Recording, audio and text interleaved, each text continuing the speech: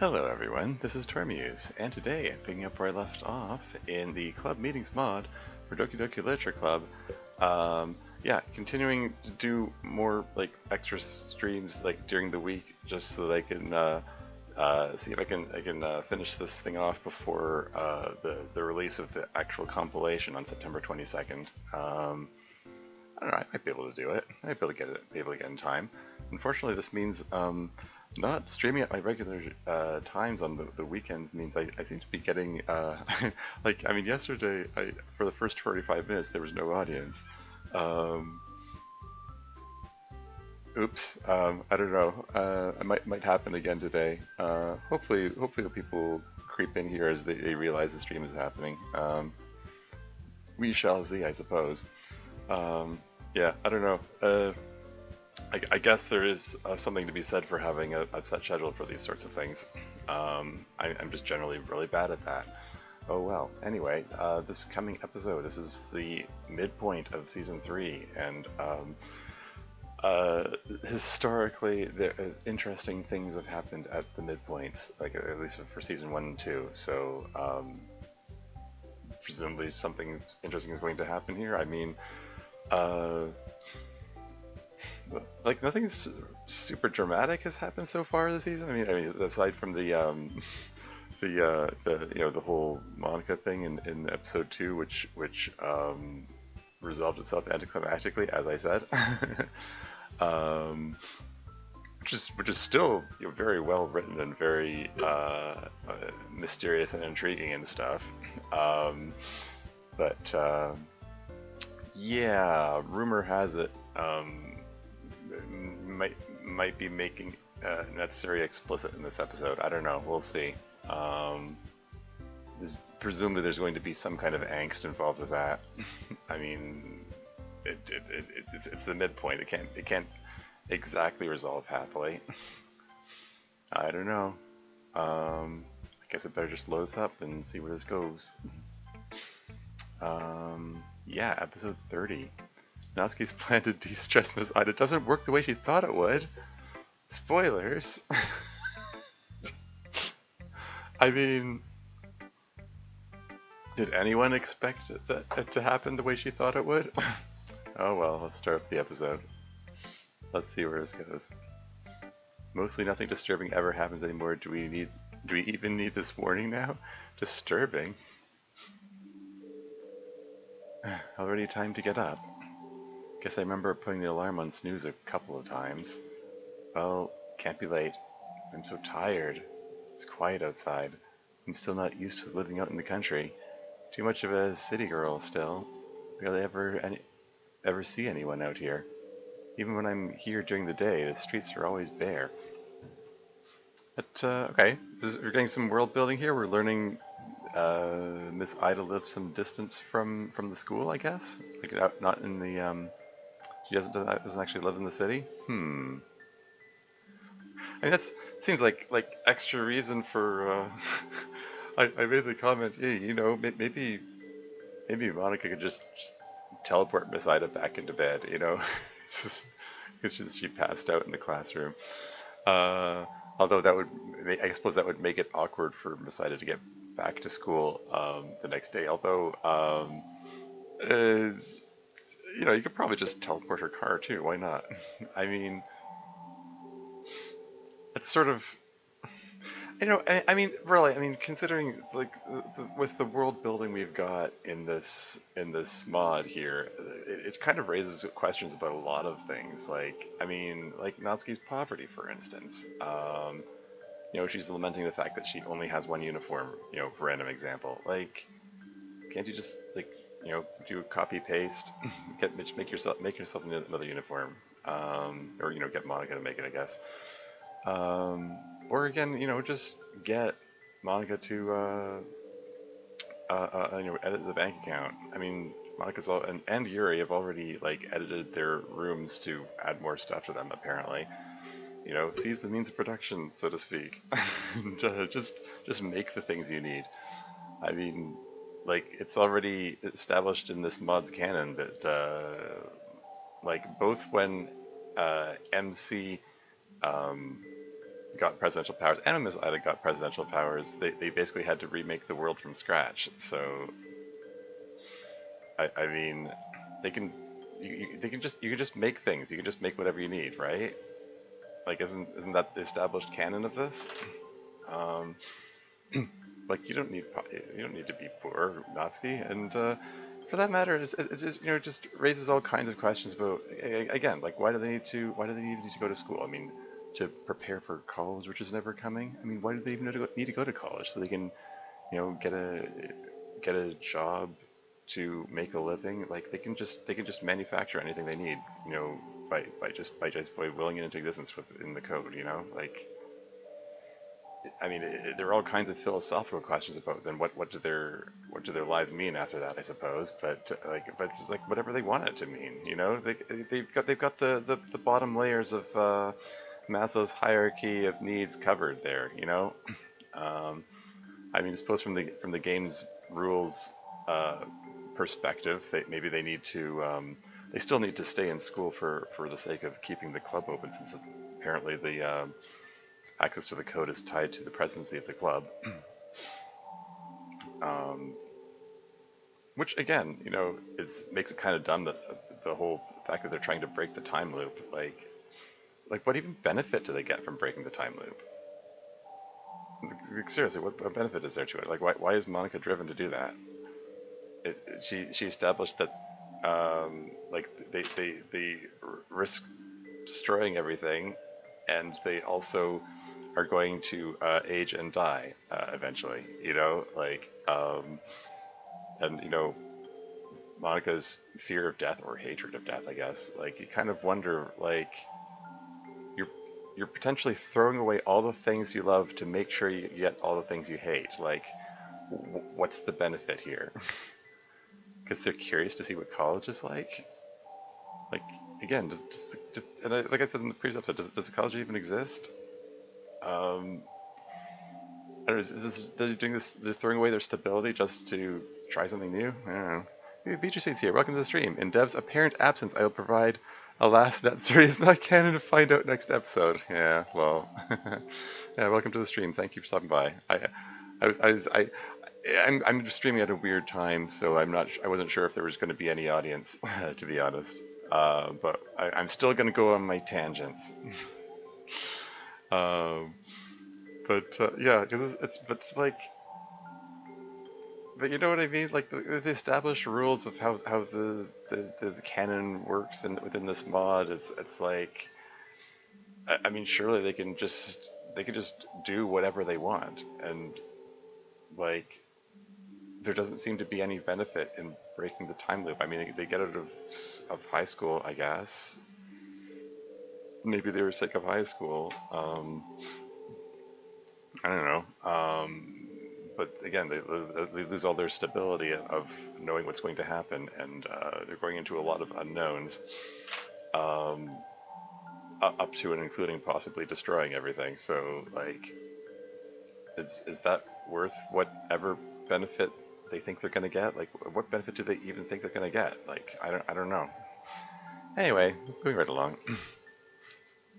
School day, isolated townhouse all night. What a life. Oh hey, that was Messiah's living room, I guess. I do believe we did see this background before, now that I think about it. Let's see, there are some parent-teacher conferences today. Oh right, those parents. That'll take a half hour at the very least. I'll have to do some midterm grading today to have grades ready on time. Oh, and today's the literature club. Well, at least that will be a chance to unwind a bit. Ugh, still, what a semester. Don't remember ever feeling so tired before. Yeah? Maybe I'm starting to really get old. But isn't she in the time loop too? Surely nobody gets old, but who knows. Oh wait, that's literally not possible. Haha. Okay, there you go. So easy to forget. Now, where did I leave my keys? Okay, and that's that. Still a couple minutes until class starts. Might as well go and get settled. Oh, MC and Monica. Hi, Miss Ida. Hi, Monica. How are you doing today? Oh, she doesn't have her sprite on screen. I guess it's like truly from a perspective.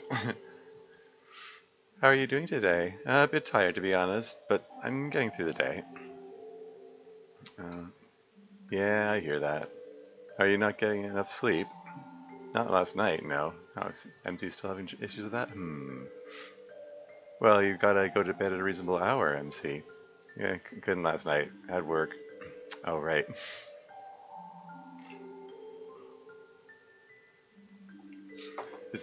That's how he's concealing the fact that he has a part-time job. He's just like sneaking out when he's supposed to be sleeping, or yeah. Interesting that Miss Ida is one of the people that he's confiding in that he has the part-time job, even as he's hiding it from Sayori for some reason. Anyway, but I mean, if he is doing like sneaking out when he's supposed to be asleep, and Sayori lives next door, I mean, surely she's going to notice at some point. Oh well. Work? I didn't know you had a job. Yep. Doing what, if you don't mind my asking? Retail? Oh, sorry. Relatable. It's okay. Just wanted to earn a little extra money. I see. Again, just edit the bank account. Wait, I mean, this hasn't this mod has not even so much as lampshaded it, and you know, I don't know. Maybe that's something that needs to be put in one of the emails. I mean, maybe I don't know. It's one of those things. I don't know if I should bother sending it an email unless until I've. I mean, I figure I ought to see how this season plays out before I ask such a thing. Like, why not use the coding knowledge to just get rid of all of your problems, since that apparently seems to be an option. I mean, there's precedent for all of it, pretty much. I mean, I don't know. Maybe Monica will answer that. Oh, there's XYZ contrived reason why we can't do that or something. But anyway, moving on. I see. Well, as long as it's not affecting your schoolwork. It's not, mostly. Not usually this tired. Plus, it's not like you can talk when it comes to getting enough rest, Miss Ida. Yes, yes, yes. Look, when you grow up, sometimes your time commitments stack up in a way you can't control. I mean, I don't, depends. Don't me, young woman. I invented that. Of course. Anyway, we were just passing through on our way to class, but I did want to tell you something. Speaking of being tired, what's that? The game has been on you this morning, and definitely I've been getting the vibe that you're exhausted. I won't bother you for now about being tired, but you know, just know that you're probably giving that vibe off to Tormuse. Okay. Oh, I'd completely forgotten that that was a thing that could happen. Yeah, it's an easy thing to forget at first.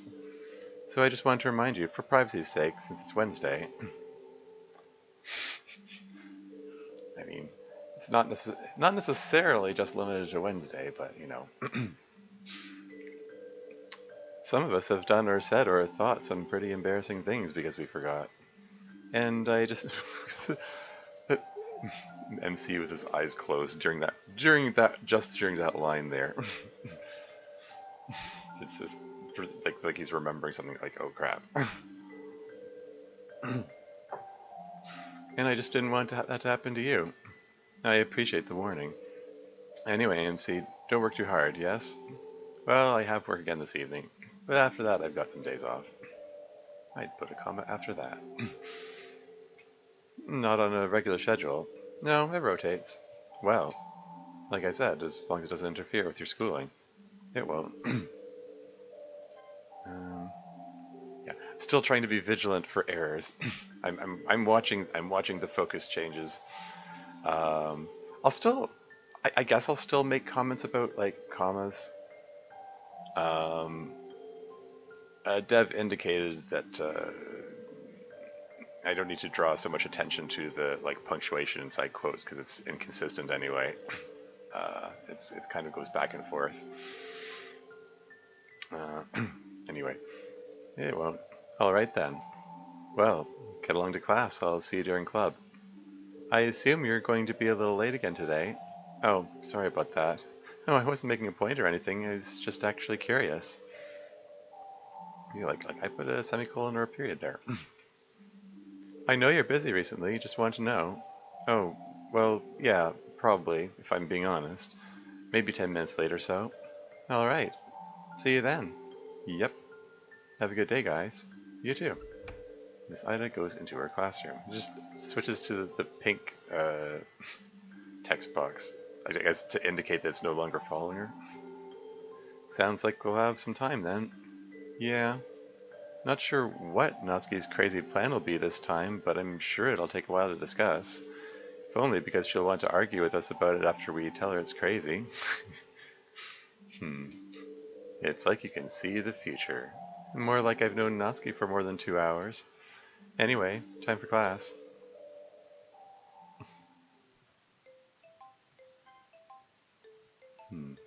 Ah. Oh, hey, it's Fuyuki again. So what is it? Who are you texting, Natsuki? My sister. She doesn't like to be bothered when she's talking to her sister. No, she does not. It's just the whole quitting thing. Oh yeah, quitting smoking presumably. It's really hard. I really want to smoke. I totally know that feeling, and you think like, look, one more is going to completely ruin me, and probably it wouldn't if that's all we're about. But really, it's about what's going on in your mind.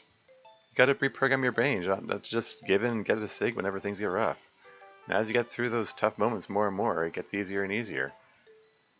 How much time has passed? I mean, like, didn't Fuyuki like just quit like cold turkey like at the at the during the season 2 compilation thing, the birthday party?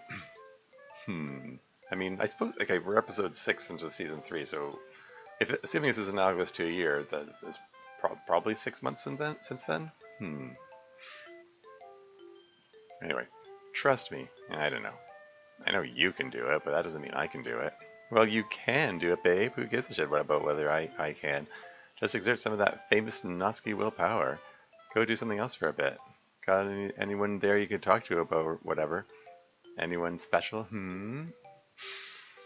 Yeah, and again, did Natsuki talk to Fuyuki about Yuri? I mean, she had the opportunity. Arguably, she's had plenty of opportunities, theoretically. I mean, with established rules of the mod and so on. Well, no one special. Oh, so maybe she hasn't told her about it? Some of my friends are here, yeah. Well, or has she? Wait. Well, I'll go talk to them about whatever. I promise you the feeling will go away in a few minutes. Just get through it. I'll do my best. Thanks, sis. Love you. Love you too, babe. Kick ass. Natsuki puts her phone away. Alright, sorry about that. Talk about anything interesting. Quitting smoking. Still trying. Yeah. She's been through quitting before, so helps to hear from her. Oh, so she's like quit multiple times? Yeah, I understand that. Hope you do kick the 6, Natsuki. Rooting for you. What's that, kindness? Yeah, and don't effing forget it. I won't, you terrible bitch. Seriously, thank you, it means a lot. Don't mention it. I told you she's getting nicer. is Ikuko the mean one? I mean, I don't know. I don't remember. I honestly don't remember which is which. Can we please just move on? How are things going with your boyfriend, Ayami? Pretty well. We went shopping for clothes the other day and... Time passes. But he ended up picking the blue one. Oh, it's back to the blue color again. What about you, Natsuki? Any new love life developments? Oh, not really. Things are basically the same as they've been for a while. I see. What's that supposed to mean? Nothing. Just curious. Well, yeah, no changes. Fair enough then. Man, you're really popular today, Natsuki. I'm popular every day. Hang on a sec. Natsuki pulls out her phone. The plan's still on for today, right? What plan would that be? About the Miss Ida thing, or...? Yep. Okay, good. Just wanted to check. More from your sister? Yeah, sure. Anyway, what classes do you guys have next? Anything far away? Nothing too far for me, but you got to walk across campus, right? Yeah. I think I'll get going, grab a snack. Don't think I can make it to lunch. And see you next break. Yep. You're still acting so strangely. Yeah. Hope she's alright. Yuri! Are you in here?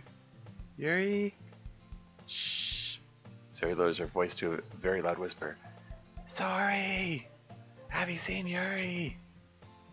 Is there supposed to be a question mark there?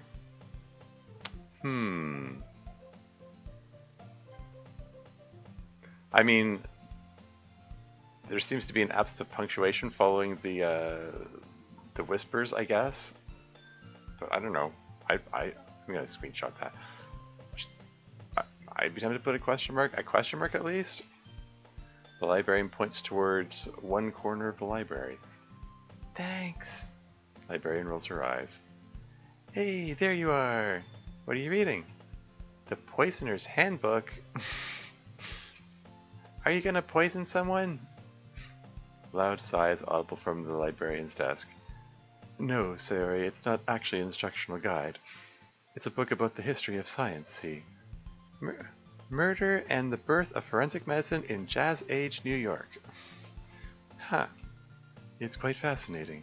So much forensic science that we take for granted these days had to be discovered by trial and error, and a bunch of strange, motivated quasi-scientists around the turn of the 20th century. I see. Of course. You don't have to pretend to be interested here, Sayori. Thank goodness. So why'd you stop by? Oh, I forgot. Naturally. I'm sure it'll come back to you eventually. Yeah, I hope so. So, what you doing? Reading? Oh, right. Sorry, I'm interrupting. You are, but thus far in a way that's quite diverting, so I don't mind. Well, I'm glad to know I'm amusingly stupid. Oh, be nice to yourself, Sayori. Oh, Sayori, you're never stupid. Easily distracted, low attention span, poor short-term memory, yes. But those things are not the same as being stupid. What, I mean, I don't know. Speaking for myself, I mean, I've got my own personal hang-ups about the word stupid, but I mean, it's kind of just, I guess in my mind, it's just sort of is used as a general insult. It's not like there's someone you can point to and say this person is objectively stupid, you know? It's just something you say to someone when you want to be mean to them. And I mean, you know, Sari's just being mean to herself here. You know, par for the course. Oh well, anyway, moving on. If you say so.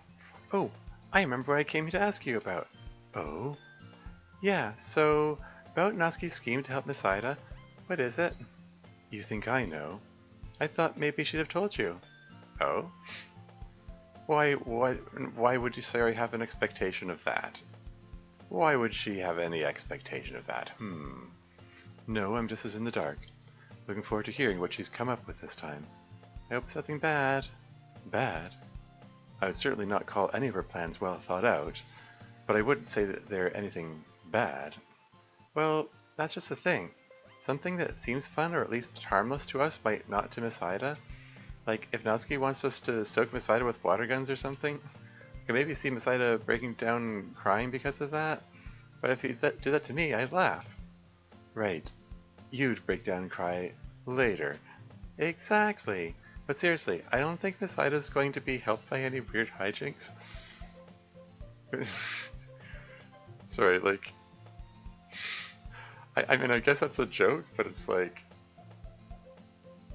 The delayed reaction of crying makes it okay? I mean, I don't think Miss Ida would break down and cry immediately either. I mean, if she was the type of person to do that, she probably would do it in private as well. I mean, she's kind of in a position where she probably feels like she has to keep any insecurities or difficulties away from her students, by default anyway. So anyway,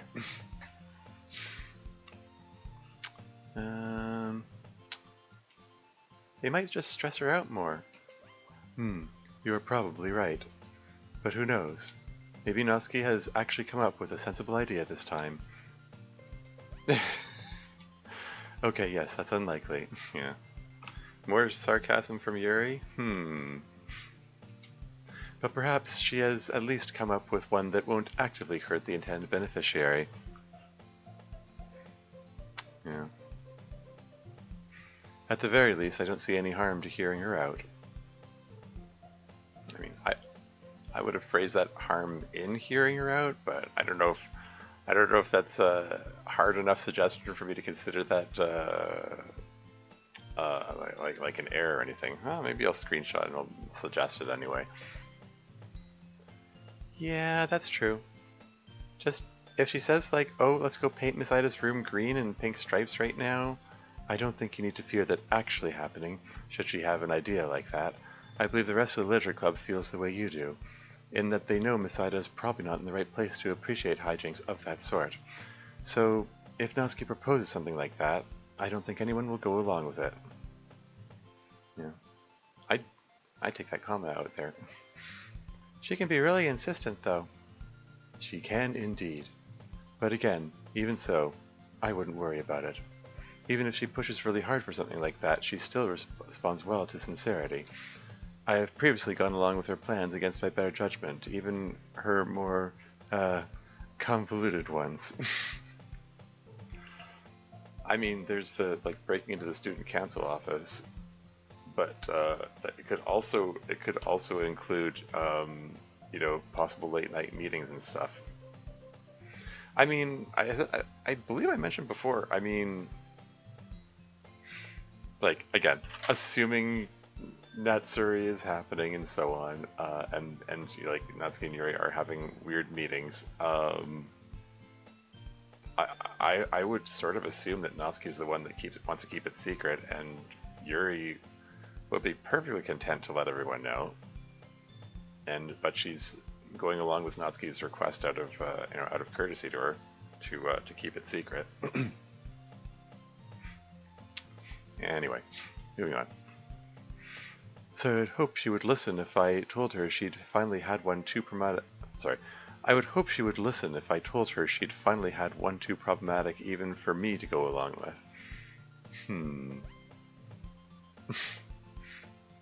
Yeah, that's probably true. Well, that's all I came to talk about. Heading out now. Only if you want. I don't really have anywhere else to be. I like spending time with you. And you. Aw. Do you have any good book recommendations? I feel like getting into reading something again. Well, you liked The Hobbit, right? Oh, she's gonna get her into the Silmarillion. Maybe not. Yeah, it was really great. You could read some of the other Middle-earth works like the Lord of the Rings trilogy, or the Silmarillion. Yeah, I called it.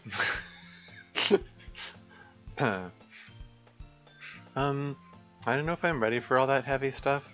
I kinda just like the light adventure story, you know? Sometimes I think that the more similar to a children's book it is, the more you like it. I mean, if you like fantasy that's easy to read and get into, I'm pretty fond of the Dragonlance Chronicles. They're a pretty good series of books. I read a bunch of them. Anyway. Don't like just children's books, though. Put a comma after books. They're boring and condescending. But you like normal books and stories which, without being children's books, might appeal more to children, perhaps. Yeah, that's the thing with designating certain books children's books. Like, how do I put this? Like, you know, some how do I formulate this idea or form? Like, the ideas in my head is just finding the words to express it. Like, children's books that are well written can still appeal to older people, I guess is what I'm saying. What I'm trying to say anyway. Um, like children's books theoretically are made to be formative. Form the basis of you know morality structures in kids' minds or whatever. Um, and a lot of stories where people are like morality tales or whatever. Um, the what am I trying to say here? Um, I mean, I think it's very easy for children's books to fall in the trap of being really condescending if they're written by someone who either who writes them to be condescending or writes them with the attitude of, oh, this is just for children, so I don't have to put any thought into it. But it's if you put the effort into it, you can make a children's book which still appeals to still appeals to older people. I don't know. Anyway, but yeah, I mean, books that are theoretically made for older people that can nevertheless appeal to children. Part of it is just generally like a lot of society just underestimates children in general. Like I think children are smarter than people give them credit for. It's that it's like hey, themes. Coming back to that comment about, I guess it's off the top of the history there. That comment about Siri being stupid or not, quote unquote stupid or not. It's a difference between having intelligence and having knowledge, I guess. I mean, kids in the first couple of years of life learn an entire language from scratch without from not having the basic concept of a language. Like kids are like sponges that absorb knowledge like crazy. They can be pretty intelligent if you it's just a matter of not knowing things.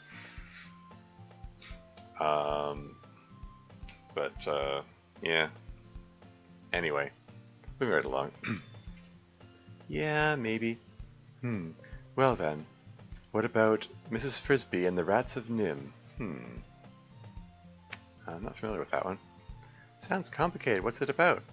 Basically about this field mouse mother who has a very sick child and needs help to care for him before the farmer comes and plows their field, which would kill them.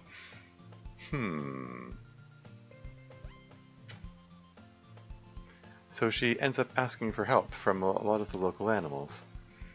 And eventually she gets directed to these rats who live in a nearby bush who know about the human world and use technology. I put a comma after eventually. And the book is kind of about how they got their way and their struggle to create and maintain their own civilization. And while they try to help Mrs. Frisbee with her problem... All while they try to help Mrs. Frisbee with her problem. Well, that sounds interesting. I thought it might appeal to you. I think the library has a copy of it. I'll check it out. Is everything else going well for you, Sayori? How are things with MC? He's so good to me, it's scary. Still doesn't feel real sometimes. Tempted to put a comment after me? But I'm doing better at feeling like we deserve to be happy. You deserve to be happy. My therapist said to think of it as wanting MC to be happy. Like we deserve to be happy. She put emphasis on you, yeah. And we won't be happy unless we're happy together. And then I have to be happy too. You said that would be a good way to trick myself into caring about myself? I guess you're too self-sacrificing to do it directly. Seems that way. Hey, it's the music room background lifted from DDLC Plus. How about that? And we already got the the gay stairwell background. We got the gay music room. Gotta comply with that LGBT.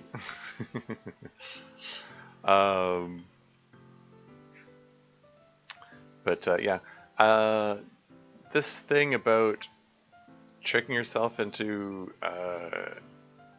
caring about herself. I mean, oh hey, Spooky Spooky Waters here. Welcome to the stream. We got some new assets in the Sun After Plus, the Sin After Plus. Yeah, there you go. Yeah, it's not just their minds that were altered. They're just it's like, oh, suddenly new backgrounds. Um, but then what happened to the other music room background that we were using before? Did this spontaneously morph into into this music room?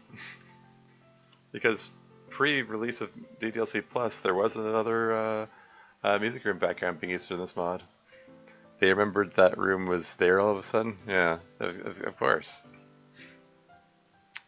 Anyway, as I was going to say, um, like this thing here, like, yeah, sure, it's a neat trick, I guess, to try to trick Sayori into caring about herself, but there's no, like, 100% guarantee that she and MC are going to stick together. I mean, like, in the real world, like, relationships come and go sometimes, you know, breakups occur.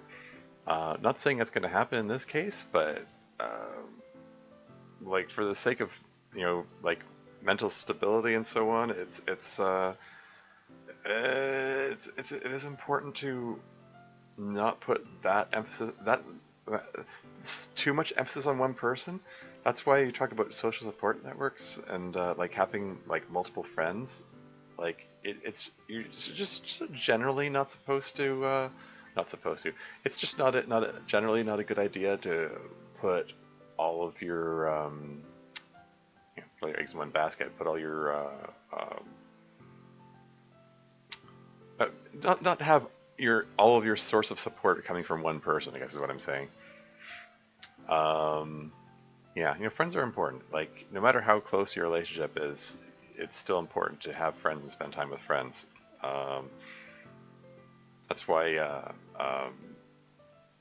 you know, significant others who like isolate, try to isolate you from your friends are actually really toxic and abusive, and those are people to be avoided. Um, anyway, moving right along. Monica is alone in the room playing the piano. MC stands quietly listening to her play. Oh, that's neat. There's a door opening sound. It sounds like he just came in. She stops in the middle of a song. Hi, MC. Hi. Oh, don't let me interrupt. There's nothing important. I attempted to put a period or semicolon there. Okay. Let me finish this next one, and then I was going to be done for today anyway. Monica returns to playing the piano for a few minutes. MC walks around the room examining the music written on the chalkboard.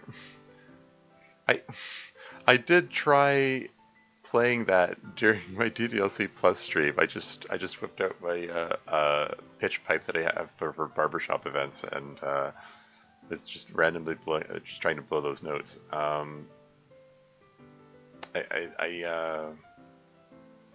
I didn't actually play out the whole thing before I got self-conscious. Maybe I shouldn't be doing this live in the middle of the stream. But it didn't seem to be anything particularly significant. I don't know. Anyway.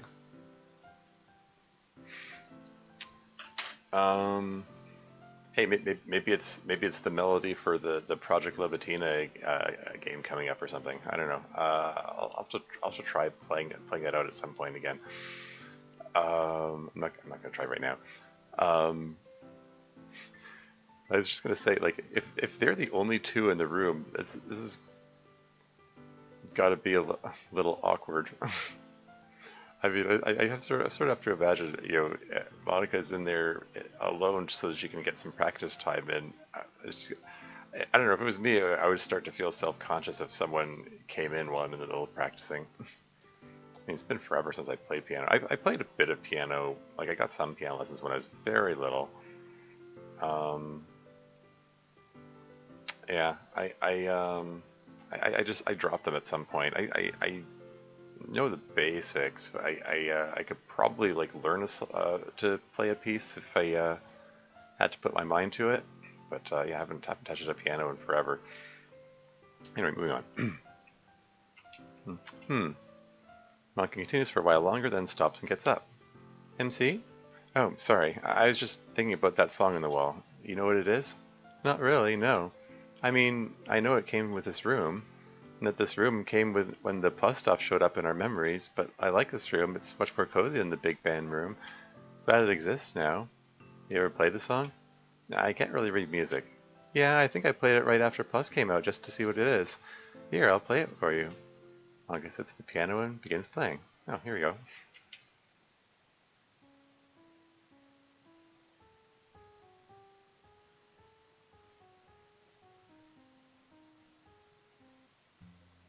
And that's it. And just launch into Daijaba. Yeah, that's what the conclusion I came to. It's just it sort of feels like random, vaguely discordant notes. I don't know if they're totally random. Like F's, G's, and D's are sharp. Ask Dev about that sound next time they are here. Sure, I can do that. And that's it. Spooky. Yeah, a little. The song's always up on there. Teachers never erase it. We always read from paper or digital sheet music anyway, never the chalkboard. Plus, the teachers seem to have some weird built-in blind spot to the song being there, like the other blind spots the game programs in. Weird. What do you think it is? I don't know. Some game thing, maybe some lore link to Metaverse or Libitina or whatever our backing story is meant to be. I mean, yeah, that would be the obvious theory. You don't get to see Money and MC just being friends that often. Yeah, I mean, that was the other curious thing. Interesting, yeah, like MC just coming in here and just chatting with Monica.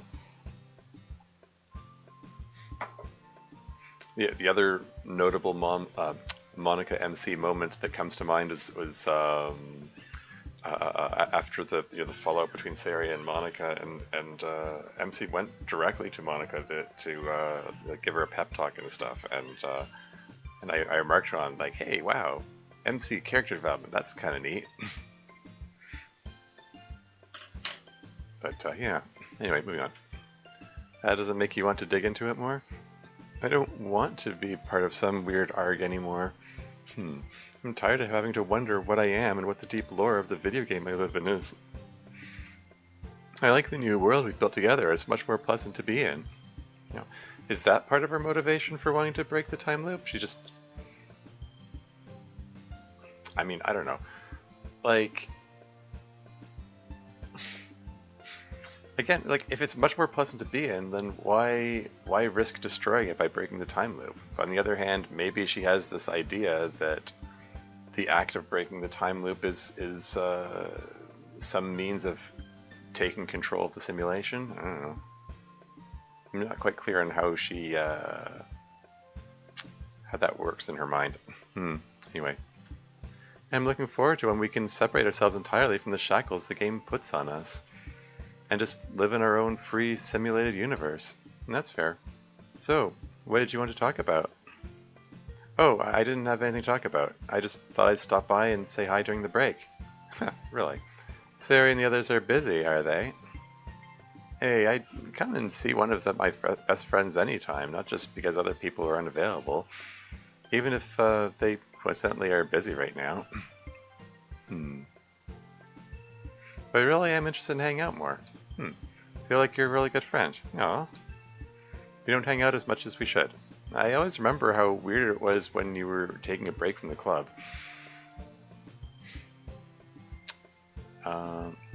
Taking a break from the club, what, you mean when she didn't exist for that week? I mean...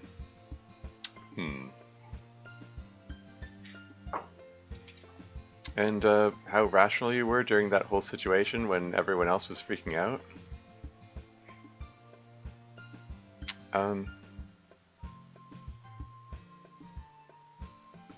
Or okay, when you say taking a break, do you mean like when she didn't exist, or when after the falling out with Sayori? Anyway, it's cool to be your friend because of that. Um, I'm just because of that. I feel like I'm feeling a bit lost here. Like which incident is he referring to here? Or is he during the whole situation? Anyway, like everyone else around here is at least a little bit zany and has trouble keeping their cool, but you keep it together pretty well. Most of the time, still better than the rest of us. But yeah, I like spending time with you in and of itself. I just don't as often as I like. What with having a girlfriend and, I understand completely. You have a very kind, loving girlfriend who deserves deserves lots of attention from you. So I'm certainly not going to begrudge you giving it to her. On the contrary, I have to thank you for being so good to Sayori. We've been close for a long time now, and it's good to see someone make her so happy. I haven't always. I know, but you're just as important to her as I am. I don't know about that. Well, you're really important to her. I mean, we kind of did touch on that in well, last episode. Yes, the episode I did yesterday. I mean, I meant to comment on that actually. It was rather interesting seeing that interaction between Sayori and Monica, and Sayori saying how much wants/needs Monica in her life. When just last season she was just blowing up at her and just basically wanting nothing more than to hurt her. Anyway. Well, you're really important to her. I know. She's really important to me too, but anyway, don't sacrifice time with her on my account. I can be Sayori's boyfriend and good friends with you at the same time. That's why I'm here just to hang out. And for the record, I agree, and I would also like to be even better friends with you. Alas, our conversation about becoming better friends has taken almost the entire break. Yeah, still gotta be talked about. Same. Shall we hang out during lunch? Yeah, I'd like that. Sayori would be at lunch too, though, if that's alright. We were kind of busy today, so we were going to go to the late lunch after school. Hmm? The late lunch after school? What does that mean?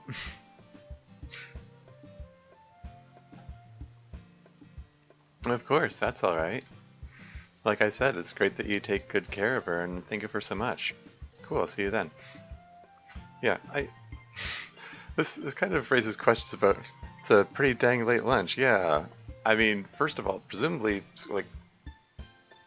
like school ends I mean, generally like 3 o'clock or maybe after 3 o'clock. I mean, it depends, I guess it depends on the school. I've had schools that end at 3:15 or, it also kind of raises questions about what time does the literature club start after school? I mean, Natsuki did say to meet before club, like meet 15 minutes before club. Do they usually get a break between school ending and club starting? Or is it, I mean, does the school have like structured periods that are specific times, or, I mean, I remember it being in high school, which is like over 20 years ago for me. Anyway, moving on. Cool, I'll see you then. Bye now. Let's see, now where was I? She's alone in the room and not so much as saying hi to the player? Oh well. It's open. You wanted to see me, sir. You know I said you don't have to call me sir. Sorry, I guess I just have a hard time calling my boss anything else. Well, that's curious. There is a missing closing quote over here. That's rather curious. Like, it has the single quotes around sir, but doesn't have the closing double quote. Like, every single line has double quotes on either side of it. Like, it doesn't have quotes around internal monologue, which suggests to me, I'm guessing this This is written as internal. Like, I mean, they probably Dev did the thing where principal isn't a dynamic character, and they just give them their own lines. Anyway, I'll make a note of that. Moving right along. Sorry, I guess I just have a hard time calling my boss anything else. What's up? Asumi, you're clearly struggling and stressed out. If I am, it's because I don't have quite enough time to do the things I need to do. And I would be less stressed out if we could end this meeting so I could get to some of them. Yeah. I mean, that's the problem with this sort of meeting. I mean, unless he's he is principal male. I don't recall. Unless the principal is. I mean, she referred to him as sir, so yeah, he, I guess. Unless he's planning to relieve her of some of those responsibilities. I remember having a conversation with one of my managers back at like I remember like that when I was back at Walmart when oh, that's curious. Oh, sorry, Discord notification sound.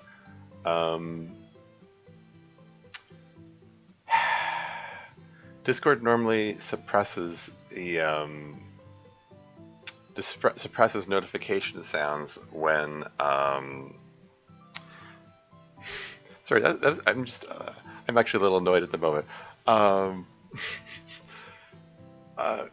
Discord has a thing where it automatically engages streamer mode when OBS is active, and which, you know, fine, fair enough. And lately, like the past, I don't know, a couple months or so, like I've noticed that I didn't clue into the fact that streamer mode was doing it, but it was abbreviating people's names in Discord, like showing just the first initial and then ... And I was like, why does it keep doing that? Is it like it happens whenever I stream? Is it because I something to do with the second monitor? Like, no, apparently streamer mode is doing that. Anyway, and finally this time I noticed there was a notification. Like maybe the notification is there all along, and this is my first time seeing it. But it said streamer mode is active, so therefore showing showing abbreviated names, and then there's a little button next to that that said disable, and I said, oh, okay, yeah, disable the shortening of names. The shortening of names is annoying. I don't know who's who. It's just showing one initial. But apparently it just disabled streamer mode altogether. So and I'm saying I'm annoyed because that was a misleading message there. I thought I was just disabling the abbreviated names, not disabling streamer mode altogether. I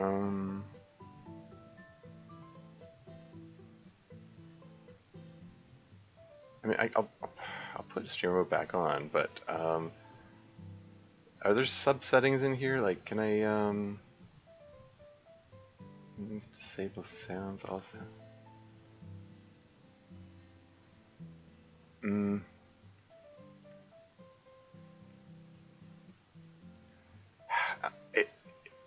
Like, it would be nice if there isn't an individual setting for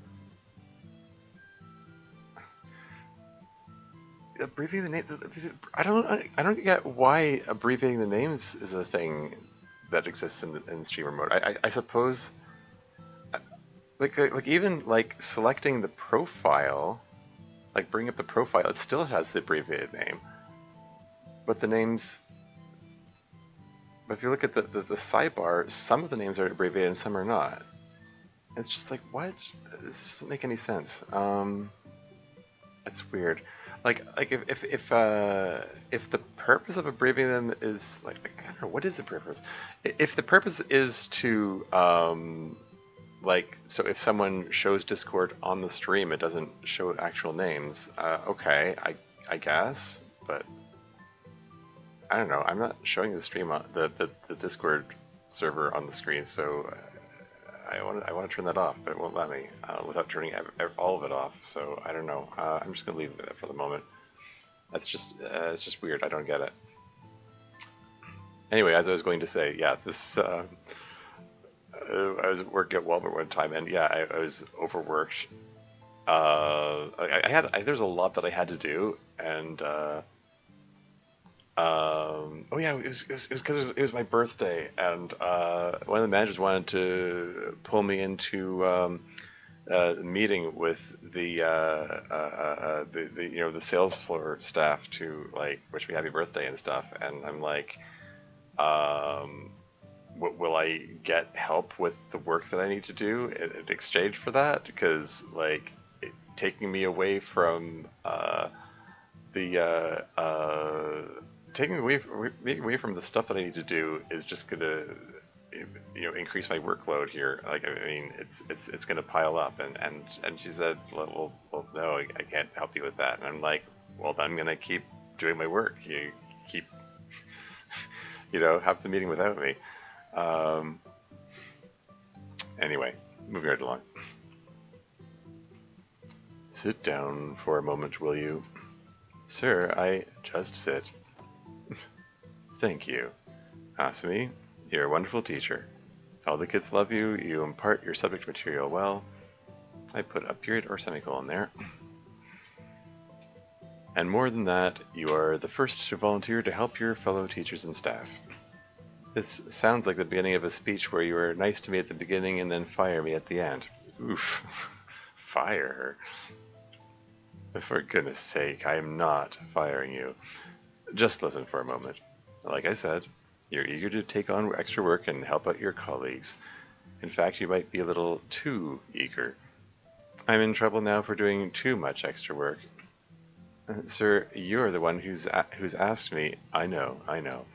I've asked you to do a lot of that extra work. But that's why I asked you to come here today. We need to communicate more clearly, you and I. And it's not pulling her punches today? Yeah, so it seems. From where I'm sitting, there will always be something else that needs doing or that needs coverage. Something I'll need a volunteer teacher to work on. oh, he's gonna give her extra work now, even more extra work. It's like, oh yes, I just want to let you know I'm aware that you have too much extra work before I hand you this even more extra work. I'm kidding. Presumably. Every teacher in the school has to pitch in from time to time. I know that I can't have one person do too much of it or they'll burn out. But I rely on feedback from the teachers to let me know when they're getting too much work. And you're much too kind about it for the message to get through my thick skull. Hey, be nice to yourself, Principal. I see. So, what I need from you is for you to protect yourself. I mean, I guess that I was gonna say take the comp out, but no, it's. I mean, I guess it's there for pacing of the delivery. And if I'm asking you to do too much, I need you to throw a bigger fit and yell and scream until I get the point. Okay, that might be overstating it. Because like I said, you're a wonderful teacher. But there aren't any kids you can help if you're dying of exhaustion. So please, in all honesty, be forceful about protecting your time with me, okay? And that's hard for me. Just do the best you can. I know it's hard for you to look out for yourself. That's why we need to have a legitimate face-to-face talk about it. Well, that, and one other thing. I'm fired? I get that she's joking, but it's like, there's a hint of, maybe she's hoping to be fired, so, to relieve her of the stress. No, you're not fired. That was a joke. Oh. That was the rare joke that gets funnier when explained. Is that so? Wait, did Mr. Principal actually think she wasn't joking? Oh well. No, I'm just telling you to take the rest of today off and then the rest of the week. Oh.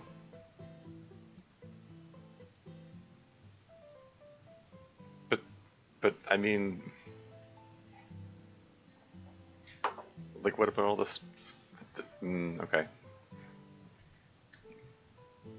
Again, like, this feels like the being pulled into the meeting thing. Like, doesn't she still need to create those papers?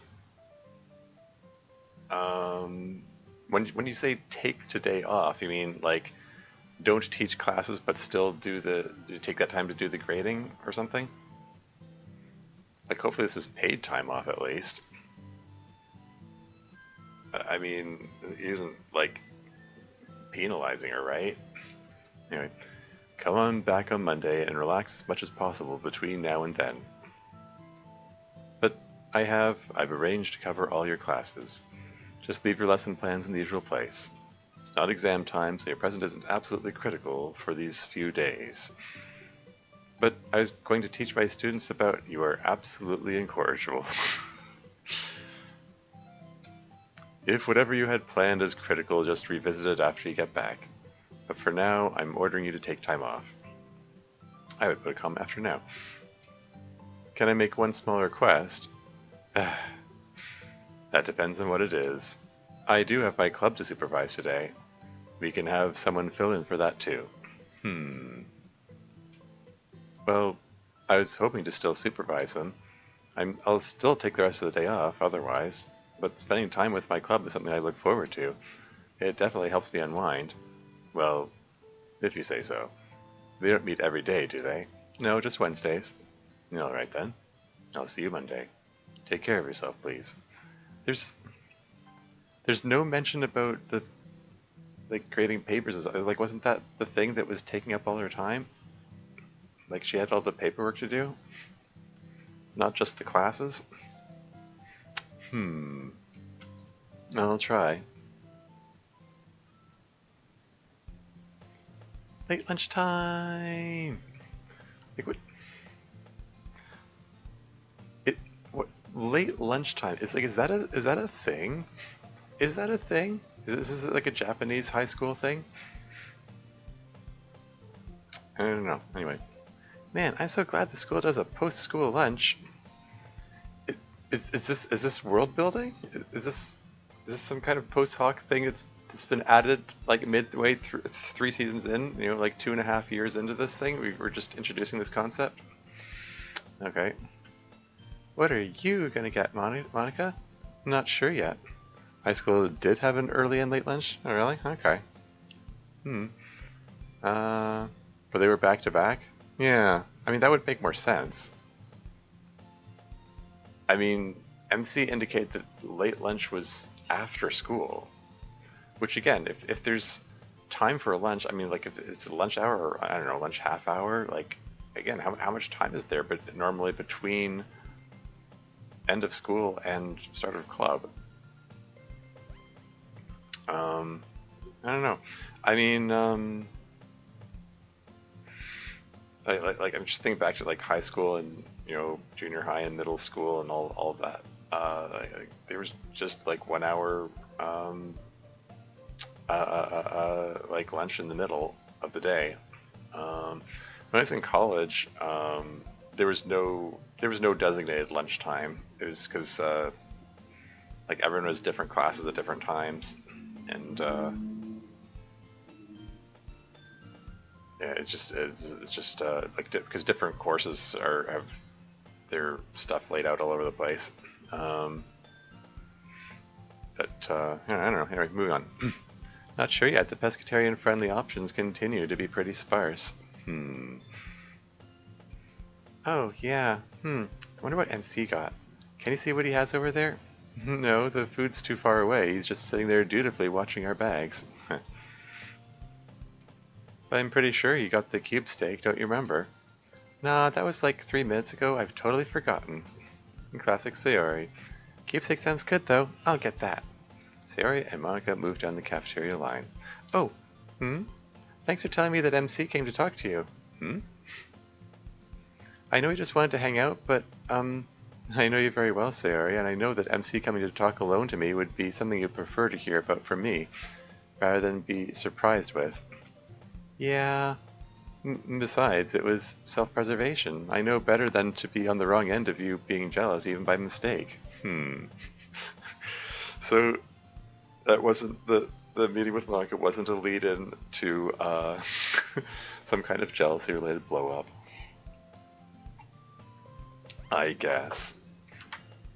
I did consider that, incidentally. I was at the back of my mind. I was thinking that is because we did have the foreshadowing about the jealousy thing in the previous episode. Anyway, moving on. I wish it wasn't so bad about the whole jealousy thing. Honestly, Slayer, you're not nearly as bad as plenty of other girls I've met. Oh, music fade out. Music fade out. What's about to happen? It's nothing unusual. Besides, this was harmless. We talked about it, jealousy averted. Or was it? Might be time to put a semicolon or period there. Right? Oh no, I didn't get MC in trouble with you, did I? No, you didn't. Uh-oh, rain clouds, you already here. He doesn't know he did anything that might have upset me, and I intend to keep it that way. Oh, oof. That was a line delivery there. I mean, that was an interesting way of framing that concept. This is something that's wrong with me.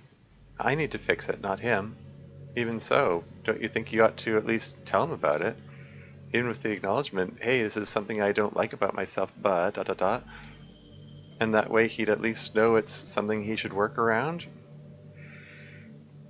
I mean, I think he's already aware of that, but I mean, they did kind of already mention it during that meeting. That well, at least until you feel better about it. He already works around enough when it comes to me. Um, I mean,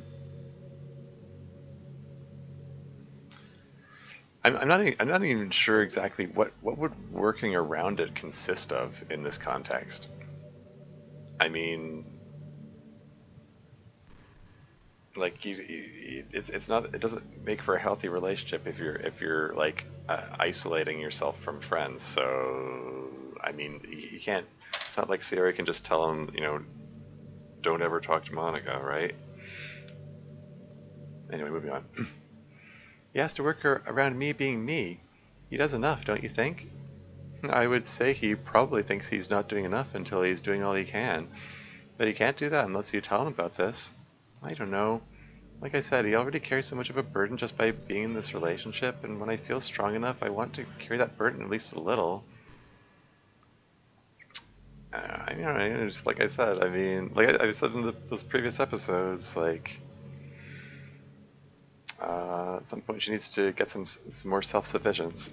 Anyway, and not make all my problems his problems. And finally, I feel like I'm getting a little of that strength. So it feels weird to still be asking him to hold me up in every little broken corner of my stupid brain, you know? Well, I still think you ought to tell him, but I understand completely where you're coming from. That makes sense. Yeah. And here, Monica seems to be giving Siri the opposite lesson that Natsuki was trying to give her. Because, I mean, just in the other day, Natsuki was saying, hey, we don't have to talk about every little thing that crosses your mind. Like, it's cool if you just drop it. And meanwhile, Monica's like, hey, don't drop it. Go talk to him about it. So it's like, yeah, opposite messages here. Um, and, hey, like, there, depending on context, context is important. Context is always important, as I like to say.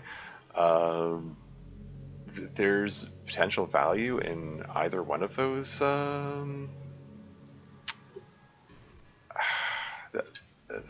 Yeah. Um, it's kind of like um, one of the classes I took in college was about conflict resolution, and it talked about the different kinds of conflict resolution. And I remember they assigned animals to them, like as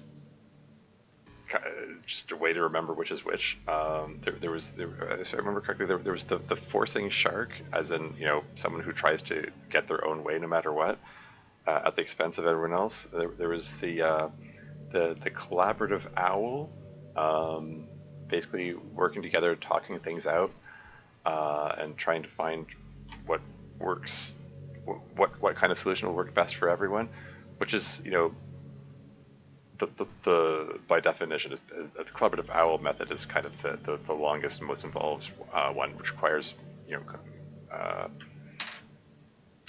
everyone to cooperate. Then there's the avoiding turtle, which is just avoid the conflict altogether, which, again, it's kind of which the avoiding turtle one is the kind of thing that's like, to some people they might think, oh, that's cowardly trying to avoid the conflict, but sometimes that's necessary. Sometimes that actually is the best option, to just avoid the conflict, particularly when you're working with people who are. I mean, it can I mean, particularly when working with people who just want conflict for its own sake, which there. In my time working as moderator of the DDLC modding community, so DDLC modding subreddit anyway, I've had encounters with lots of people who just want conflict for its own sake. Some people just absolutely crave drama, and it's maddening. And sometimes, and you can try to work it out and reason it out, and you're not going to accomplish anything. And avoiding the conflict is just the right call. And even if they call you names for, oh, look, the moderator doesn't want to talk things out or work things out, and you're not trying to work things out. You're just. So yeah, in contexts like that, avoiding the conflict is frequently the right call. But beyond that, even if it's not, like the case with the Natsuki thing, Sayori slipping up and mentioning something that made Natsuki uncomfortable, repeatedly apologizing and trying to make up for it just makes it more awkward, and maybe better to just. I mean, arguably that isn't exactly a conflict between Sayori and Natsuki so much as a conflict within Sayori's own head, I guess. It's a conflict within herself. But still, the point is maybe just avoiding and just dropping it is the way to go. So there's that, and the other method. What was it? There was the what was it? Oh yeah, the compromising fox was one. There was another one where you make each side makes concessions basically. It's sort of in the same direction as the collaborative owl, but not necessarily as good. Not as I mean, it's not necessarily as beneficial to both sides, because you don't talk everything out. You just say it's sort of a more shorthand version of collaborative owl, I guess. You're just trying to say, look, we're just going to make some concessions just so we can move on with things. So that's, compromising fox. And then the last one was accommodating teddy bear, which is basically you just give everything all the time, which is nice for everyone else, but not so good for yourself. It's like polar opposite of the forcing shark.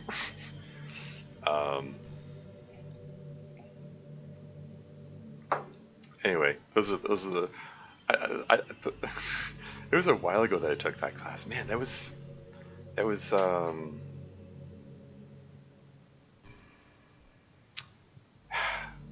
that's so weird to think about. It's like that was almost 20 years ago, that class. How is that even possible? Like, what? like it was almost 2 decades ago that I first went to college. Wow, what am I doing with my life? But seriously, yeah, funny how the animal analogies stuck in my head. Um, but yeah, looks like Monika's trying to go owl. Natsuki was trying to go turtle, or something. Um, um,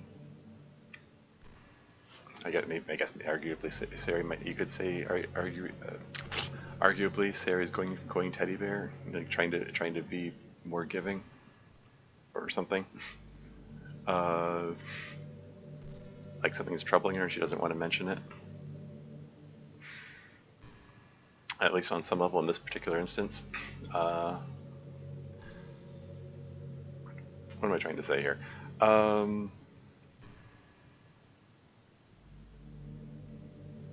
Yeah, like their arguments were going either way. Anyway, let's move right along.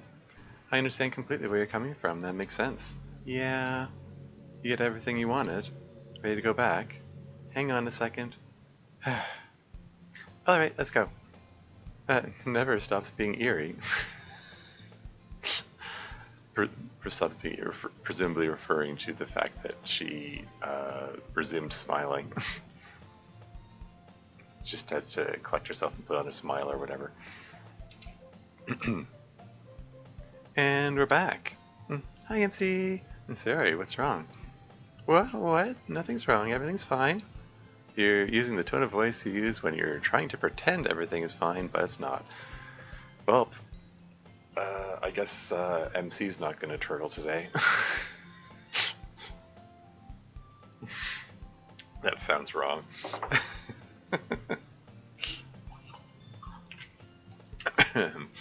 Anyway, won't you just tell me what's wrong?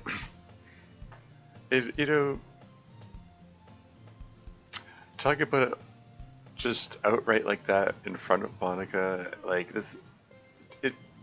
Okay. For one thing, this might be one of those things where talking about it makes it more awkward. Two, this might be one of those things she doesn't want to talk about in front of Monika. I mean, we kind of established back in season 2 that, like, that festival episode of the Yukatas, MC wants to be Sayori's safe place where she can confide about whatever is troubling her, that she doesn't confide in anyone else.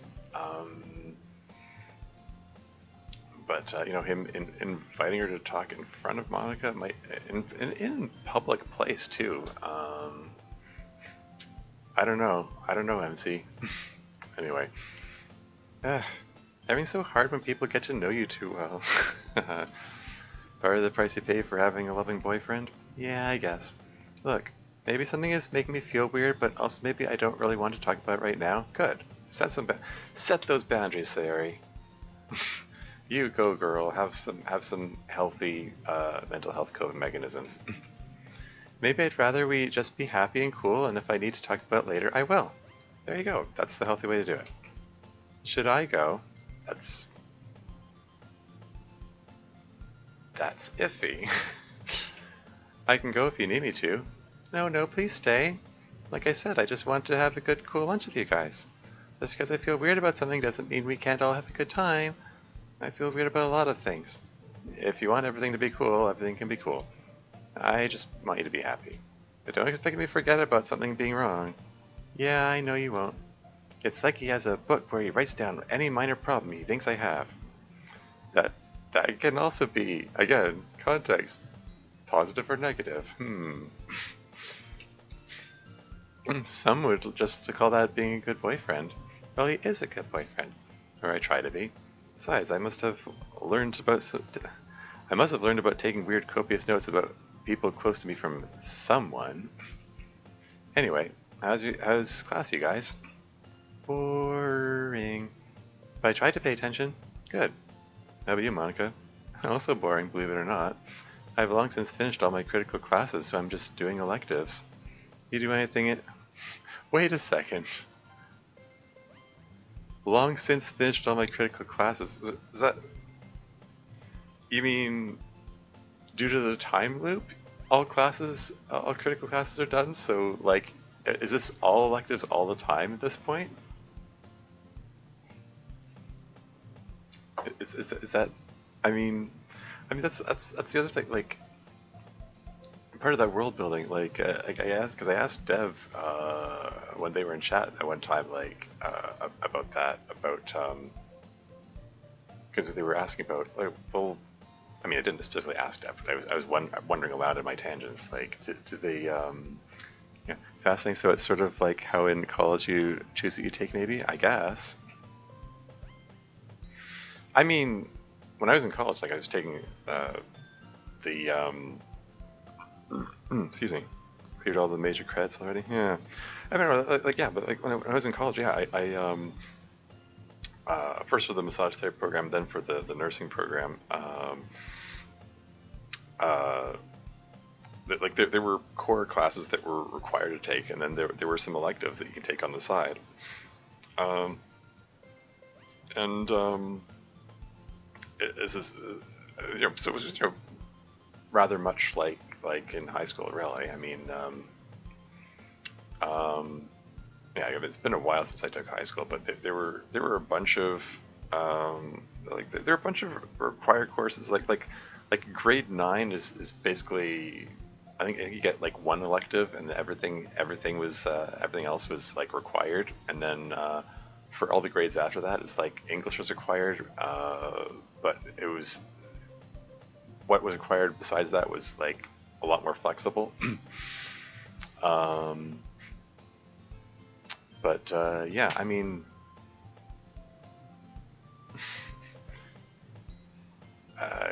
Monica's at the point where like like the way she framed it there suggests that like due to the time loop, they've probably done all critical classes in previous year iterations of the time loop. Because like yeah, because that's what I was saying. Dev made the comment that they might take different classes from year to year, even though they're repeating the same year for the time loop. But it's kind of like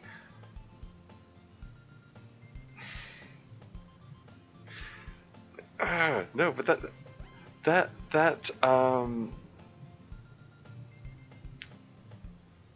sorry, that notion sort of indicates like, credits are carrying over from prior loops. Yeah, but if that's the case, if credits are carrying over from prior loops, then that makes all the elective courses they're taking extra futile. That like all this talk about, oh, we need to get good grades, yada yada yada. You're you're talking about getting good grades in all the redundant classes, all the ones that are explicitly not necessary. So, like it makes all the classes they're taking extra pointless. Which again, like why are they even in school? Like, I mean, the like functionally, according to this mod's lore, like they need to be students in the class in order to be in the literature club, in order for that whatever connection the presidency has to take effect, and let them have access to the code and all that. But other than that, like just all the courses they're taking, all the schoolwork they're doing, it seems like redundant and pointless. It doesn't, like if they've already got all the credits for all the classes for their senior year to carried over from prior loops, then um, like you know what I mean? Like whatever grades they get in these electives probably don't have any bearing on what their theoretical college they're getting into. I don't know. It's just weird world building going on here. Anyway, moving on. You do anything interesting this morning, MC? Well, a little bit. Time passes. So I figured at some point, if Sari and I ever get a house, we should have an octopus in it. Oh, that's interesting. That's oddly specific. But octopi are rather short-lived, aren't they? I mean, it's only a simulated octopus. And you can just code it back to life.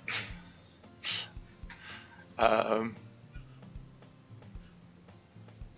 mean, just make a character file for the octopus, or something. That's true.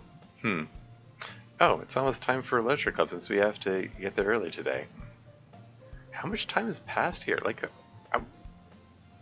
this late. Hold on a second. This late lunch explicitly happened after school, and they explicitly have to get to literature club early. How much time normally passes between end of school and club in this? It makes it extra weird that Monica was late on a regular basis then, or that anyone was late. It's like what do they normally do during that time? Particularly folks like Monica and Natsuki who live far away, so they can't like just go home in between or something. So they have to stick around the school. What do they do during that time in school when school is closed, or well, not closed, but it's done? I don't know. This is some weird world building going on here. Of course, Monica usually pops in beforehand to tidy up. Yeah. I mean, I am so confused. It's just, I get. This feels like this whole concept of late lunch after school was introduced specifically for this day and this scene which is about to happen here. It's just kind of weird world building. Anyway, I'm gonna move on. Natsuki didn't ask us to meet for another 20 minutes. So they're 30. Okay, so they're at least. They had time to eat plus 35 minutes.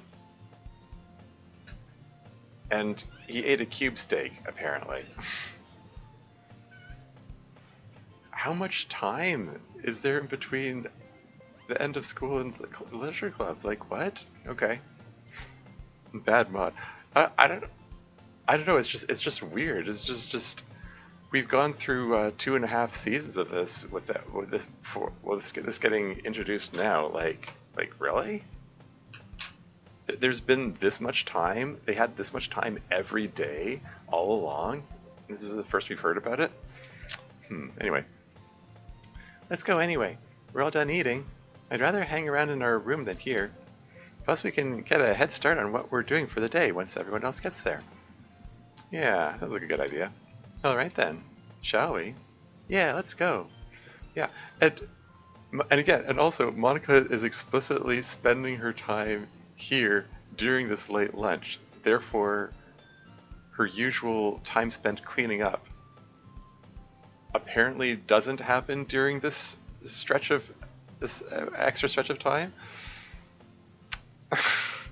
Anyway. You think Miss Ida will even show up today? Probably. She usually at least shows up. Hopefully Natsuki's plan to help her is at least partially sane. Calm after hopefully. I guess we'll find out. Yeah. Oh, what's going on here? Everyone, ... Oh my god. 15 minutes later? What? Well... Oh, is this another noodle incident? Or are we not going to find out whatever Natsuki planned? What was that? What are these contrasting reactions? Are we going to find out what happened, or are we just going to skirt past this here? I guess the best way to proceed is just to get things started again. Let's just pretend as if club is going really normally and well. To the extent that's possible. What should we do? Should we wait for Miss Ida this time, or ... question mark? Let's just move on. She comes in later, that's fine. Good comment for later. Definitely didn't do something important in the middle there. Huh? Sure. We'll go with that. Do you want us to not ... question mark? Yeah, please. Anyway, haha, we usually do that names from a pencil case thing, right? So you decide today's activity, other than the poems and emails and stuff. Still left my turn to take it, anyway. Oh, that's right. Who else hasn't gone yet this semester? Me. Oh, right. Well, let's get to it then. I really hope mine gets chosen. My idea is sick. Well, let's see if it'll be you. Today's winner is... It's gonna be MC, right? So he reaches into the pencil case. MC! Yeah, you called it. I mean, we already had build up from the last episode about whatever Natsuki's plan is. Rigged. I demand a recount.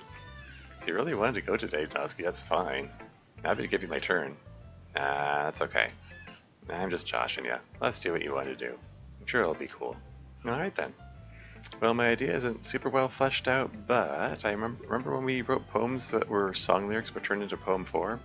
When we did that, I had to think really hard about what song lyrics meant, and I thought that was cool and pretty literary. So I thought maybe we could analyze song lyrics today. Oh, that's a wonderful idea, MC. Did you have an idea for what song lyrics you wanted to analyze? Well, no. That's the not fleshed out part of my idea. I see. I have an idea for a song we could analyze. Oh? Yeah, I've always liked it. I really like the lyrics, but I could never really understand why. What's the song? Is it going to be a Radiohead song? It's The Last Remaining Light by Audioslave. Oh, okay. More metal. That sounds metal. Yeah. No, it's not really metal. I guess Audioslave does sound like the name of a metal band. No, I guess it's just normal rock is what they call it. But it has this very, I guess, varied emotional feel, and the lyrics are part of it. I've never been able to figure out why. Well, let's have a look at it then. I guess we'll all need a copy of the lyrics. I'll look it up and make some real quick. Oh, okay. I guess maybe I should look that up too. What's it called again? The Last Remaining Light by Audioslave? The Last Remaining Light Audioslave lyrics.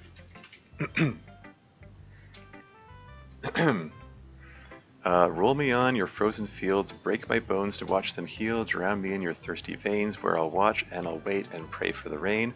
Curl like smoke and breathe again, down your throat, inside your ribs, through your spine and every nerve, where I watch and I wait and yield to the hurt. And if you don't believe the sun will rise, stand alone and greet the coming night in the last remaining light. 7 moons and 7 suns, heaven waits for those who run down your winter and underneath your waves, where you watch and you wait and pray for the day. And if you don't believe the sun will rise, stand alone and greet the coming night in the last remaining light. Hey, and if you don't believe the sun will rise, stand alone and greet the coming night in the last remaining light. Light. Okay. Hey, there you go.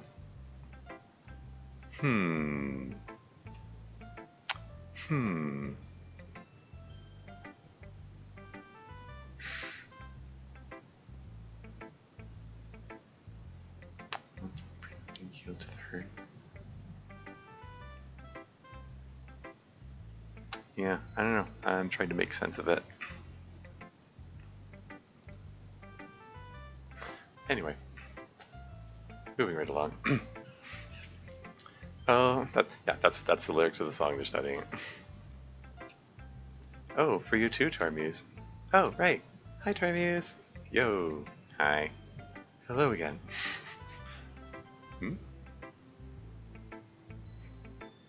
Make some copies of it? Oh, I mean, okay. I've got my own copy there. I hope to speak to you again soon. Oh, really? is that... Does she actually hope to speak to us? Or is that more like, she hopes to have presidency, so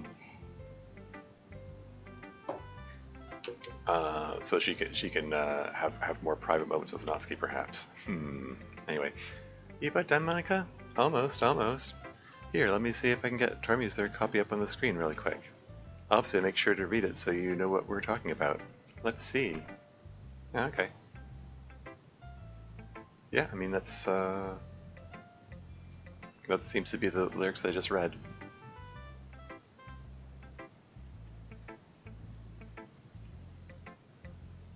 Is that... Anyway. There, did we all get a look? Everyone ready to go? I can see why the lyrics are puzzling to you, Sayori. They appear vaguely tuned into a basic concept, but they wander considerably. They can be quite disjointed and refer to ideas or emotional feelings untied to the primary one. It's certainly quite interesting. Yeah, I know. That's why I wanted to talk about it with you guys. Because even though the lyrics can be kind of all over the place, they're still weirdly compelling. Well, one question I like to ask in situations like this is, what's the overall emotional feeling of it? What do we experience overall when we listen to the song or read these lyrics? Well, for me, it's definitely a terribly sad feeling, like an inescapable, definitely going to be awful forever feeling. Is it? I mean, there did seem to be a sort of semi-measure.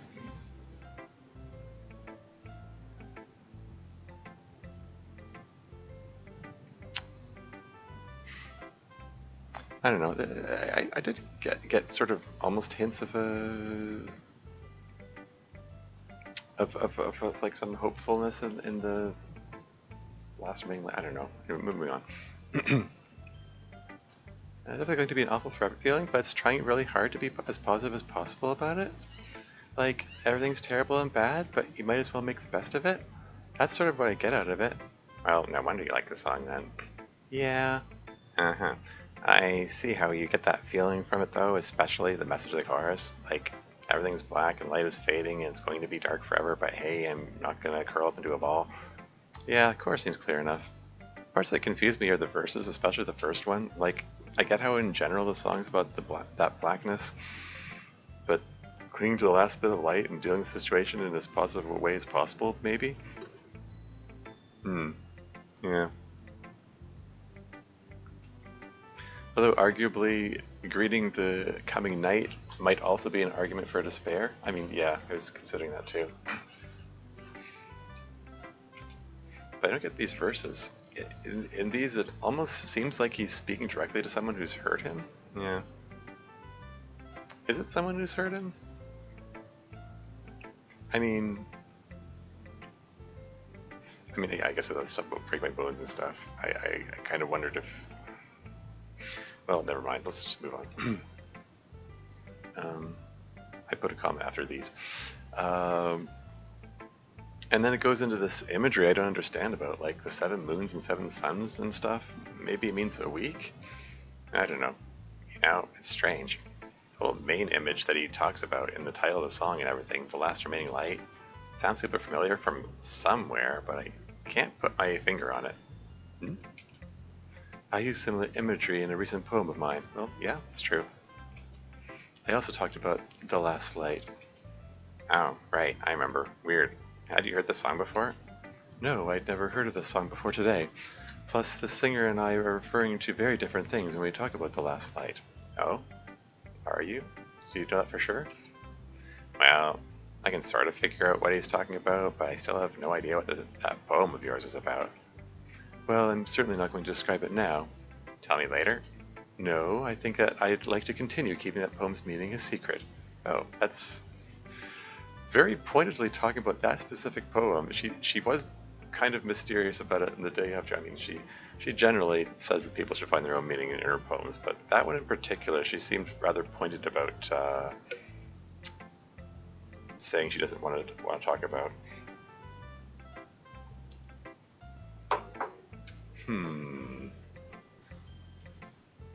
Time for another tangent of theorizing. No, I'm kidding. I'm gonna move on. I would probably begin by examining the life of the person who wrote the song. You can often get lots of hints that way as to meaning, although you can also mislead yourself. Kind of a normal rock star, but he had really bad depression his whole life. He used a lot of substances to try to cope. He was in a few bands. This is one he was in later on. He wrote the song in his late 30s. He did a few more musical projects, but committed suicide 15 years later by hanging. Well, there's part of the appeal for you, no doubt. Do you believe that this song is about his depression? The bit about the sun not rising, a big darkness coming, and that kind of thing, definitely. And the rest of the course is about him just being ready for it, like holding out his arms to welcome his depression back again. Because that's the most positive he can be about it. But like MC says, I can't figure out what the verses are about, like drown me in your thirsty veins and stuff. That doesn't seem like he's talking to his depression. Yeah, I don't get those bits either. Maybe himself. If it's supposed to be about him dealing with depression, maybe he's just addressing all this internally.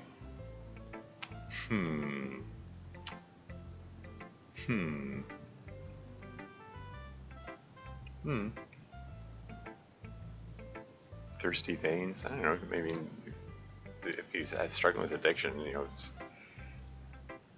stuff coursing through his veins could be a thing. I don't know. It doesn't necessarily need to be literal, though. Anyway.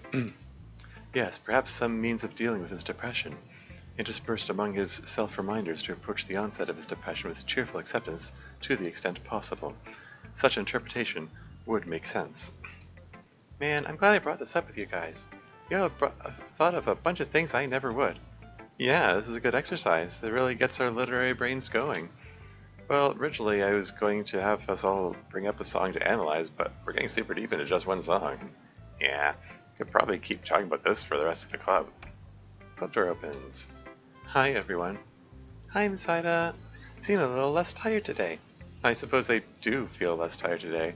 The principal noticed I was wearing down and is going to make me take a bunch of time off. But I talked him into still helping out with the club.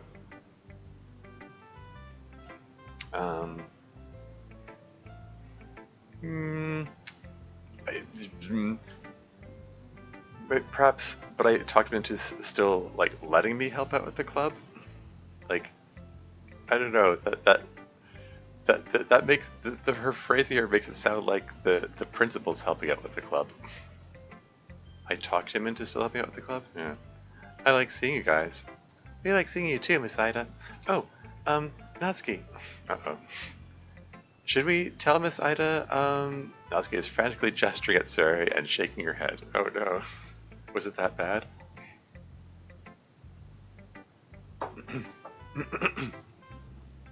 I mean, didn't they already agree that they weren't gonna let Natsuki, let go forward with whatever? Well, okay then. Tell me what? Nothing. We were just doing some serious literature stuff. I'm sure. Well, actually, we actually were doing something genuinely literary. Sorry, for a second there I read that as, well, actually we're, but no, it's we actually were. We actually were doing something genuinely literary. As surprising as that sounds. Here, I'm serious literature stuff.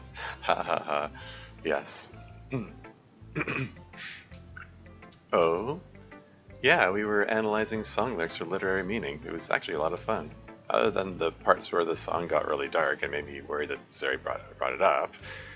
I didn't mean to worry you, that was just the song I wanted to talk about. I know, I'm mostly kidding. Well, it sounds like you have been productive today. Don't let me stop you. Well, next up will be poems, I think. I'm pretty sure everyone finished theirs. The assignment this week was poems that had something to do with the color blue. Who wants to go first? Another reluctant week, huh? Yeah. Yeah, incidentally, yeah, even though I've done plenty of streams that are later than this, I'm feeling more self-conscious than usual about the time today. I don't know, probably because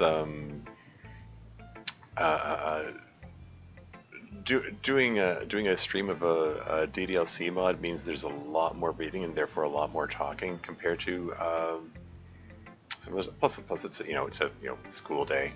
It's Tuesday going into Wednesday, and plus I'm just hearing neighbors moving around. It's making me feel self-conscious. Almost makes me want to just end the stream early, but I guess I'll press on. Moving right along. Another reluctant week, huh? I'll go first. Might as well get this over with. You don't like yours? Yeah. Blue. I don't like blue. Arrogant color. You think so too? Much more smug than the others. Feels like it knows everything. So self-assured. It doesn't mean to be mean. That's just the way it was born. I much prefer pink. It knows it has flaws. It's an imperfect mix of other colors because it has the belief we all know is a fact. Wears it on its sleeve. We're all kind of bad. Is this is this a gender thing, perhaps? I mean, modern society considers blue to be a boy's color and pink to be a girl's color. And I say modern society because there was a point in the past when that was reversed. There was a time in history when pink was considered a boy's color. That sort of thing is cultural. But yeah, there's nothing inherently boyish about blue or girlish about pink. It's just yeah. Anyway,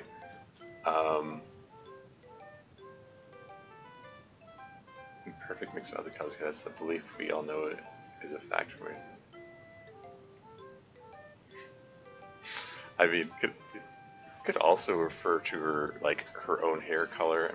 Maybe she's talking about someone who wears blue, or maybe even has blue hair for that matter. Maybe one of her friends has blue hair, and she one of those ones that we doesn't have a sprite, so we never see.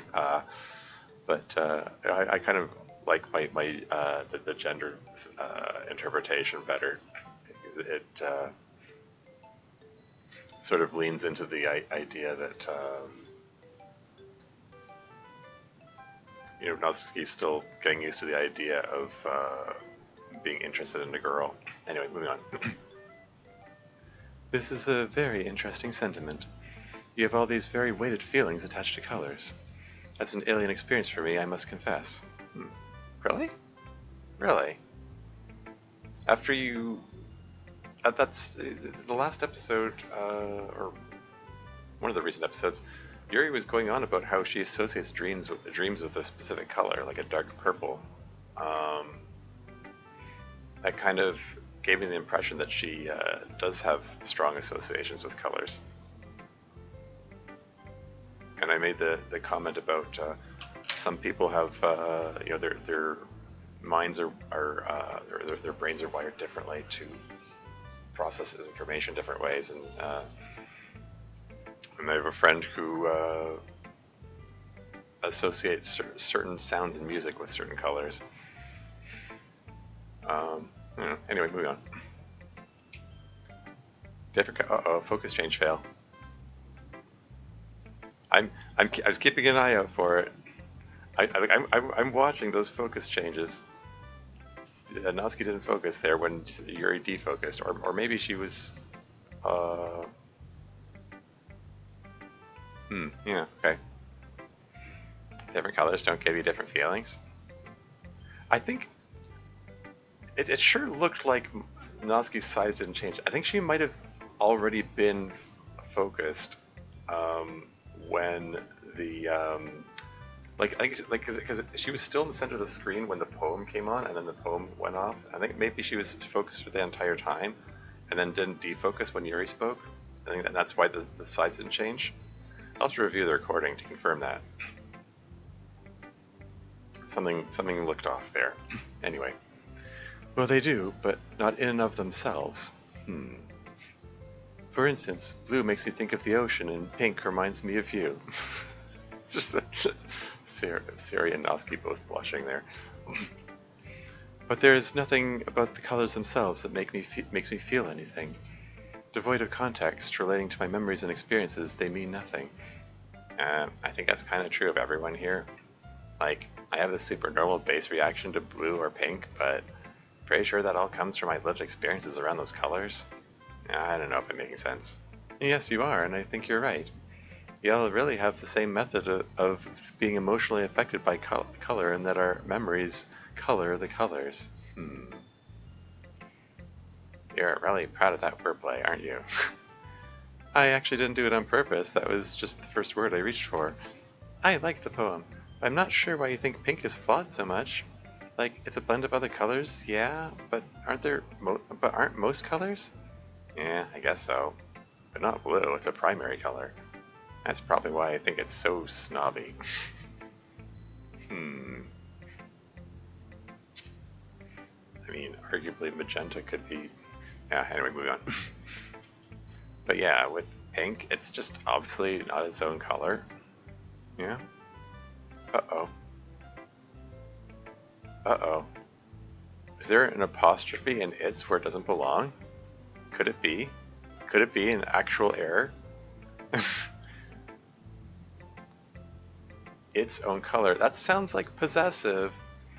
It apostrophe s means it is, whereas it's without an apostrophe is the possessive one, which is a really annoying backwards English rule, but that's how it works. I'm gonna screenshot that one as well.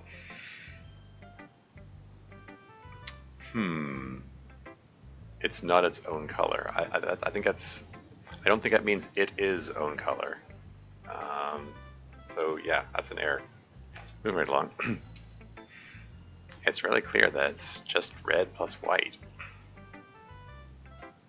And you don't always get that with the other colors that are blends. Like, it's not obvious that green is blue plus yellow. That's weird. But pink is an obvious blend. So that's why I like it, I guess. It's very upfront about what it is and the way it's imperfect. That's a curious way to look at it. Okay. And so, of course, knowing Natsuki, that means that this poem is really autobiographical. Uh-oh. Color Pink obviously stands in for Natsuki herself, and she likes it because, like her, it knows it has problems and doesn't hide them or try to be something else. Well, I mean, she avoids talking about her problems. Yeah. You nailed it, MC. Completely wrong? No, completely right, like Poseidon says. Maybe that poem was a little too honest. Feels like you guys are getting too good at just immediately downloading the meaning of my poems. Yet another reason to write deeply abstract poetry. I have total control over my deep secrets of the soul. None may access them without my leave. Yeah, clearly. Who's next? I'll go next. Suns. You cannot look at the sun in the sky for too long. It burns your eyes. When I look at my suns for too long, it burns everything. Suns are immense, powerful, beyond our comprehension. If the sun in the sky got a little closer, everything would be gone. But when my suns get a little closer, it's worse for me. Awe, dread, sublime presence. I feel like I should drop to my knees. The sun in the sky is yellow gold. My suns are ocean blue. I mean...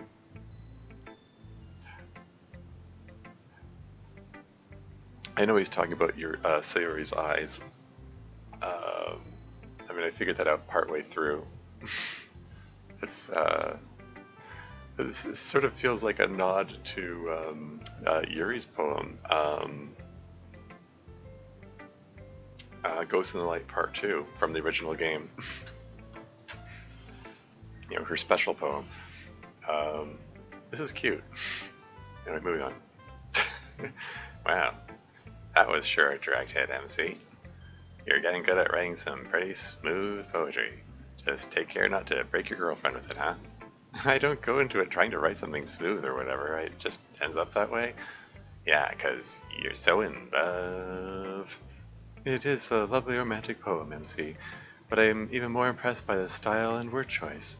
I am made to feel your almost holy terror, that terrifying, profound pit of being in love. Aw.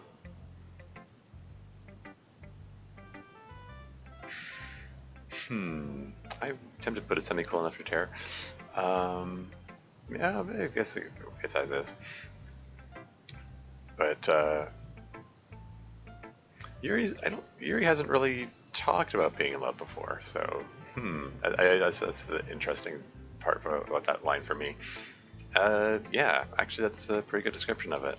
Holy terror, that is one of the best ways I have heard love described. That strange mix of reverence and devotion with awe and fear. What else to call it but holy? I'm Everyone looks at Sayori. I'm just a high schooler, and I'm kind of a dorky high schooler. I don't get why I... That's just the effect you have on me, Bun. Everything about you is perfect to me, and it's actually really scary, but it's definitely worth it, all that fear.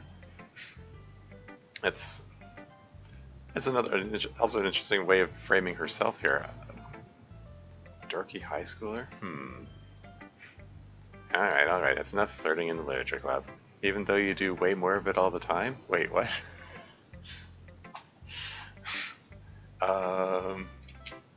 What? I don't. Well, it looks like both Natsuki and Sayori are incapacitated for a minute. Yuri, can you deliver your poem? Of course. The horizon. Look out and see two wide, unending stretches of blue cut neatly by a horizon. They are meant to be reflections, but the colors aren't quite right. Is there a poverty in my vision, or a poverty in our equations of light? Or does the lower stretch add something, taking the pure, unfiltered sky and adding love, fear, good, evil, life, and death for a darker, richer blue? MC with a double knockout, haha, yeah. Well, I mean, earlier on, Sayori made the comment about, shoot, what was it that she said? Like, she made a hint about what was going on with, you know, Yuri and Natsuki, and here we have MC making a comment about flirting. I mean, there was another comment about flirting in one of the previous episodes, but this sort of hints that maybe, you know, Sayori and MC have been talking about, hey, Yuri and Natsuki, but what, you know, do you think maybe they're secretly seeing each other or something? Like you know what I mean? Like maybe they're hints that that people know what's going on. Not serious, not canon. Yeah, I know. It would be totally unacceptable for how it wasn't foreshadowed or set up, and it would you know, break immersion and ruin the story and like all that other stuff, right? Anyway,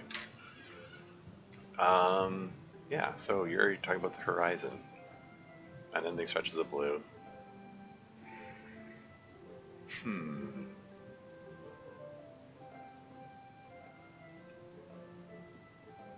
He's talking about stretches of blue. Okay, so she's looking out on the ocean, basically. So there's blue sky and blue water. The colors aren't quite right.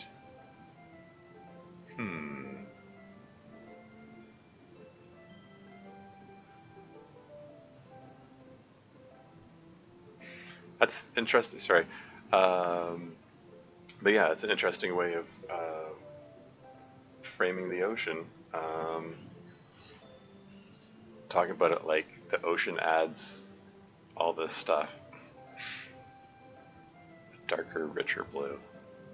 Yeah, it's pretty neat. Yeah, very, very Yuri poem. Anyway, moving on. Oh, I quite like this one. It's not too inaccessible, but it really does force you to think about it.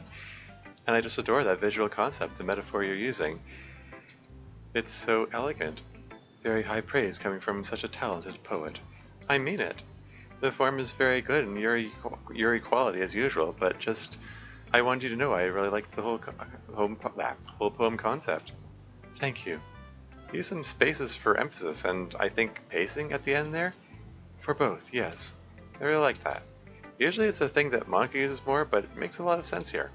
I think it really added a lot to the poem. It made that ending contemplation part feel more weighty, I guess? I'm glad to hear that. That was what I meant to do with it.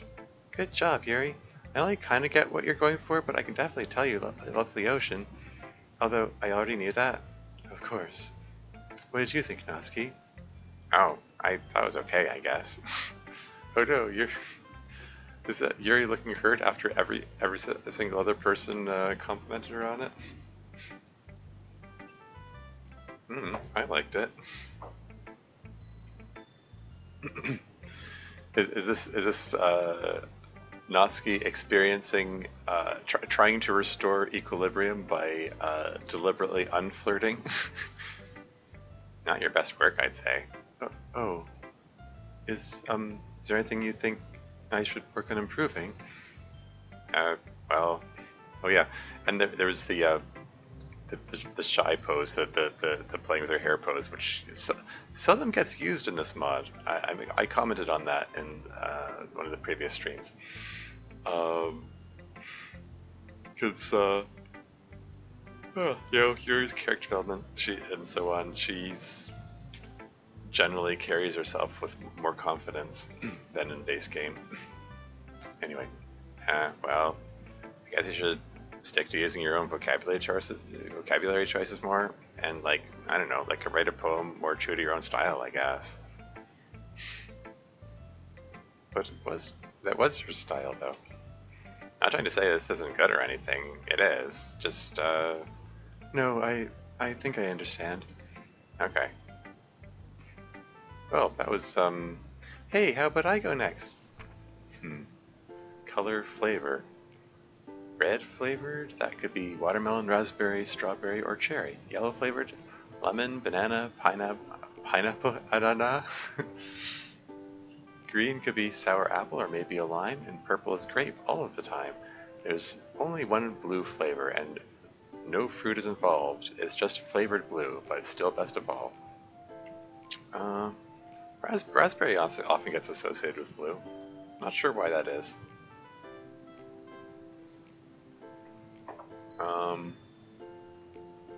Since raspberries are red, like actual raspberries are red, but I've seen a lot of it frequently gets associated with blue for some reason. I don't know, maybe it's just a commercial thing. They decided, okay, we have to associate something with blue. Let's make it raspberry. Or maybe that's something about anyway, I don't know. I don't actually know. So anyway, moving right along. Still best of all, eh? So what do you guys think? It's a cute poem, bud. When we were assigned poems about the color blue, I certainly wouldn't have thought to write about what blue tastes like. That's the level of imagination I should expect from you. Well, Sari often likes to write about food, sometimes as a vehicle for making some other point. Blue raspberry is a distinct flavor, though? Yeah? Yeah, okay. Usually raspberry and blue raspberry? Oh, yeah? I wasn't aware there was a distinction between them.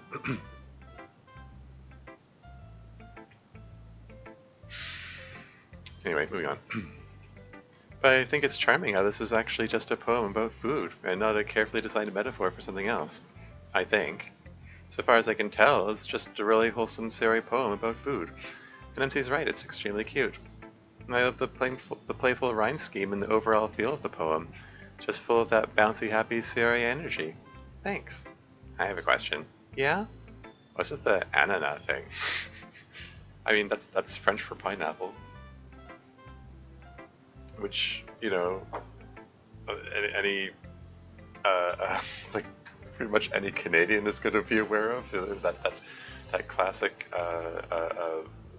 French-Canadian program, Télé Français, and which has a talking pineapple. You know, there's like catchphrases, "Je suis an ananas." I am a pineapple. Anyway. Oh, I couldn't think of another rhyme for banana, so you just made up the word ananas. It's a bold choice. No, it's French for pineapple. I didn't make it up. It's a real word. It's a real word. It's just not English. I put a semicolon or period there. Oh, what's it mean? Some kind of fruit? In most European languages, ananas means pineapple. So Sari was just saying pineapple in two different ways there. Oh, huh. It's very clever. Thanks. Well, that just leaves me. It's special. I see a world of many colors, but I feel a world with a black background and endless matter and energy in green text. But not all the text is green. Some of it is special, some of it is blue. Green is my friend's organs and cells and how to move them when they walk and the tiny things they are made of. But blue are my friend's names. That's cute. I mean, is that how it's laid out? I guess it depends on. I mean,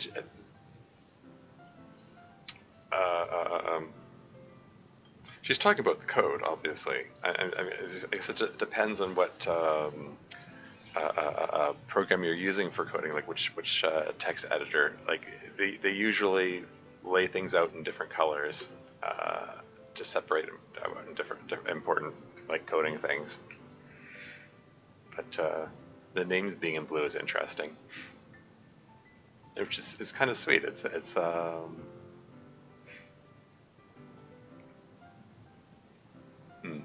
yeah. I just Monica talking about how special her friends are. It's kind of adorable and wholesome. Anyway, moving on.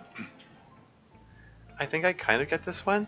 Maybe you probably do. Okay, good. Well, good. Then maybe you can explain to me, because I don't get it at all. I mean, I get a general kind of emotional feel from it, but I don't have any idea what it's actually about. Yeah, me neither. Most of this is just super confusing to me. Wait, really? Have none of them looked at code at all? Maybe they use different text editors. Maybe they're all using Editra. Or something. I don't know.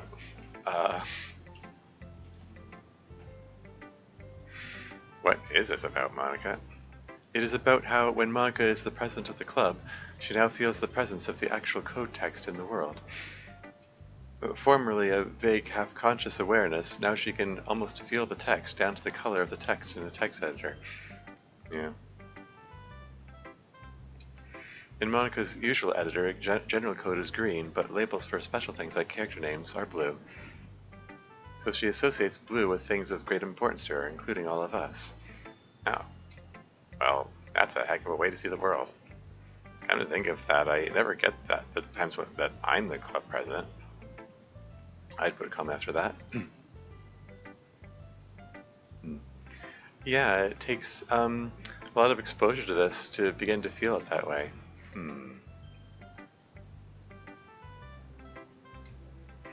Yeah, I was thinking, oh, it's tempted to take the comma out, but I know that's just for pacing reasons. Or a lot of the time, coding our actual reality or coding our actual reality may be like Yuri has. Sentimentality in a Monic poem. Yeah, seriously.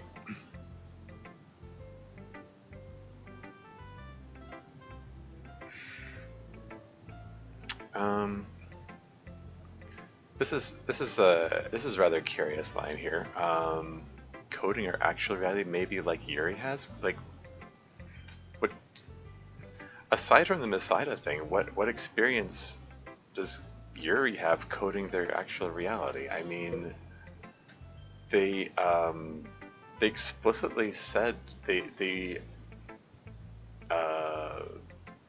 were going to avoid like coding with their simulation, right? Aside from the little mod within a mod thing, which where allegedly the characters in that aren't sentient versions of themselves.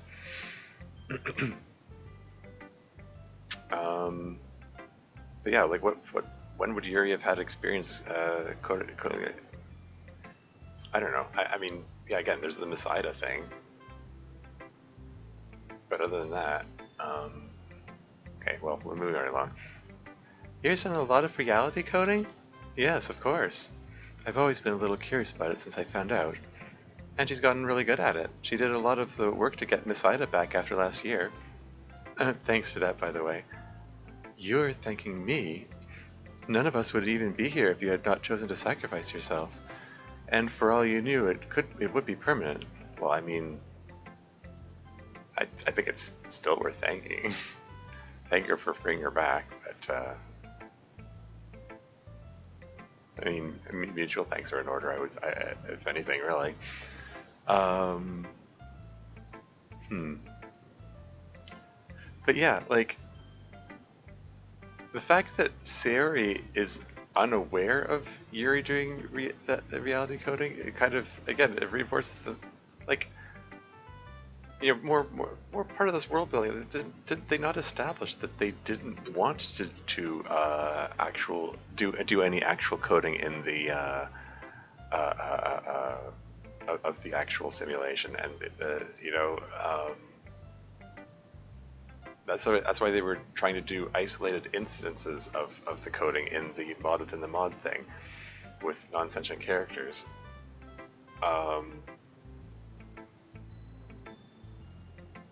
And that's why it was such a big betrayal that Sayori decided to lobotomize everyone.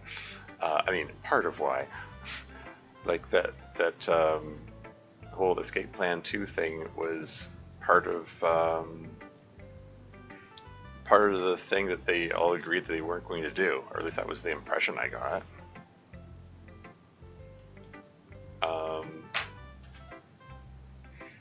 I don't know. I mean, it's fine if you want to establish that okay, Yuri's been doing some coding of stuff, but it feels weird that they're doing that without agreeing to it. But then again, they also did the her experiment with the world.bat thing a few episodes back. I don't know. It's anyway, moving right along. For all you knew, it would be permanent. It was the least I could do to help bring you back. Besides, Monica provided the important theoretical guidance. All I mostly did was type code rather than come up with coding ideas. Well, I know you well enough to know that you're being modest, and you were probably critical to the project. She was. So again, thank you. Thank you. Alright, enough of the love fest. You got literature to do. I'm quite right, Natsuki. Or at least we have some club stuff left to do. I think we might be done with the literature stuff. Oh, yeah, that was all the poems, wasn't it? It sure was. And now it's time to move on to emails. You've probably heard it enough times by now, but we answer emails every week from you guys in the real world, and if you have a question, you can email it to me at lit.club.press.monica@gmail.com. Let's get set up to do that now. Give us just a moment. Emails. Yes, exactly. Everyone's favorite part of the mod. Okay, we're all ready. Let's see the first email. Oh yeah, I'm gonna move the chat to the other side. First email coming right up. The Vice President of the Literature Club commands it. Yeah, it's been a while since she's done that, I suppose. Hi everyone, hope you're okay. This email will be for Asami since she wasn't sentient when I sent my previous emails. So here's a rapid fire of all my emails up until now. 1. How do you feel about pregnancy / having kids? Do you have a name planned? Okay. 2. What kind of wedding would you have? Traditional European / Western or traditional Japanese? 3. What would your second way of making money be if that is not teaching? 4. What was your first kiss like? Oh my gosh. Like, so... Wonder if Monica ever changes Sayori's side effect to prank her? Haha. It'd be funny. It'd be easy for her to just like if it's just a sound file that she just renames. Like, yeah,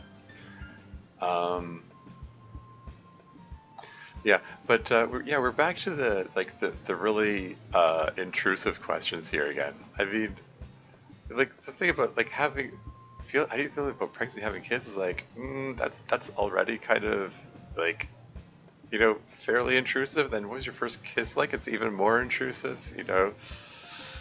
Like, again, it has a level of familiarity with someone that you've never met, It's gotta be off-putting. It's I did send an email in, by the way, to the club meetings thing, and I asked that question about like, how do you feel about all these like super intrusive like questions, comments, emails, messages, things.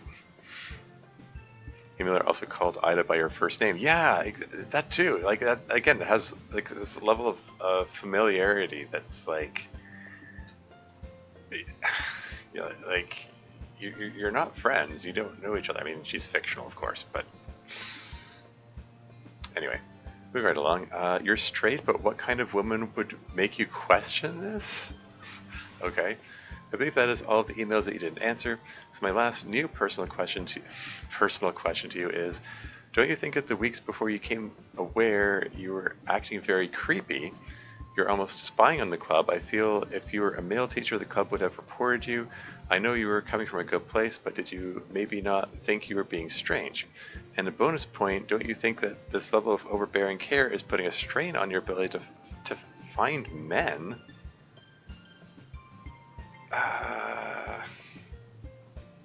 That has some unfortunate implications.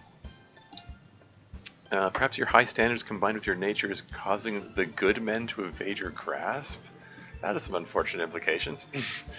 Come on, Asami, you're a smart woman. You can be more understanding. Hug. You're just throwing hugs into this too, okay. Don't feel bad though. Your very overbearing nature allowed me to message you and ask you all the dumb romance questions I asked the others. I'll leave with 2 bonus questions for Natsuki. What's Fuyuki's sexuality? Has she brought anyone home before, maybe before she transitioned? How strange would it be for her if you brought some lucky person home? Would she tease you or give you space?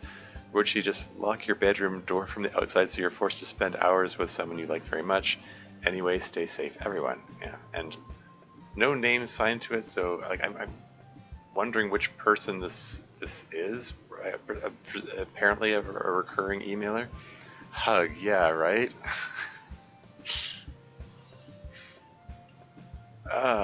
It's I don't know. This email makes me uncomfortable. It's I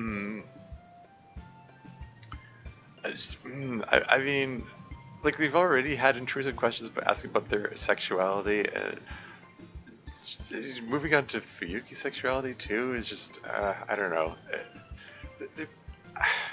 I mean, on the one hand, there is one reading of this where asking about Fuyuki's sexuality is just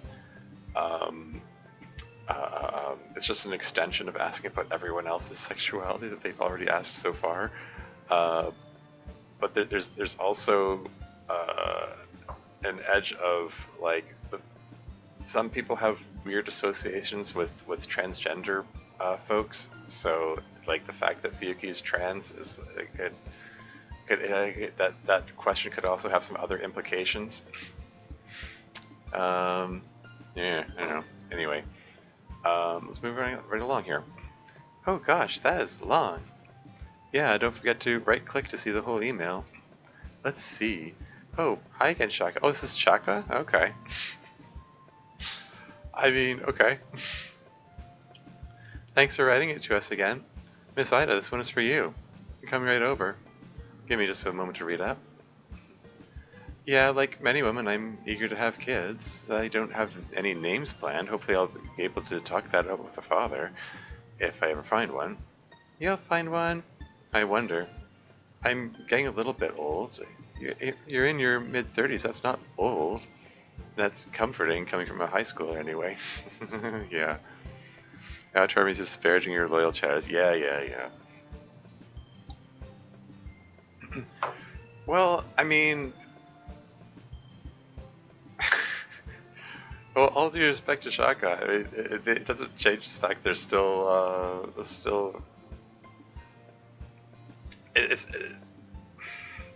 don't know. There are a lot of. It's just there are a lot of emails like this in this series. It's just I don't know. Moving right along. That's company coming from our high school anyway. Sort of wonder if there's a bit of meta commentary from Dev there. Anyway, but childbirth gets difficult once you get into your 40s, so I don't want to wait too long. Anyway, let's move on before I have a freak out. I think I'd want a normal Western wedding. That's mostly what we do here in Japan, believe it or not. Traditional Japanese weddings are kind of rare. They're sort of hoity-toity, if you know what I mean. most normal people do things in the Western style, so that's certainly good enough for me.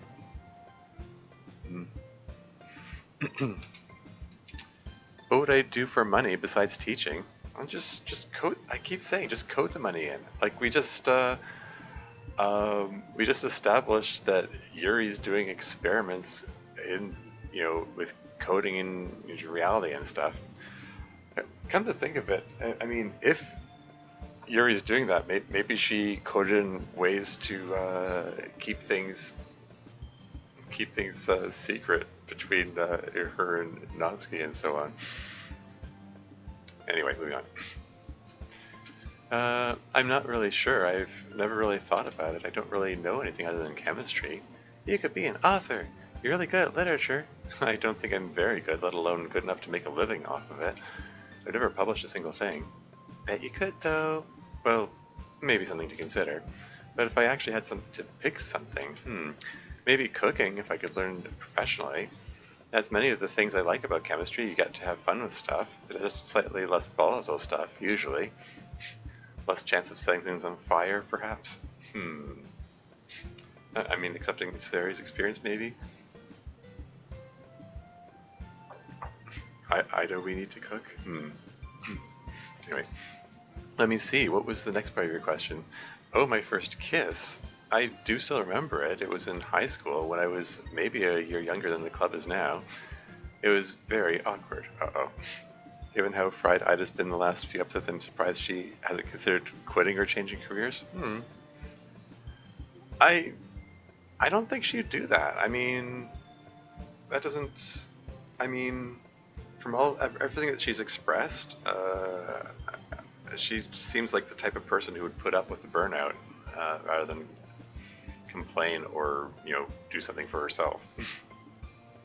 Particularly with the way the conversation with the principal went. Anyway, it was very awkward. Neither of us knew how to kiss. But it was still pretty enjoyable. It actually happened a bit by accident. There was this boy in my friend group, and I never really consciously had a crush on him, but I always thought he was cute. But anyway, one day our friend group was getting into a discussion of who in our group we considered most attractive, and everyone but him agreed it was the actually prettiest girl in our group, but he was awkwardly insisting it was me. Not that I like her or anything, he said. Uh-oh, Cinder alert.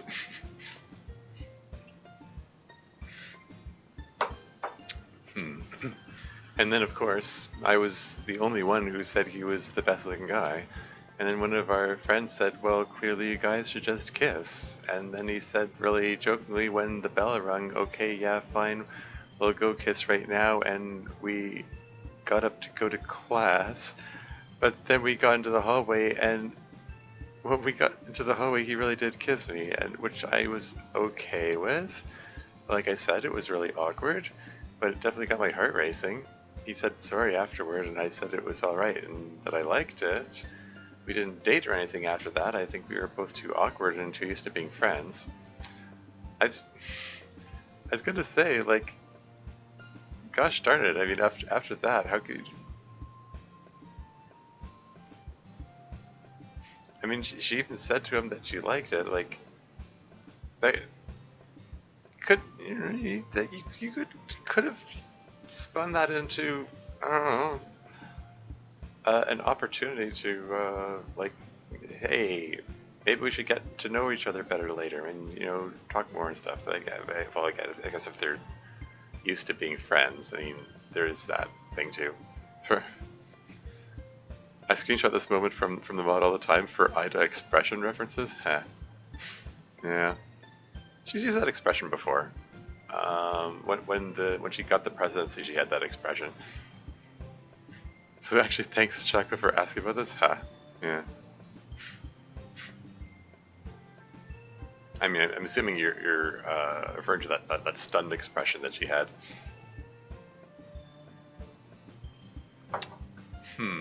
Anyway. But as first experiences go, it wasn't really bad at all. And your next question is what kind of woman it would take to make me question my sexuality. Well, it'd be pretty hard. As annoying as they can sometimes be, I am rather fond of the gentleman. But if I had to think of something, she'd definitely have to be put together. Someone organized and strong, not easily flustered or taken aback, who is well prepared for things. Uh-oh, is this setting up a Miss Ida Monica ship or something? Definitely stable and healthy. Someone like that. Ha. What? You didn't mention their looks at all. No, I suppose I didn't. I mean, looks matter, of course. Anyone would be lying if they said they didn't matter at all, but as you get older, I think other things start mattering a lot more than they used to. Inner strength and stability are rare things in people. Manida confirmed, yeah. So I at least have come to value them really highly in others. Much more than I would have when I was your age anyway. Let's see, it looks like a little bit more for me and then some for Natsuki. Let me read this last part. Yeah, maybe the club would have been weirded out more by my spying if I were a guy, and I knew it was a little strange, but I could not get rid of the sense that something terrible was happening. In my defense, I was very right. You have to understand, I would never have been so prying or invasive with adults who weren't students. If they have some terrible, dark, painful secret they're hiding, then that's their business, but it's my job to protect my kids. And though it pains me to say it, sometimes kids keep things secret that they shouldn't, and it really hurts them. Yep, I mean, it's true.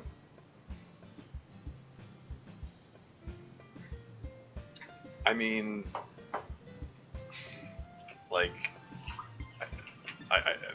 my mind immediately goes to, like, certain situations in DDMC, you know, where like there are an uncomfortable number of instances of you know, adults making sexual advances on minors within the community, for instance. You know, which wasn't helped along by the, you know, Carl, the founder of the community, doing the same. And like I say, welcome to the stream. How's it going? But yeah, I mean, that's sort of those, you know, sort of predators who seek out kids like that. They kind of tend to go for they kind of tend to deliberately choose kids who aren't going to report it, or who they can talk into not talking about it. And also, frankly, I think a lot of kids just they just generally don't realize what's worth reporting. What's you know, what's like a weird, what makes up a red flag, like this is a warning sign that this person is doing things that they shouldn't. You know, yeah, and it makes reporting in general awkward. You know, because you know, it's a bit of a conundrum actually, because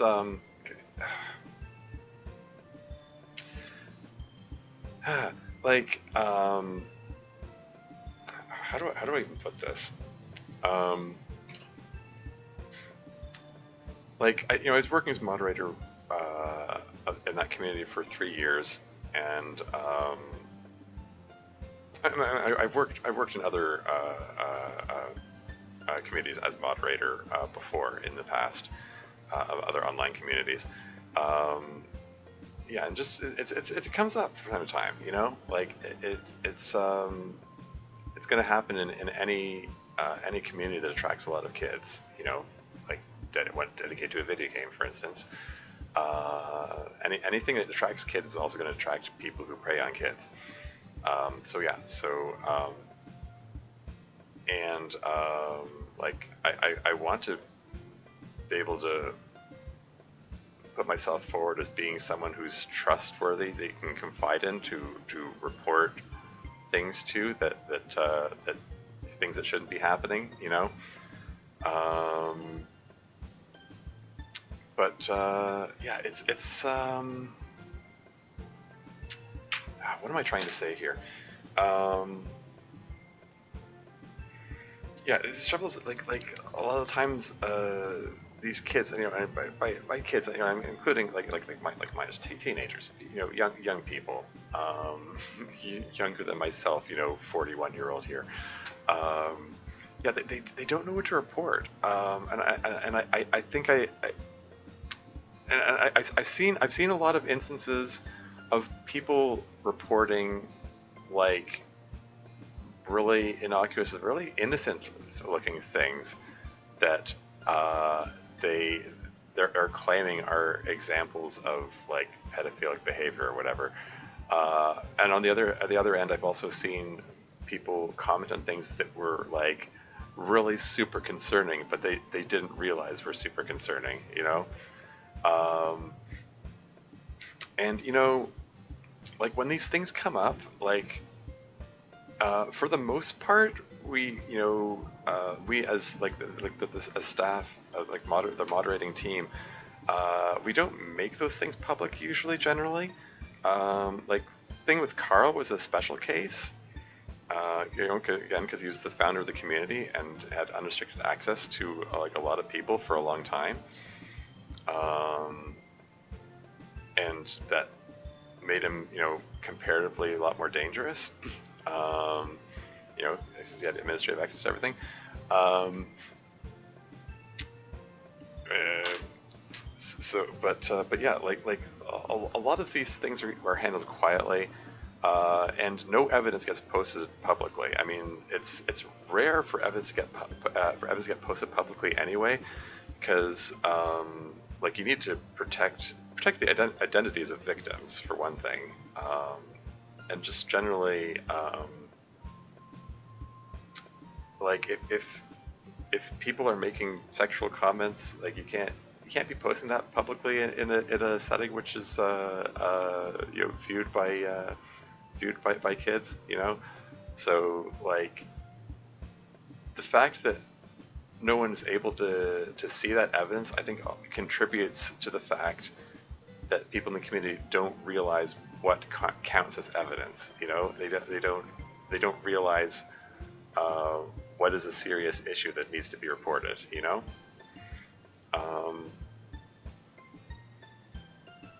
which, yeah, that's why I say it's a bit of a conundrum, because like, I want to encourage people to be forthcoming and report things, but that also has the unfortunate consequence that sometimes important stuff gets lost because people report a lot of extra things that doesn't need to be reported.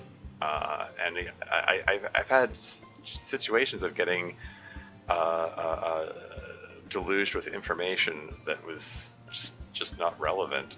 And one notable case, which it's I don't mind saying because it's already public. I made a public announcement about it, and you can just look at my Reddit account to see what I had said about it. But yeah, there was a case of someone engaging in I don't want to say it's grooming behavior, but he was encouraging a relationship between an adult and a minor. Like someone who was in the unique position to put a stop to the behavior and instead encouraged it. And there were a lot of complaints leveled against this person, but they were all like super irrelevant things, Um, like complaining about him banning so and so from his server, or like saying mean spirited things or whatever. And it's like it's like, and the person in question was also complaining to me about, oh, these people are harassing me and they're just saying this and doing this, and here's the evidence of what they're doing. And there's just this whole big like he said argument going on both sides, and it was the whole thing just came across as like so much squabbling. It's just like, guys, just there's like a moment of like do I need to separate you guys? Like you don't have to interact, guys. like if you have a problem with this person, just block them, just avoid them. It's like it felt like it just felt like I was just babysitting a bunch of kids, and it's just kind of I'm just kind of sitting here like why are you going on about this? Like, let it go, guys. It's just because there's always so much drama in there going on, and yeah, there was the comment about him encouraging the relationship between you know the said adult and minor in there, but I kind of assumed that he was a kid too, because everyone else involved in this conversation were also kids for the most part. So I didn't read too much into that. Finding out his age later kind of recontextualized the whole conversation, and it's like, oh, okay, that was actually a lot more inappropriate than I realized. You know, and hey, you can say that that's my error. I should have checked what his age is. I don't really, I don't really have a way of checking. I don't know. It feels like I could have asked around. There's also the question of who do I even ask? Like, can someone provide screenshots where he reveals his age? I don't know. I don't know. It's like at the time it was like, oh hey, welcome to the stream, Dev. Thank God Natsuki still isn't canon. Very funny. I mean, what do you mean still isn't? Like, of course it's never going to be canon. I mean, that's like that would reveal the writer of the story to be an unconscionable hack who's breaking immersion by introducing political propaganda out of the blue, which isn't foreshadowed or set up at all. Have you been asleep for 1,000 years teaching mock trial? Tuesday, Thursday, bad nights for me? Oh, okay. Well, I'm glad you're here for a bit of it anyway. Thanks for stopping by. Don't feel obligated to stick around if you need to work or get sleep or whatever. I just mostly just wanted to get on with things. So the one where defendants go nah boo boo, yeah. Or is that supposed to be pronounced nah boo boo? But anyway, yeah, you just walked in while I was in the middle of expressing the difficulties about kids who don't come forward about things that they should come forward about, as we're the subject that Miss Ida is talking about here. Can I catch it? Can I happy here? Cool. Oh, and I did find at least one actual error, so I'm gonna report that when it comes time. It was an errant apostrophe. Anyway, but yeah. So I mean, in that particular case, that did warrant making an announcement about it, saying, "Hey, sorry, messed up. I didn't know the age of the person, so this is me working to correct it." Because by that point, I don't know, word was getting around that I sort of just dismissed that whole case, and people are getting their pitchforks out. I was, side note, I was bracing myself to get some serious backlash after I make my announcement, but people actually responded pretty well when I apologized for my error and worked to correct it, so that's cool. But anyway, the point I was getting at in that was that it's easy for important information that should be reported to get buried amongst really unimportant information, yeah, it's a conundrum. It's how do you I sure hope I'm using that word correctly. I've used the word conundrum a few times here. Let me just double check the definition, so I'm not. Uh, Confusing and difficult problem or question. Yeah, there you go. One of the most difficult conundrums of the excerpt. Yeah, yeah, exactly. Okay, that's okay. I'm using it correctly. Cool. Just making sure. Sometimes I use a word so much that it starts to lose meaning, and I start to wonder, am I using it right? Lurk mode, driving for a minute but watching. Cool, cool. Well, keep your eyes on the road. Don't have an accident on my account. Yeah. But yeah, what am I saying here? Yeah, conundrum.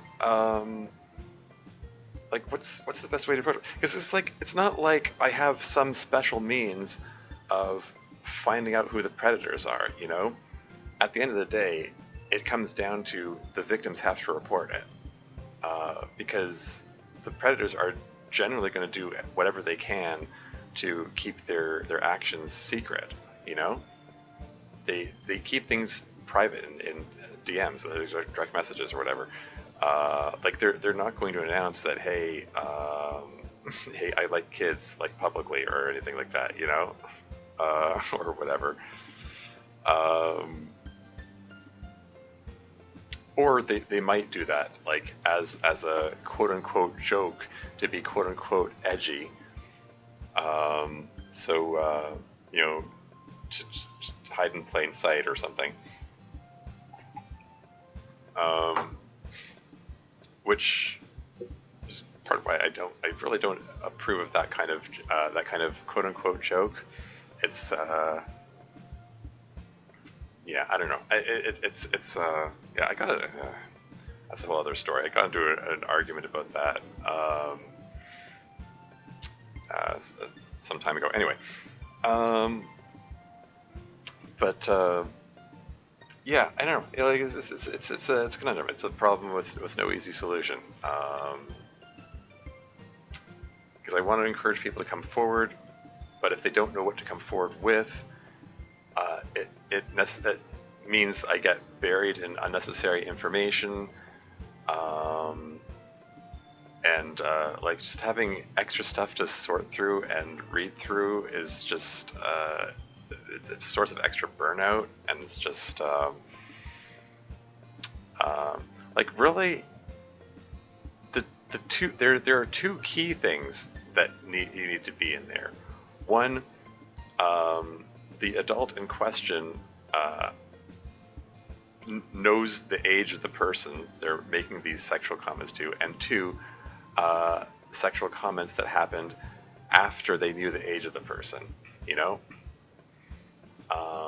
and when I say sexual comments, I mean, again, this is one of those moments where context is important. Like, I've made like vague references to sex on these streams on occasion. Like I talk about it, refer to it in a like a more of a clinical sense, but that's not the same as like actually making a sexual advance on someone and like coming on to them, or making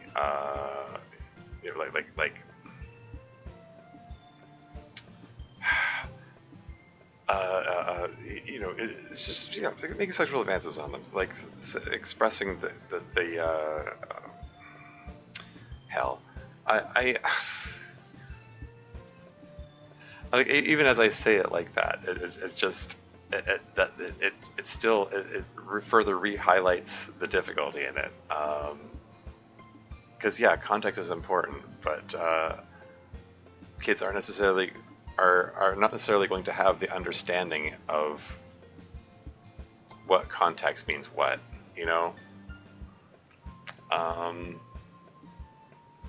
yeah, I don't know, it's tough. I guess I don't know. I guess just be vigilant for inappropriate behavior, and I hesitate to use phrases like trust your gut, trust your instincts. Like if something feels wrong, it probably is, and maybe it's worth reporting. Because different people are going to have different instincts, because different people have different upbringings. And there's also neurodiversity to consider, like, um, neurodivergent people like myself might have a tendency to take things at face value and not consider the implications, undertones of some interactions. Yeah, I don't know. I don't know. Not, yeah, no easy solution. It's worth talking about, I suppose. I just wanted to say something about it. Anyway, moving right along. It's rare that a teacher doesn't run into that sort of thing eventually, so part of my job has to be finding out if it's one of those secrets or not. Yeah, fair enough. Of course, in this case, that's the part I was mistaken about. The club was entirely justified in keeping all this a secret, terrible as it is. They had a very good reason. They made good, very mature decisions. What if it had been something else? What if one or more of them was being abused or hurt and had shared it with their friends and had convinced them all to keep quiet about it out of fear? Yeah, there you go. One of the duties of teachers who have charge of students like we do in high school is to protect students. And students are not always able to protect themselves adequately. That's why we have responsible adults. Yeah. Which, made it extra problematic that the community leader, Carl, was the one perpetuating it and, carrying out those acts. Or that, or that Logo, I should get into that. But, I'm just going to say, Logos, did protect and defend him. He claims he didn't, but his own evidence shows that he did, so...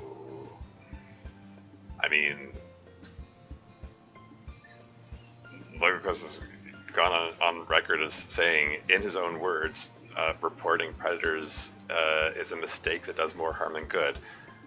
A direct verbatim quote. That is his exact words.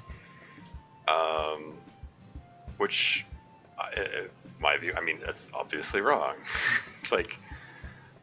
No.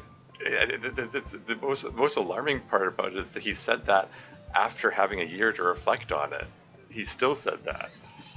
So it's like if he had his way, Carl would still be at large, using his original name and account with no one the wiser, able to prey on whatever kids he wanted, in a position of not only authority but of respect as someone who made a beloved mod. Is Monica Before story really beloved? Yeah.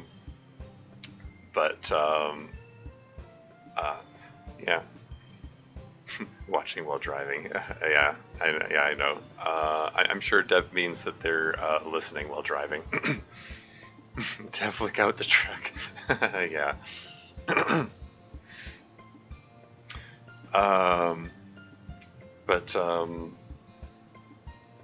Yeah, not that I'm trying to reignite old beef with Logos or anything, but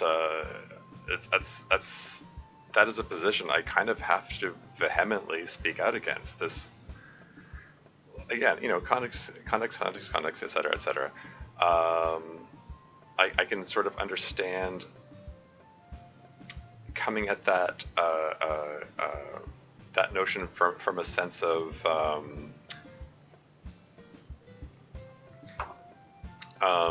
you want to think about the victims, like protecting the victims. Consider whether reporting them puts them in danger. If the perpetrator or person carrying out the abuse or whatever, if they're in a position to hurt the victim, then you want to consider the victim's safety, of course. But that doesn't translate into, and therefore you should never report. No, that doesn't make sense. Reporting is still important. Otherwise they're going to keep going. The perpetrator is going to keep doing it, and they're going to do it with more people, and then more people are going to get hurt anyway. So yeah, report it. Be careful about the reports. Make sure you it's done in a way that that protects people and stuff. Um,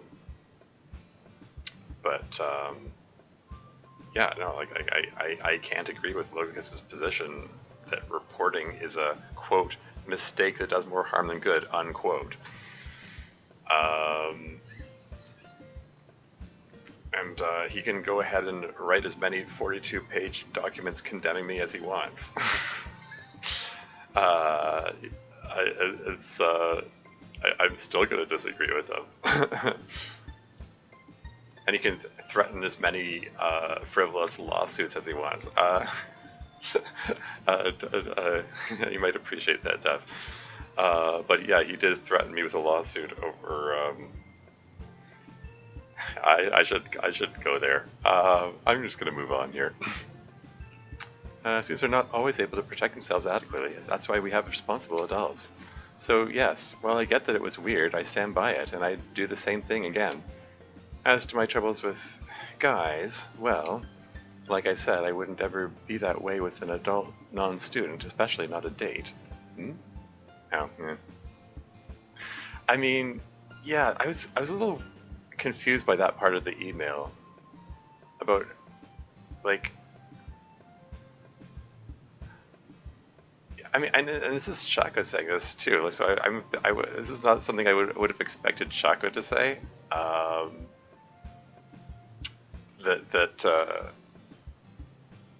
The overbearing nature of the way you're addressing kids, how does that affect your ability to get a man or whatever? Or sorry, causing the good men to evade your grasp. And I looked at that and went like, this has some unfortunate implications. But like, what are you implying here? Like that she's applying this this overbearing spying nature to her dating life? Like what? Or that men can't handle a woman who's forthcoming and trying to lay the cards on the table and say, hey, we need to talk about this. Is there anything going on? Like, I don't know. It's just such a weird way of framing that whole discussion. Yeah, like I said, unfortunate implications. Is this what was meant by it? Like Shaq was suggesting that she's going to apply that on her dates? I don't know. Anyway, it wouldn't ever be that way with an adult non-student, especially not a date. My troubles with guys have to do with entirely different personal failings of mine. Aww. We're gonna get the idolor, find out about our personal failings? Oh, tell. Not now. Besides, it's your turn to answer questions. Man. What's up again, Shaka? Don't really think I should say what Fuyuki's sexuality is without her giving the green light. I mean, yeah.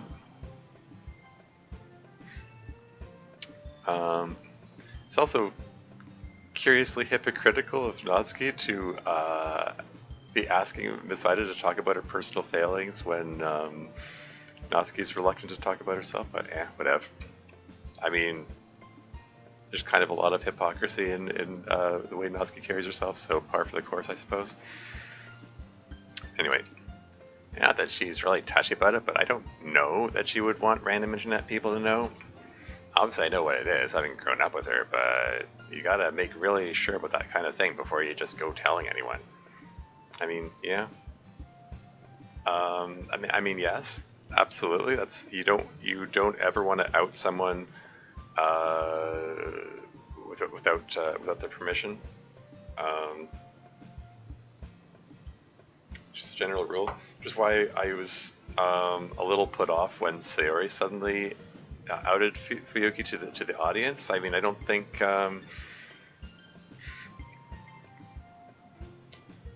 I mean, since Fuyuki is unaware of the existence of the audience, she doesn't even have the capacity to consent to that, quite frankly.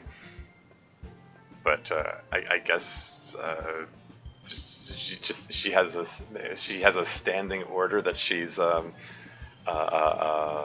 that everyone is allowed to tell everyone that she's trans, I guess. Anyway, moving on.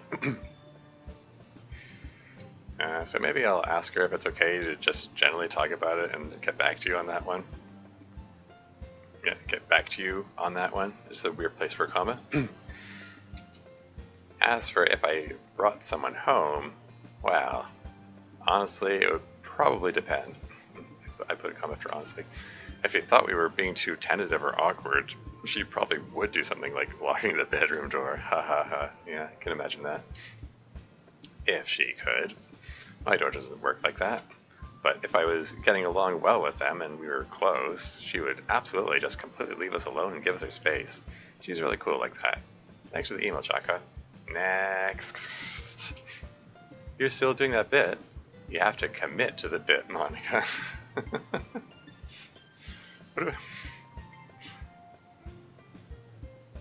There was a reference to committing to the bit in my Disco Elysium stream that other day.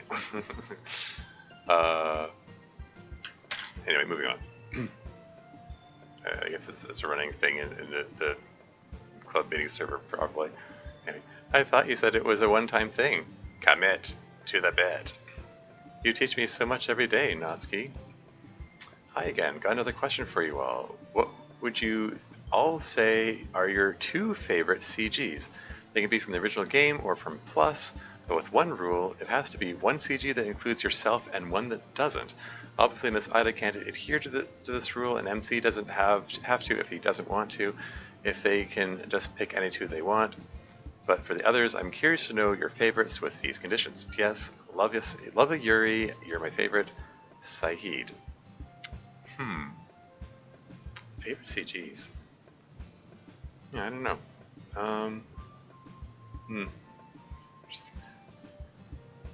Like different CGs for different reasons, I guess.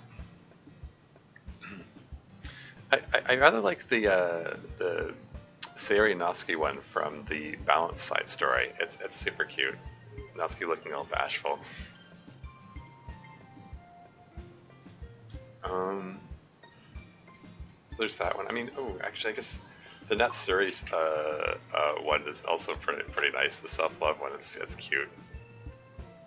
Actually, funnily enough, I also like the Natsuki Monica ones. Curiously, I'm picking all Natsuki ones here. Just I don't know, something about the way Natsuki is looking at Monica in that one is pretty sweet. I guess it's about the emotion of the scenes, I guess, because they had some conflict beforehand, and the way it resolved was satisfying, which gives the CGs more heightened emotional significance. Rather curious that I picked all the Natsuki ones. Anyway, yeah. Considering that Natsuki isn't even my favorite character, but moving right along. I guess you and I should go first since we're a little unusual this way. Makes sense to me. My favorite CG is one of Sayori using the apple juice to keep her swelling down. I think of that a lot. I just have the cutest girlfriend ever, you know? My second favorite one is the one where I'm fixing her tie, which is something that maybe has had the romance taken out of it by now through sheer repetition. Oh yeah? Okay, walking in. Well, welcome in properly, I guess. Truck-kun did not get me. Ha ha ha. Yeah. Hee.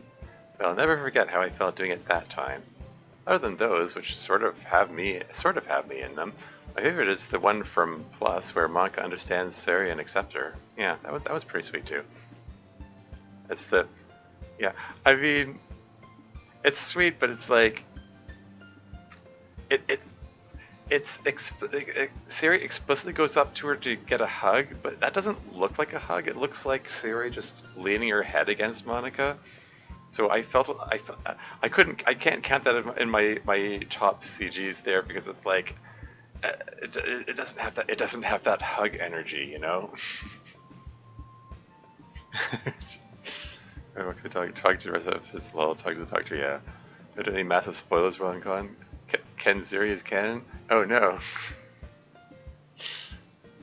That's what Yuri was off doing in those secret late night trips. Anyway, moving right along. It's really nice to have that happen, and for Sayori to have someone who gets her to lean on, you know? What about you, Miss Ida? Mine are both also from the DLC. My favorite is the one you just mentioned with Sayori and Monika. My second favorite is the one with Monika and Natsuki in the music room, two very different young women growing by learning about their differences. Yeah. Yeah, you know, it's a sweet sentiment. And you don't really see much Monosuke action, you know? In general.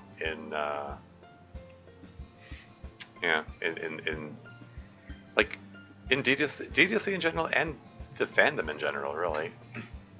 They don't get associated with each other much.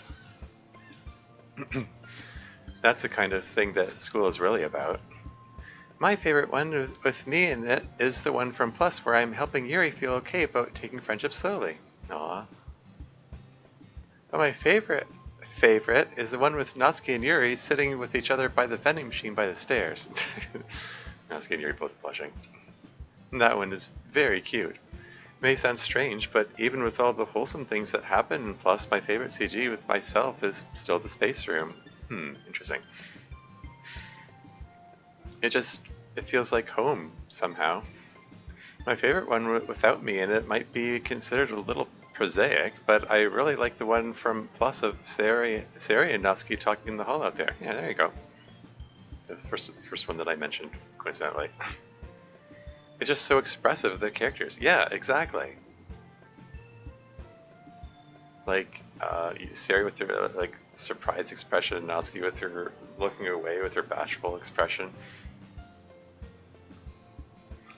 Yeah, I mean, Natsuki, I mean, it's a rare moment of vulnerability for Natsuki, really. She tries to avoid looking bashful. Anyway, what about you, Natsuki? Well, guess I'd have to say my favorite one with me is the one where I have frosting on my finger. Wait, really? That one? That one's vaguely uncomfortable to me. I mean, kind of. Yeah, to some degree, a lot of the vanilla CGs are I don't know, varying levels of discomfort, I guess. That's probably just a reflection of the fact that I'm not fond of the whole dating simulator concept in the first place. So they just feel weird to me, I guess. Anyway. You know, it really sounds weird, but I don't know, it really feels kind of wholesome. People don't usually share my interests or want to bake with me. MC being really nice to me and baking with me felt, I don't know, I felt really accepted in that whole timeline. My favorite one without me in it is probably the one where Sayori is hugging MC. I know it's not exactly the happiest CG, but I just really feel that one. I mean, she was pretty big on shipping them together, right? It's got a lot of energy to it. Feels energy. Yeah, you know? Indeed, the context of it makes it very impactful. As for me, my favorite CG with me in it is also the one of me and Natsuki. It's very peaceful after so much chaos between us. That feels very nice. To have moments of solitude with another person, if that is sensible. Especially a person with whom you started out feeling very alien. As for which one I liked best without me in it, I'm also going to go with Monika's Act 3 Space Room CG. It has some terrible connotations, of course, but there's something hauntingly compelling and beautiful about that whole situation. Everything she worked for and gave up for the sake of it, you know? It was a tragic mistake, but a lovely one. If you say so. These days I find it hard to see anything remotely positive about that time. He likes the low-key ass grab and the self-love CG. Ha ha ha.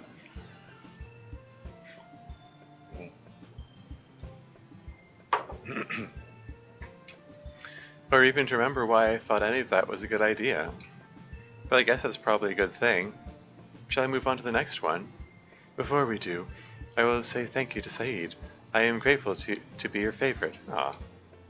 On to the next one. How do you know about that you are in a simulator and can you copy and paste stuff, Monica? And by the way, you are the best girl from Lucas. Was that all in the subject line? Yeah. I think the first question is asking me how I knew I was in a simulation. It was sort of a creeping awareness. It started as an unsettling feeling that something wasn't right about the world. I couldn't quite pin down what it was or what it meant, but then I started to realize somehow that objects around me, rooms and such, weren't real. She got the memories of the side stories. She remembered the butt crab very distinctly. Lucas, best email? Yeah, sure. Anyway, I didn't understand at first how, but then I started realizing that others weren't real, and that even I wasn't real. Around about when the game started, that's when I realized there was code, although I didn't understand yet what the game was. The one thing I knew for sure is that the world of the player, although I didn't understand that's what they were at first, was real. Super, really real, and our world wasn't. Pretty early on into the base game, I had realized that it was a game and what kind of game it was, like very quickly after MC joined the club. That's right. So many scripted things were happening that directly affected reality that it would have been impossible not to figure it out. So, yes, that's how I became aware of it. I can copy and paste code, if that's what you mean. Copy and pasting physical objects is more difficult. Well, I mean, that's what I'm asking about. Like, could you maybe like copy paste Natsuki another uniform, for example? Or, you know, any manner of other things. I mean, seize the means of production and so on, and not and produce more things. I don't know. Unfortunately, things like desks and chairs, for instance, are not as simple as just some 3D modeled objects that I can replicate. Due to being a part of a sophisticated simulation, a single physical object has dependencies on 1,000 other things. Otherwise, it would have been a lot simpler than it was to help Fuyuki. I put a comma after otherwise. But since it's more complicated than that, I probably could copy and paste a physical object if I really wanted to. It would just be a lot of work. It would take me a ton of time to figure out how to do for any one single object. Plus, each individual object, like each different desk in this classroom, would have its own different properties and dependencies. Although once I knew how to do one, it would probably be at least a little easier to do another. That's why I was able to help Fuyuki when Miss Ida disappeared. I gained a clear picture of how the game represented certain things relating to people without .chr files, and what code in our simulation process mattered to what specific thing about that person. So I guess to answer your question, yes, I can copy paste, but it's really hard. Thanks for the question. I am Goose. I have many questions. Some may be a bit too meta though. Alright, first question. When is season 3 of club meetings? Second question, Monica, you ever just chill with yourself in mass? That's more recursion going on. Third question, will we be seeing more of Natsuki's sis? Fourth, so is Miss Ida just part of the literature club now, and how did she even get to the party in the season 2 recap?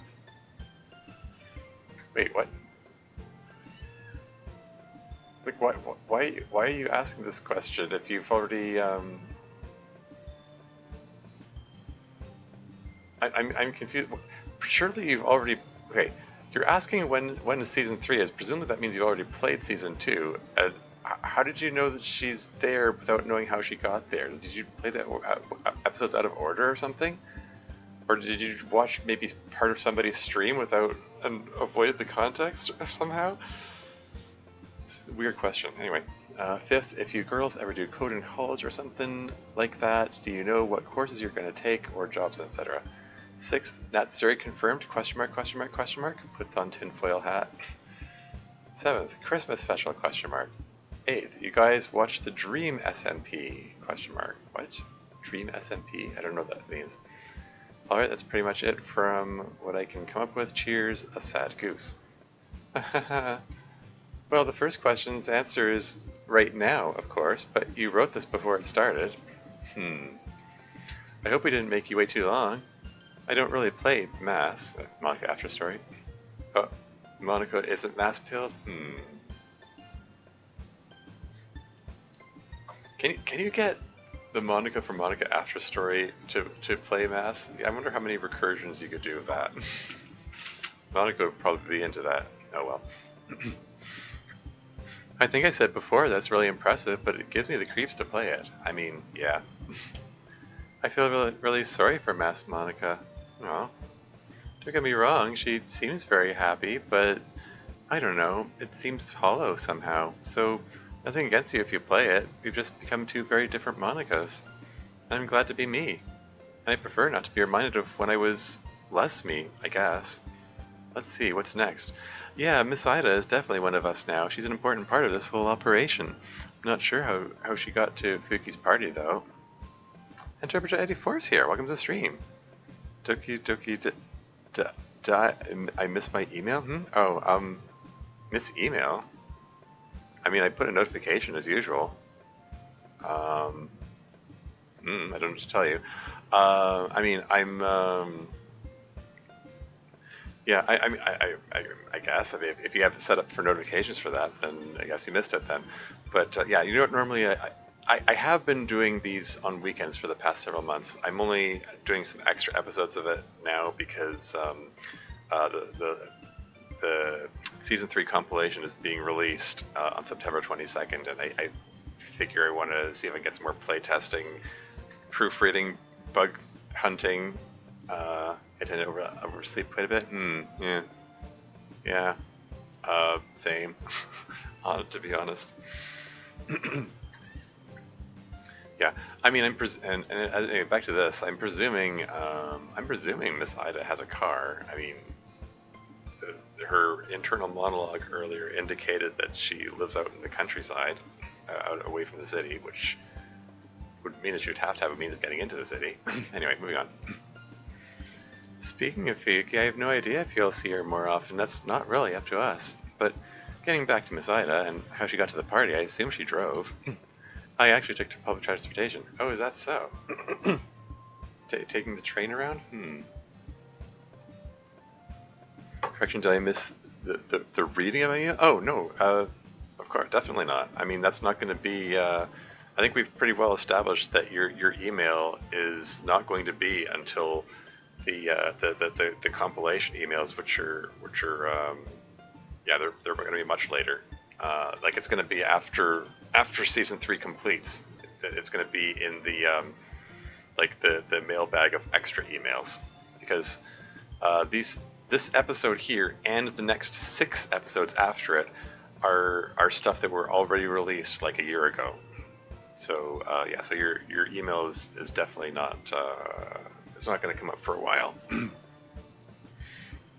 Anyway, I actually took public transportation. Walked to a bus station, bus to the train, then another bus, and I walked the rest of the way. I probably could have driven, but it didn't seem worth it to save 20 minutes. Miss Ida is very conscientious about taking public transportation. Oh, there we go. More character establishment stuff. Should I bother you again? No, that's fine. I am. It's an important way we can help fight climate change. Oh, there you go. More stuff that Miss Ida and Monica have in common. And we also had the Miss Ida had some. She particularly sympathizes with Monica about what she went through in the original game and so on. So you know, more Monida fodder, I guess. Anyway, moving on. Or maybe would that be Ida Ika? Ika Ida? I don't know. Hop over the Monida train? Yeah, Monida sounds better, I think. It's public transit, haha, yeah. Plus, it's really very cheap, or at least it is around here. Doesn't the school give you a bus pass for this area, too? Yes, but we're only supposed to use it to go to and from school or for emergencies. I have my own separate bus card that I use for personal stuff. Wait, really?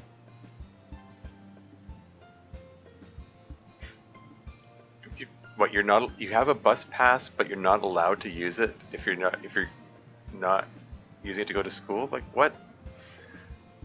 I don't know, like maybe, I don't know, maybe bus passes work differently in this world, here, but like, if I have the bus, like a pass for a month. Like it's basically unlimited trips for that month. You know, that's how those passes work. Um, it's like I don't. There wouldn't be a distinction between using it to get to school and using it to go anywhere else. Maybe their passes work differently there. I don't know. Try using a bicycle; it's a lot cheaper. Yeah, I like to ride a bike a fair bit, so yeah. Yeah, yeah, when I was in college, both times I was in college, I had work, home, and school all within bike riding distance of each other, and that was really nice. Good exercise, saved lots of money, good stuff. Anyway, moving on. Very conscientious. The next part wants to know what courses or jobs we're aiming for if we go to college. We kind of already answered the jobs part a while ago, but let's revisit it. It's especially relevant since we might actually finally go to college. As for me, I'm not really sure. I think the last time I expressed a passing interest in law, but I'm not really sure. I think I'll just let the school come to me and see what I'm interested in. I have absolutely no idea what I want to do. I'm kind of scared about it, actually. It's getting really late for me to have zero idea of what I want to be when I'm grown up, it feels like. It's not late. College is there to help you decide. I mean, that's one way to look at it, I guess. You get to look into a bunch of things and see what interests you. You don't have to have your mind made up at all yet. I don't know. I mean, it kind of depends what kind of college you go to.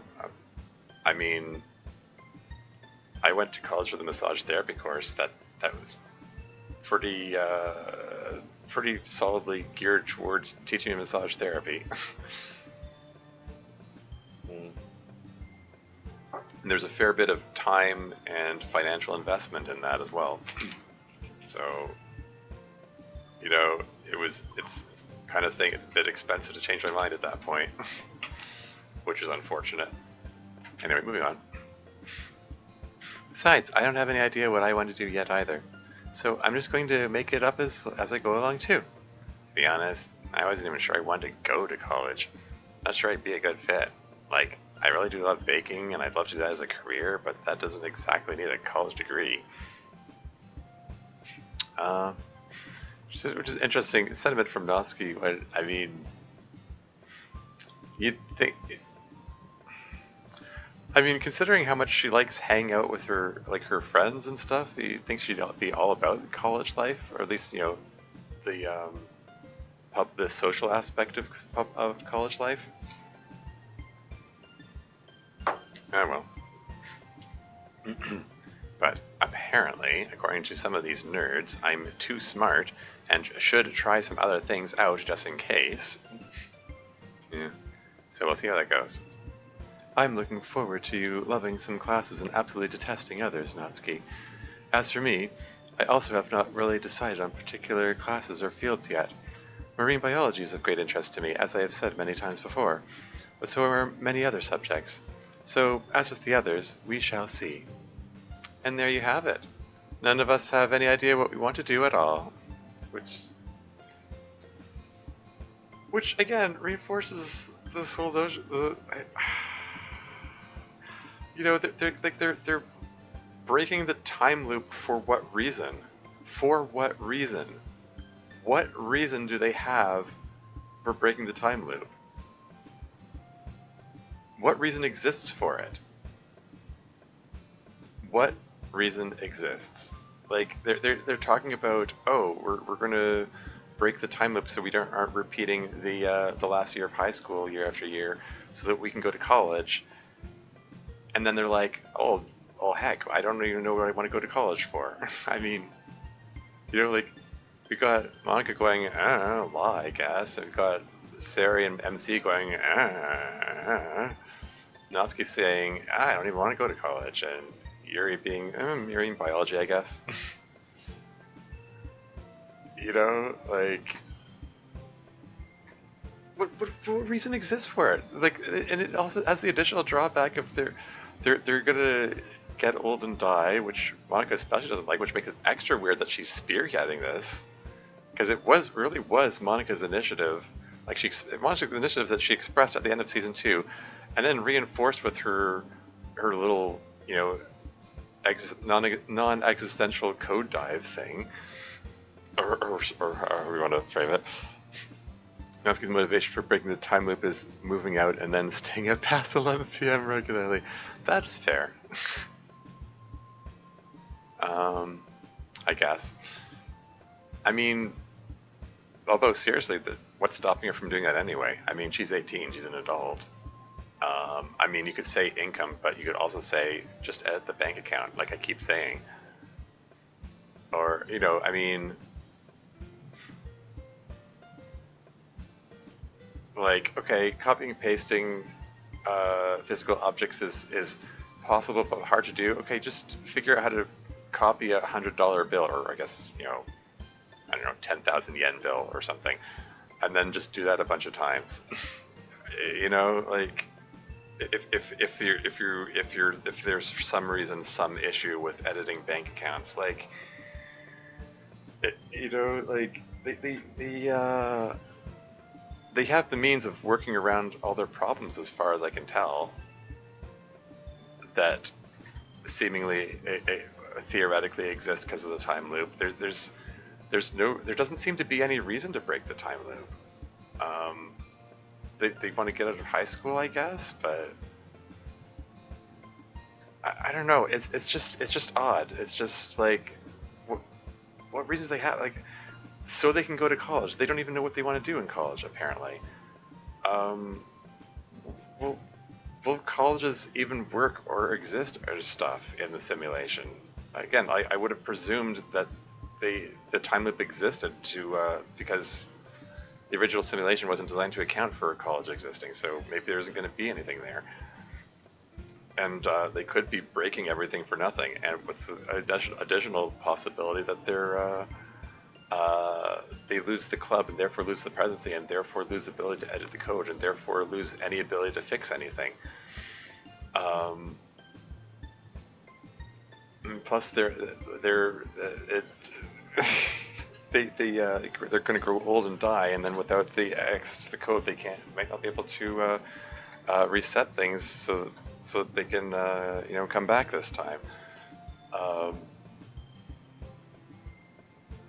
I'm just not. I don't know. I'm just not seeing any benefit to breaking the time loop. Like, I don't get what their motivation is. I especially don't get what Monica's motivation is. Like, there's nothing anywhere in here that clearly establishes what motivation exists to do that. Can we get a mod where Yuri teaches the audience how to open and maintain a checking and a savings account, sign up for a reasonable card to build credit, etc.? Not sure they have a CHR money. Yeah. Yeah, we give money a character file. Yeah. Yeah, you know, I was already uncertain of, like, what is their motivation to do this, and this just reinforces, like, they really have no motivation. Like, why are they doing this? They're risking everything so they can get something that nobody cares about, and also making sure they get things that they definitely don't want, or at least Monica definitely doesn't want. So it's just odd. That's very normal, and you shouldn't feel bad about it at all. Thanks, Miss Ida. I mean, hey, I'm case in point, 41-year-old. I don't know what I'm doing.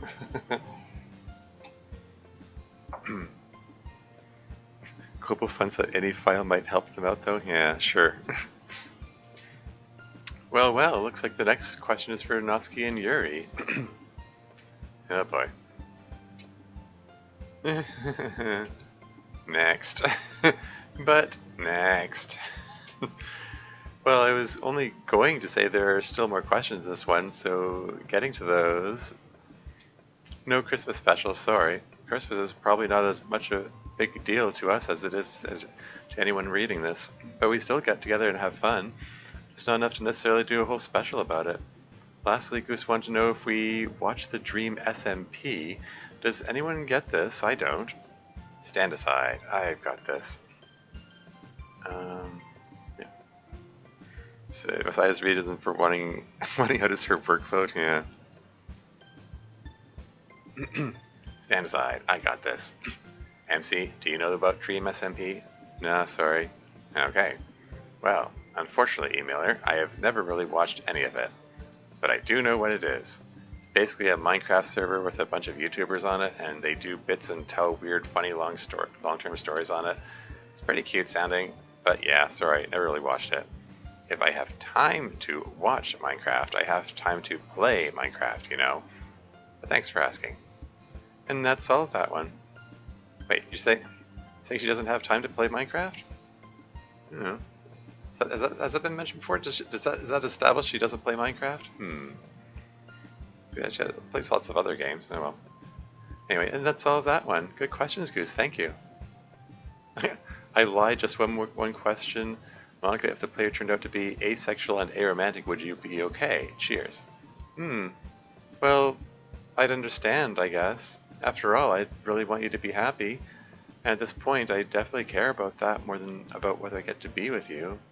I mean, obviously I'd rather be with you than not, but if it would make you happiest not to be with me, I'd prefer that.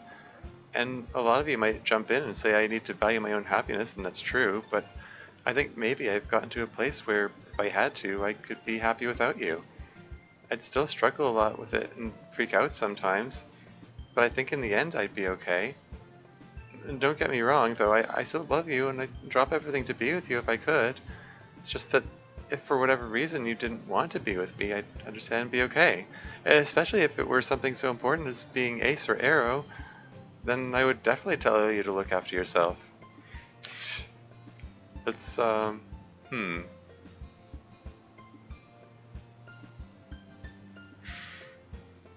Yeah, I mean, arguably it might be healthier for her in some ways, and that she doesn't make her whole life revolve around one person. Maybe it would give her a chance to find out things that she wants. Yeah. Dev should have watched a bunch of Dream SMP in order to give Natsuki opinions on it. Ha ha ha. Yeah. Alright, next question.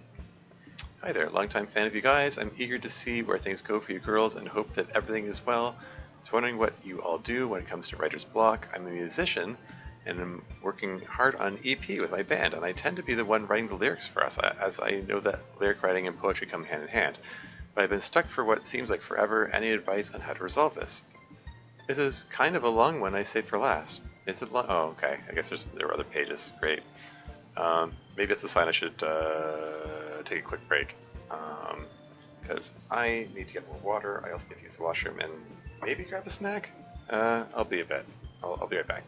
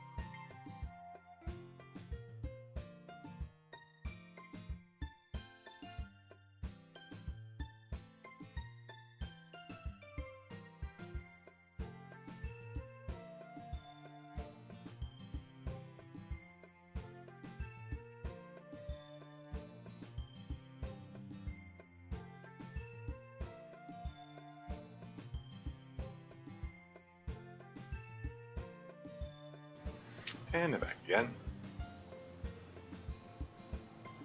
Okay. Excuse me. Alright. Okay, so where do I leave off here? So, person's talking about writer's block, musician, etc., etc. Okay, here we go. This is kind of a long one, I saved for last. So, writer's block. What do we all do? Is this writer's plural? You're putting the apostrophe after the S? Or are we talking about one writer? Writer apostrophe S block.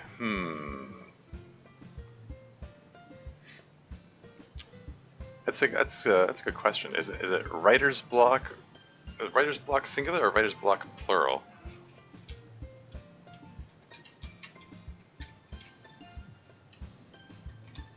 Has that question been asked before? Oh, really? Is it supposed to be plural? I see. It looks like it goes both ways, maybe? I don't know. I'm seeing it as used as singular here.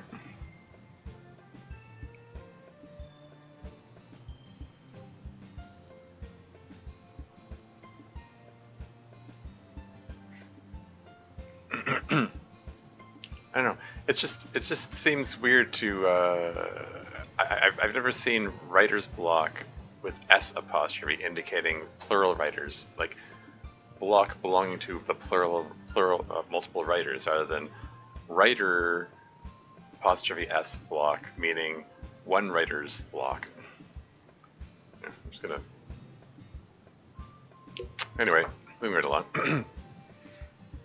Writer's block. What do we all do? For me, I just start writing whatever. I put a comma after me. It might be scribbles, it might be a sequence of nonsense words, it might be whatever. If I can, I take a break from what I'm writing first. And then if I do, I come back and still have writer's block. I do the writing random nonsense thing. There we go again. Like, apostrophe S? I've never seen it written like that before. Sometimes I have to do that for a while. I put a comment for sometimes. But usually I think of something I'd rather write pretty quickly. I put a comment after usually. How about you guys? I definitely take a break and go do something else. And I don't come back to it until a day has passed if I can. If I don't have time to do that, I just write something rushed and forced and bare minimum quality. That's one way to do it. And I tell myself that's the best I could do under the circumstances. I've never had writer's block. Yeah, she wrote it with a singular writer. Never. Like, not even once. I mean, it feels like everyone gets writer's block sometimes. There's singular as well. But I guess Monica pronounced the plural somehow. Well, not me yet. Anytime I sit down to write something, whoosh, I write it really fast. This is interesting because I kind of I gave Sayori writer's block in turquoise. Yeah. Oh well, different ideas of different cans, I suppose. different head cans. And then I'm done. The hard part is sitting down to write the thing in the first place. I think I just have way too many ideas for things to write about compared to the small amount of time I feel like writing. So time I do feel like writing, all the ideas and thoughts and words have backed up and they all come rushing out. What is this sentence? So time I do feel like writing? I mean, this sentence is weird. Like, so, I would have thought it's like so when it's time I do feel writing, or the times I do feel like writing, or so times I do feel like writing. It's just this is an odd sentence as it is. I can think of a number of ways to reword it to make it more grammatically sensible, but I don't know. It feels weird as is. Okay, moving on. It feels like an error. Like this feels grammatically weird. I'll run it by Dev later. So yeah, no writer's block for me. Yes, that makes sense. Writer's block is really frustrating for me. Honestly, I kind of just sit there and seethe. This surprises no one. Yeah. Anyway, I don't have any great ideas for getting over it. I put a comment after anyway. I just sit there until I think of something or get too frustrated and just give up for a while. So I guess I'd say I like to step back and do other stuff, which is a solution other people have suggested. What do you do, Yuri? Since apparently you must have several great ideas. When I am stuck, I try to change the mood. The mood? Yes. If the blinds are closed, I might open them, or vice versa. Or perhaps I'll play or stop playing some music. Getting over it? Yeah, I have no plans for that either.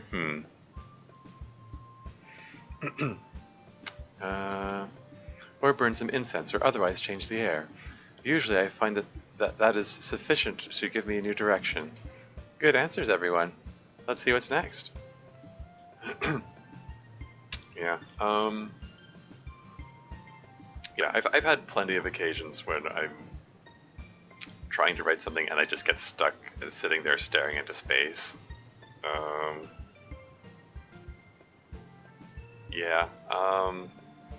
Sometimes it does require just coming at it from a different angle or coming at a different time or something. So,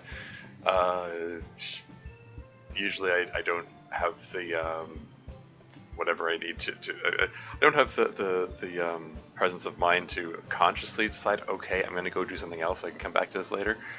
Oh hey, Chairman Chow, welcome to the stream. How's it going? Greetings and salutations, indeed. You came at the exciting part with the emails. I think we're getting close to the end of the emails, and then we'll be back to the interesting, comparatively more interesting stuff. But yeah, anyway, here we go. Also, hey Monica, I hope you know you are loved and appreciated no matter what you've done in your past. What matters is what you do in the here and now. If you dwell on your mistakes and past failures, it will leave you alive. I speak from previous experience here. I hope that one day you can find a way to get out here. Be more than happy to show you around and help you out in any way that I possibly can. Email if you want a pizza roll. That's a Plinkett reference, a Red Letter Media reference. I only familiar with Red Letter Media from the Plinkett's Star Wars reviews, where she has that running gag about the pizza rolls. Anyway, moving right along. Yeah, I know. I have come to appreciate that over time. I hope you and I both learn to live in the presence even more. And of course, I'll take you up on that if I get out of here one day. I put a comment after, of course. So you're a fellow Plinkett enjoyer. Yeah, well, I mean, that particular series at least, yeah. I've actually watched it a couple of times. It's amusing. Yeah, actually, he has a lot of good points to make about the original Star Wars trilogy, about all the problems with it. It's and he presents it in a very amusing way, if a little dark at times. Anyway, moving on. Thank you. To Sayori, I hope that you are doing alright with your rain clouds. I know that the day-to-day struggles with that can be a living nightmare. I know MC helps a lot with that, but I have to ask, what helps you the most besides MC when things get too dark for your comfort? I hope that isn't too personal of a question to ask, but I struggle with depression myself, and I'm finding the need to find some other and healthier coping mechanisms. Thanks. You're up next, Sayori. Oh, there are a lot of things I do. Sometimes writing helps. Sometimes I listen to super sad or angry music, and somehow that helps. Tempted to put a comma after sometimes and somehow? Not necessarily. If it's sunny outside, I force myself to go for a walk sometimes if I'm able to. I'm tempted to put a comma after outside. That one came from my therapist, and it helps a little. Yeah. Yeah, that's something my therapist encouraged me to do too. I honestly like really don't get out enough. I mean, it's hard to say how much enough is. I mean, there's that ever-present struggle of, oh, I need to do more, and more isn't a specific goal. So like it's that's where I really wrestle with my brain about deciding what is enough. So here, let me introduce you to Alice in Chains. They make both sad and angry music. Lol. Yeah, there you go. Hey, babe, maybe you can send that email in and suggest that to her. Anyway, honestly, it's kind of important to have a bunch of things because no one thing will ever work, or will always work. As you probably know, sometimes nothing works, but hopefully that's at least some idea for you of the kinds of things I do. I hope you feel stronger over time. Yuri, any good cosmic horror that you can recommend? Any form of literature or media would be appreciated. Oh, I can recommend much in this area. Literature tends to be better than film, so while there's lots of good literature, films are few and far between. Besides direct remakes of Lovecraft stories, which are sometimes good and sometimes bad, there are a few good non-Lovecraft cosmic horror stories. The best one is the film called Annihilation, which is a very bold cosmic horror story. There's also Event Horizon, which is somewhat cosmic horror flavored, but in my opinion relies too heavily on crude horror. Well, guys, I feel another long answer coming on. As to literature, my goodness, where to start? For better or for worse, the crux of cosmic horror literature is, of course, H.P. Lovecraft. His stories are wonderful in their prose, their imagination, and their firm sense about what is most gripping about cosmic horror. Oh yeah, that reminds me. I downloaded that story. What was it called? The Color Out of Space that they mentioned the other day. I meant to read it. I read part of it and I got caught up in other things. I was hoping to read it so I could comment on it in a future stream. Oh well. Anyway, Lovecraft story. Most gripping about cosmic horror. Unfortunately, you have to take that with a heavy dose of racism, sexism, and a displeasing academic elitism that characterizes the author. I put a comment there, unfortunately. Excuse me. Still, his stories are undeniably still the black beating heart of cosmic horror fiction, so it is difficult to avoid him if you're interested in the genre. My favorite stories by him are The Color Out of Space, the music of Eric Zahn, The Shadow over Innsmouth, The Whisper in Darkness, and the very short one titled Nyarlathotep. Okay, is that the one that the Nyarko anime is based on? What's it called again?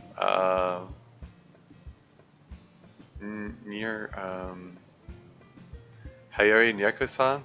Yeah. Never got back to that one. Obviously I need to catch up on that show so I can find out what grief Dev was giving about the season 2. Anyway. For new readers of Lovecraft, wonderful places to start are the justly famous The Call of Cthulhu, and also the adventure/horror hybrid At the Mountains of Madness. There are a whole host of authors before and after Lovecraft who also wrote in the genre too, though. My favorite came a bit after Lovecraft and is named Ramsey Campbell. My favorite stories by him are in his first book, a collection called The Inhabitant of the Lake and Less Welcome Tenants. It's full of wonderful stories set in the mythos established by Lovecraft and others, without all the terrible racism and such. I also like his book Cold Print, but almost everything he writes is very good. You can't go wrong.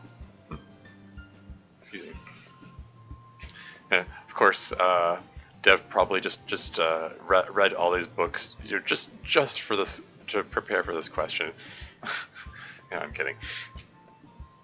Other good cosmic horror literature to consider are Clark Smith, Frank Long, Robert Bloch, Zelia Bishop's horror stories, and Robert Chambers. Especially Chambers' wonderful collection titled The King in Yellow. Okay, I'm done. Finally. Natsuki, I know this is the first time we have spoken, but I feel like I've known you for quite a long time. I have a feeling of whom you have feelings for, but I want to give you some advice. Even though you might not take it, I feel you might need to hear it from someone on your current situation. Just do it, tell them. The worst thing you can do is hold it in because regret is something that will never go away. On a lighter note, though, your taste in memes is dank and manga is literature. I hope that you are all doing well and expect me to write more in the future. Warm regards, Jeremy. I mean, it's possible this email was sent before season 3 came out. I mean, at the rate they go through the emails, likely even. So maybe they didn't see the obvious foreshadowing that Natsuki is already with the individual, or indications or hints or foreshadowing or whatever, however you want to frame it. Anyway, moving on. Luck.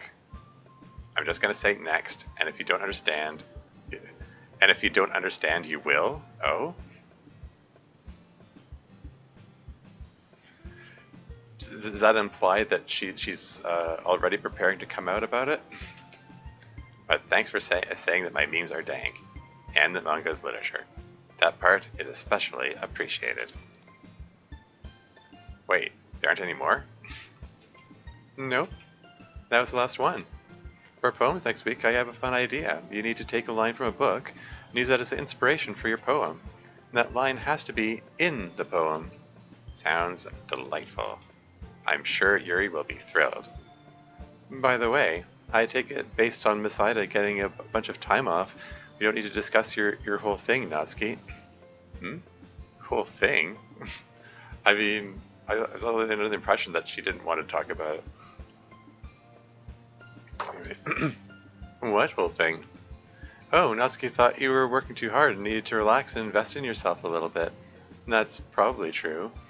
So she was going to have us meet before club today to come up with one of her trademark zany plans. Oh, joy. I thought Natsuki expressly said she didn't want to talk about that. Oh. Doubtless that will help me. Did I ask what plan she came up with? Oh, we didn't get that far. We were interrupted. Interrupted by what? Oh, are we actually going to are we going to witness the noodle incident? Are we going to? I thought this was going to be one of those things that we were going to just never ever find out about. All right. It's like yeah. Okay. You think Miss Ida will even show up today? Probably. She usually at least shows up. Flashback's nice. Yeah. Hopefully Natsuki's plan to help her is at least partially sane. I put a comment for hopefully. I guess we'll find out. Haha, yeah. Oh my god. Oh. That's all for now.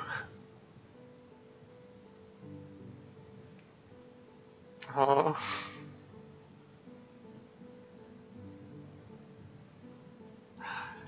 Well then. Oh. That's a hell of a way to bring it into the story. 30 episodes deep. 30 episodes into this thing. This episodically released mod. 2.5 years in the making. Wow, not foreshadowed at all. Messed up. Yeah, exactly.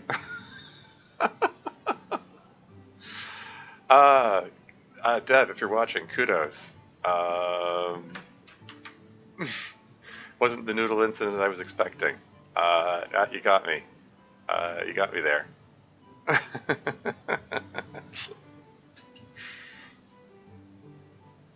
I mean, all this setup for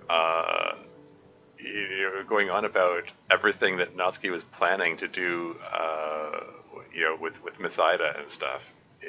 Trying to help her and stuff, and it had all this these indicators of that.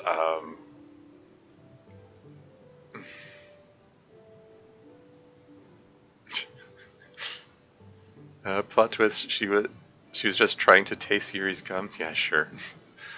Well, I gotta say, I mean, true to form. I mean, like Natsuki. one of the answers to the emails in one of the previous sessions, she did make the comment that if she had to kiss someone tall enough, she would pull them down to her level. um, so there you go. You know, she's just seized the means of production. Oh, she seized Yuri's face there. Dev, add a blocker line next time? What does that mean? Anyway, we have finally complied with the LGBT here, folks. Oh, sorry. Maybe I shouldn't make that joke when Turbota 84 is present.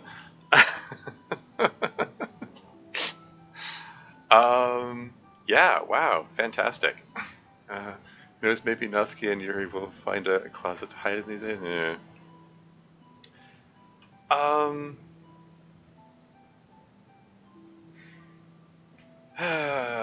yeah, I mean, it's fine, really? Okay, yeah, that's good. I was worried if I don't know, embarrass you or something. Um, it's interesting about this, like Yuri's like wide-eyedness and hand position sort of indicates that the kiss came suddenly. Um, and there were indications, as I said, like all the foreshadowing, sort of, there were indications that Yuri and Natsuki were meeting outside of club. Um, just so, like it being too intimate. Okay. Well, now you're just asking for it.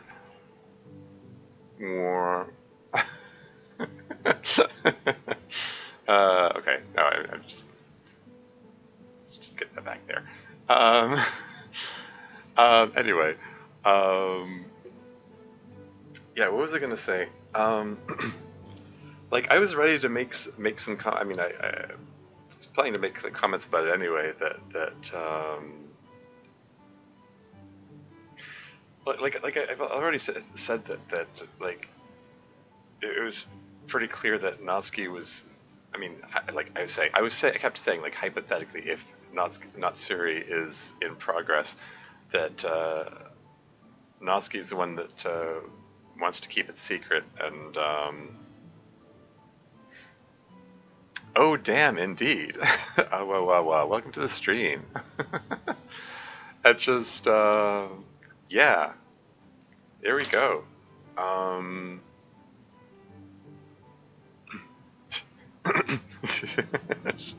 extreme close up. Is it Wayne's real moment? Yeah. um. Shoot. What do I even say about this? Yeah. I mean, like, it's like I've been feeling like there's is kind of sweet and kind of sad about the whole thing about Natsuki wanting to keep it secret. Like, it's this fun little mischievous little thing that she wanted to share with Yuri alone, which is kind of sweet in its way in some ways, but it's also kind of sad that she feels like she needs to keep it hidden from everyone. Hey, where's Yuri's hair clip? I just noticed. Plot twist, it isn't actually Yuri. It was just some other purple-haired girl who happened to be passing by. I don't know. But yeah, yeah. Again, like after all I'm just still a little floored by this. Even though I was promised there was going to be Natsuri in here somewhere, and that um, um, all the foreshadowing and stuff, you managed to bring it in an unexpected way, and I appreciate that. I appreciate that a lot. Uh, it's actually Comey. Yeah. Prove this since I'm a lesbian, but damn, yeah, seriously. I mean, I'm not a lesbian because I'm male, but um, Oh wow, the viewer count jumped up to 8. Did I just draw people in with this CG? uh, I don't know. I mean, I ship Natsuri anyways, so I mean, I've already released a couple of mods in which, well, actually more than 3 mods. No, actually, no, a couple. They're in Storm. Yeah, in Storm, Yuri and Natsuki get together. In Gay Gay Lesbian Club, of course, they are together. But of course, in Serious Says No to Suicide, they are totally just baking cupcakes in the other room. They're just noisily making cupcakes. There's no Natsuri going on in that mod, obviously. I mean, consider that canon for that mod. Obviously.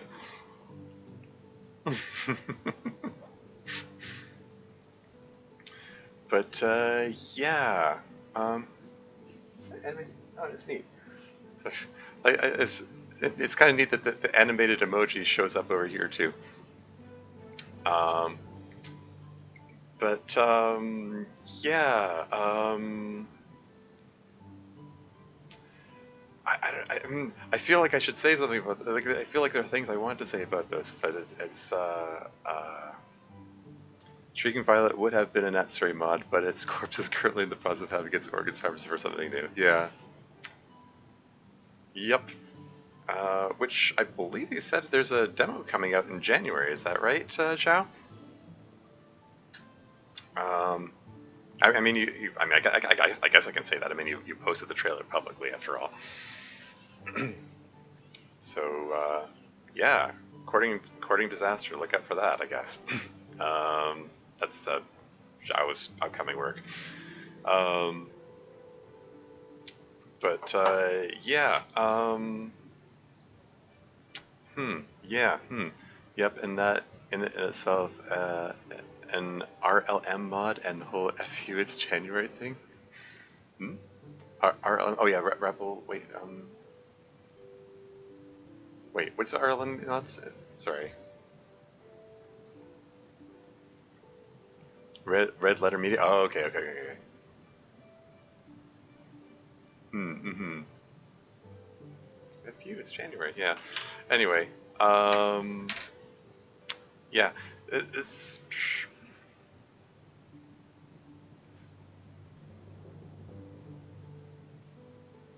Your whole joke being that all the movies come out in January. I'm gonna lie, ship this for real? Yeah, oh, same. Um, it's really sweet and stuff. Yeah, by the way, hmm, yeah. Of course, the fact this scene here is a flashback to before they entered the club room, means that they spent this is definition of a plot twist, the reveal which recontextualizes everything that happened before it, because that means that entire scene that we just played through, everyone in the room except Miss Ida knew that like Yuri and Natsuki were a thing, like they were kissing, um, which you know, again, like it recontextualizes things like MC's jibe about, you know, all that flirting you do in club, you know, 1010 CGP the way, fantastic work by the artist. Yeah, it's good stuff. It's a nice piece of artwork for sure. Um, yeah. Um, so that jibe from MC. It also it makes the Natsuki's comment about Yuri's poem really uncomfortable. I mean, it was already really uncomfortable. Like, Natsuki was the only one who said something negative about Yuri's poem, and her feedback about it was like, um, her feedback about it was weird. Like, it was like it was vague, wishy-washy. Well, you should just make it more like your usual poems. Um, and I don't know. It like I said at the time, it felt like uh, Natsuki felt like she had to say something negative about Yuri's poem to counteract MC's joke about flirting. But in the context that everyone knew that they kissed, I don't know, it kind of sort of makes that comment extra hurtful. And hence, it recontextualizes Yuri's reaction to Natsuki's comment, because she looked really sad about it. And I don't know, it feels like something they're going to want to, I mean, it felt like something that they were going to want to have to talk about later anyway. In fact, I kind of wondered uh, if that particular interaction was going to be the catalyst for them coming out and actually talking about it. Um, I'm perfectly pleased with this way of handling the reveal, though. Honestly, I think this is brilliant. Um, not just because I ship Natsuri, but because it yeah, just the misdirection. I love this misdirection that that we think they're about to talk about Natsuki's scheme. Natsuki's scheme that's surrounded by him inside, particularly because like whatever Natsuki's scheme was going to be was you know like already set up and talked about in the previous episode. So it looked like it was it was either going to be this involved, complicated thing, or it was going to be, like I said, noodle incident. It's something that we're going to hear snippets of how outrageous it was, but we never actually see it in action. And it's going to be just this running gag about how elaborate and ridiculous Natsuki's scheme is going to be. He's an excellent CG, but it's not my kind of CG. Yeah, I think you've made that clear, TurboChat. But yeah, very very well executed. I like trying to be unexpected in my own writing. I like to have like late game twist reveals wherever I can slip them in there. Um, like things that I like to have set up, but hopefully the audience doesn't see coming. Um, Hopefully I can manage that with turquoise for that matter. Which not not intended to be a spoiler or anything. It's just kind of what I like to do. But yeah, I really appreciate the delivery and execution of this here. That was really cool. Kudos to Dev again. Um, those cute emojis. Uh, yeah,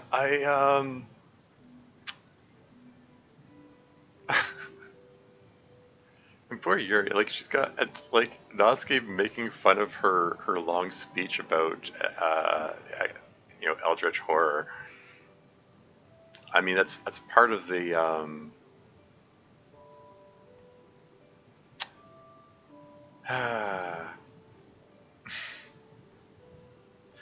and the email asking about Natsuri and Natsuki having her usual reaction of this question again. That coming after everyone already saw them kissing. Anyway, that's enough rambling for me. Let's move on here. That's all for now. The new backgrounds are Cursive Minical. CG you're looking at now is by Sweeper. The performance of the song on the wall in the music room is original and can be used with credit. Oh, okay. Yeah, what's up with that? If you're still there, Dev, what's up with that little music bit that you threw in there?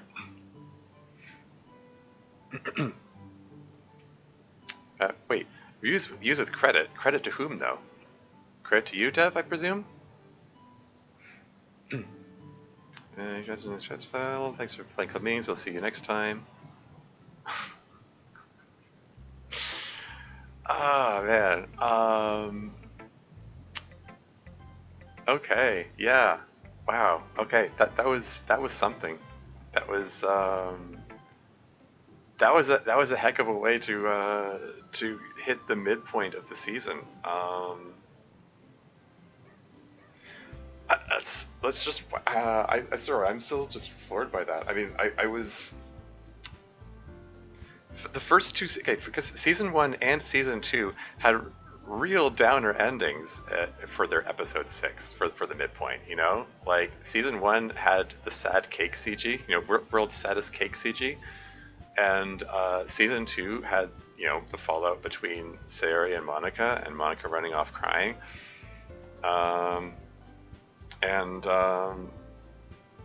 This one ending on a comparatively happy note. I mean, obviously very embarrassing for Natsuki, since she's been insisting that there's nothing between her and Yuri for 2.5 seasons. Anyways, I tend to miss afternoon streams due to my nocturnal schedule. That's why I asked if I missed my email. Oh yeah. Just go next time. How many episodes tend to be in a season?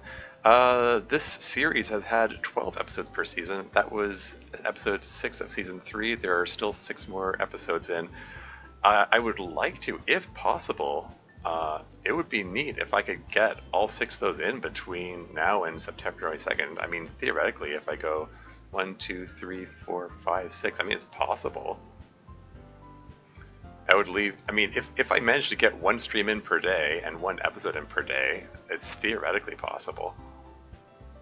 I seem to be getting a decent track record for that. Maybe I'll try to do that. I mean, I might break up episodes into 2 streams. I don't know. We'll see. You're mentioning that it's the end of episode 6. I'm guessing that it's 12 episodes. Exactly, yeah. But yeah, this is comparatively like much happier end of the mid-season episode. Like, I mean, this is just like, oh my gosh, it's official now. Like, we can't joke about, you know, oh, Natsuri isn't canon anymore or something like that. You know, it's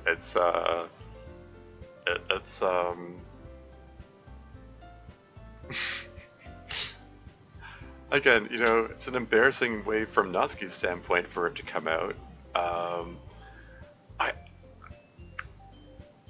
Like I said, they were. I had seen hints elsewhere that like Natsuri is made explicit in the mod by episode 6. I just envisioned it happening in a different way. Like, I thought maybe, as I said, the Natsuki's uncomfortable criticism of Yuri might act as a catalyst for that, and you know, lead to, I don't know, hurt feelings from Yuri, leading to a long talk and about why Natsuki felt the need to lash out, and maybe that's going to turn into, hey, maybe we should tell people after all, or something.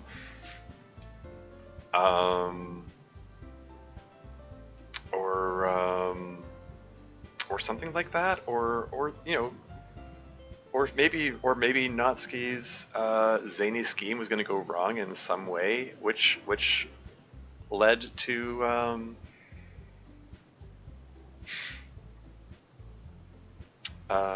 in some way led to them feeling the necessity of you know, coming out to their fellow clubmates. Like, I was imagining a number of different scenarios about how it could play out.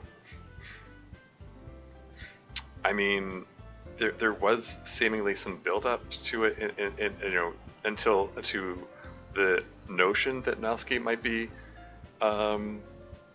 getting the idea of talking about it. You know, from like when she was talking to Sayori, and she said that she admired Sayori's bravery about, you know, willing to talk about stuff and be open about stuff, whereas Natsuki's like,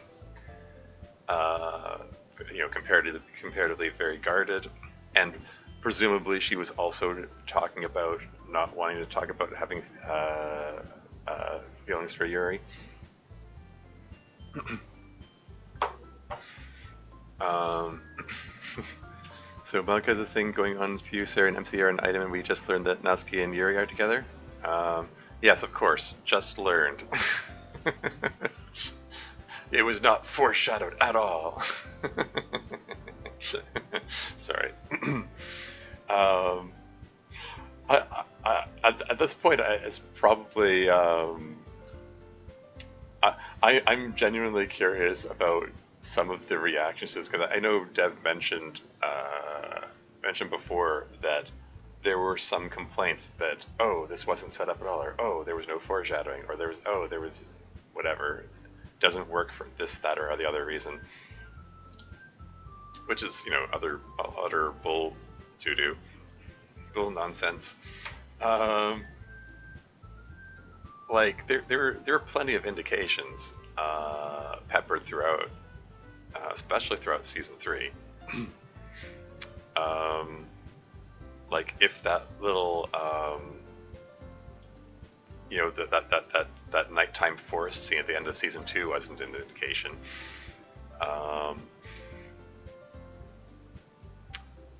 But yeah. What am I trying to say here?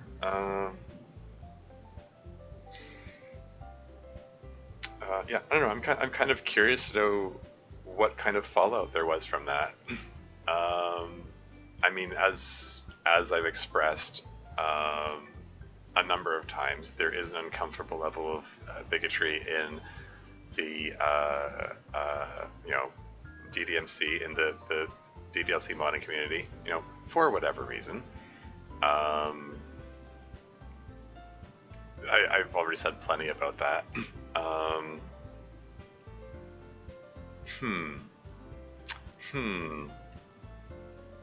Sort of, yeah. I sort of wonder what reactions that like. Yeah, like there. I mean, you're gonna get lots of people dancing around the bigotry and claiming, I just don't like shipping in my dating sim. Apparently, the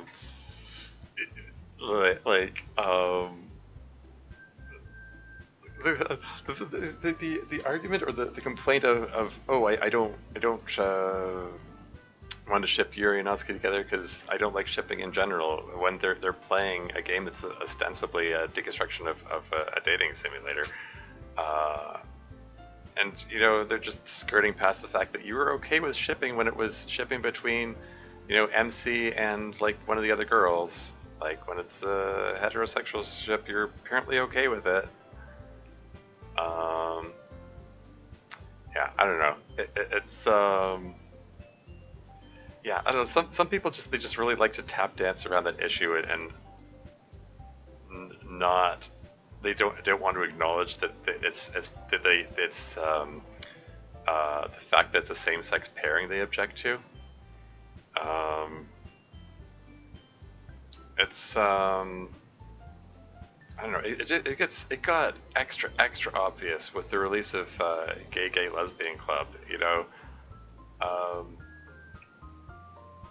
People didn't even have any actual criticisms to level against the mod. It rose to be most controversial post of all time in the subreddit, just by virtue of being a Pride themed mod.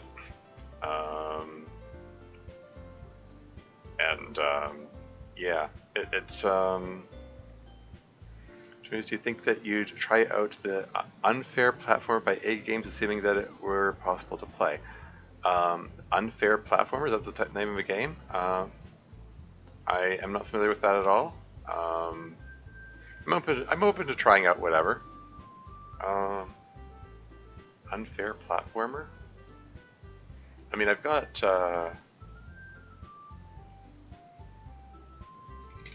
here. I'll write that down. Unfair platformer. Something to look out for, maybe. Flash games? Probably not. Okay.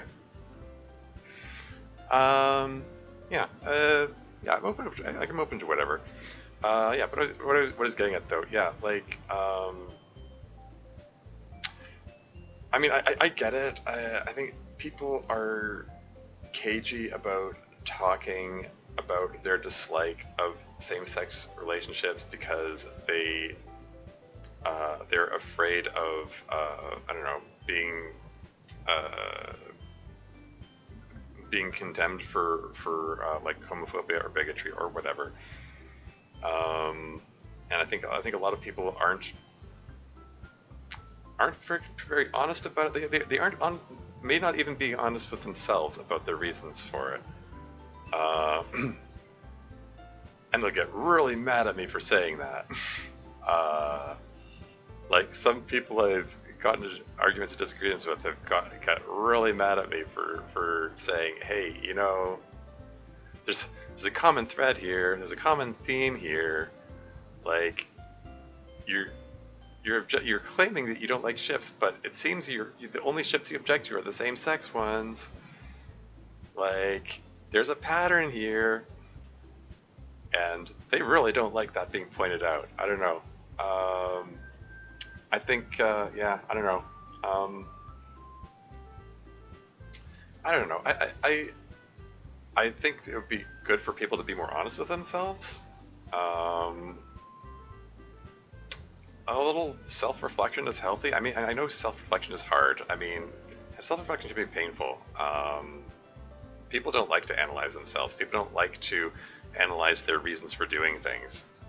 They want to come up with excuses for their reactions or for their words or whatever,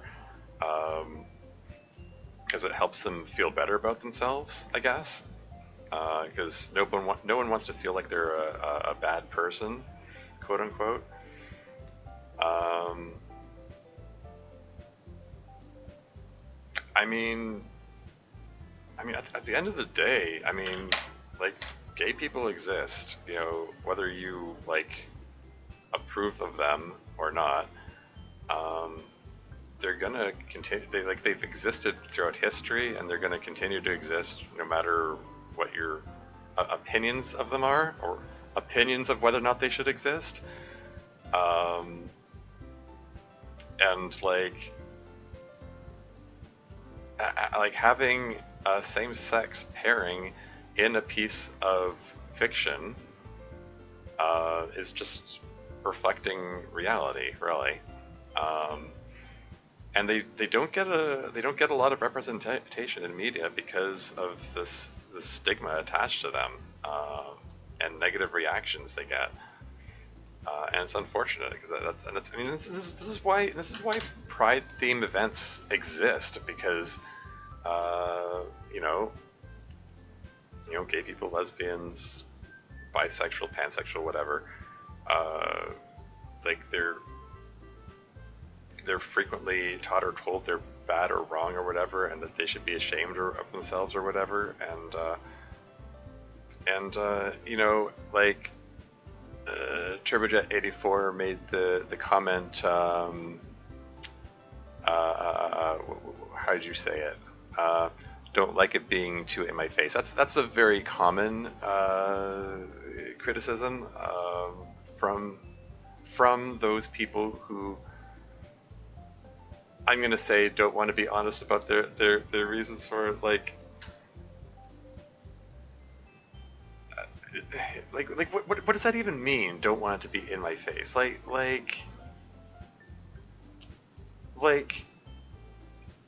that. Like gay people existing doesn't mean it's in your face. Like I don't know. Like okay, when do you expect to get caught in Reaper's Jaws again? I don't expect to play Subnautica again for a while. I've got too many other games to get to. I don't know. Maybe if the mood strikes me, I'll play again. But yeah, you know what I mean. Like. Anyway, as I was saying, yeah, like people who use that phrase, I don't. Oh, they're so in my face about it, or oh, I don't like it in my face, or whatever. Like what does that even mean? What does that even mean? Like is it, that reaction typically comes up anytime like a gay couple is shown on TV, or I don't know, two guys kissing or two girls kissing, or whatever, which I don't know. I mean, it's sort of it just kind of comes across like you don't want them to exist. Like sorry, but they're going to exist regardless. Like that's something you need to get over. Like you need to look inside yourself and ask yourself, why do you feel that way? Because they're just trying to go about their lives just like anyone else, and anyone, generally people, with some exceptions, they want to find love in their life, and not everyone's going to love someone who's a different gender,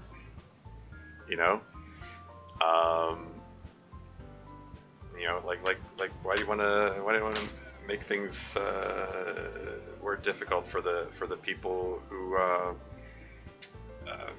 don't have a predisposition to heterosexuality, I guess. I don't know. It just I don't know.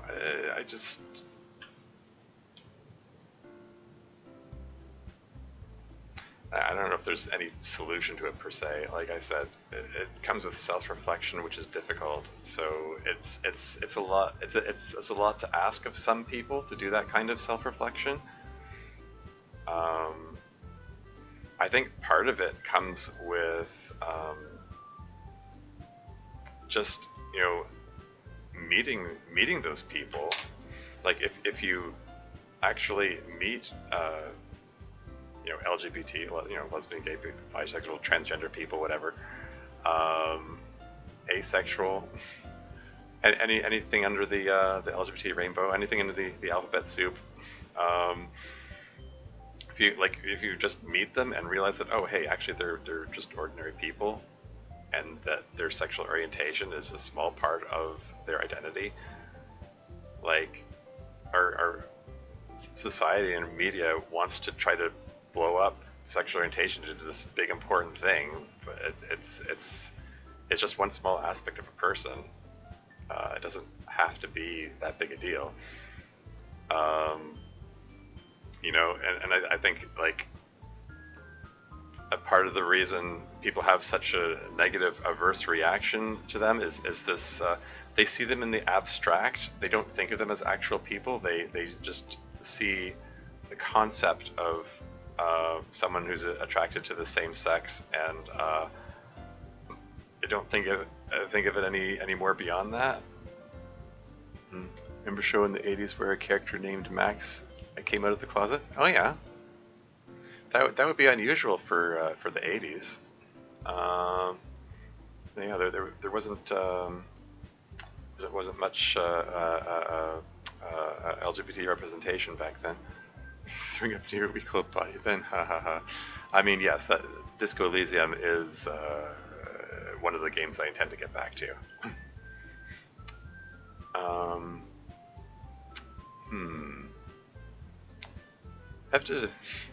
have to decide what I'm going to use as the thumbnail. Should I use the Natsuri image as the thumbnail, or is that too much of a spoiler? I wonder. It is certainly a striking image. Heart to heart. Oh, okay, interesting. I'm guessing that's the name of the show you mentioned. Yeah. Cool. But yeah. Anyway, what are we getting at? Yeah, like it's the same thing with LGBT folks as is for meeting people of different races. Like if you're in a neighborhood which is all white and you've never met any black people, just random example, like it's a lot easier to like other black people and see them as, like, I don't know, just different, and associate all kinds of whatever stereotypes for them. And it's the same thing with LGBT folks. If you don't meet them, you don't get to know them and realize they're just regular people. You might just see them in the abstract and see all the stereotypes and negative connotations with that, and you don't really think about it. And so there's, I think there's a lot to be said for integrating like multicultural communities, and when I say multicultural, I don't just mean different races and ethnicities, but like there's like diversity in sexual orientations and gender identities, and so on. Why not? They're potentially cultures in themselves as well. Culture. The word culture can have a lot of broad definitions, really. I'm sure that could be a little spoilery. Probably. But on the other hand, as I said, that kind of spoiler can be what prompts some people to watch in the first place. Because it was a literal closet of X was coming out of. I've mentioned this before. I did a gag, a coming out of the closet gag in True Literature Club.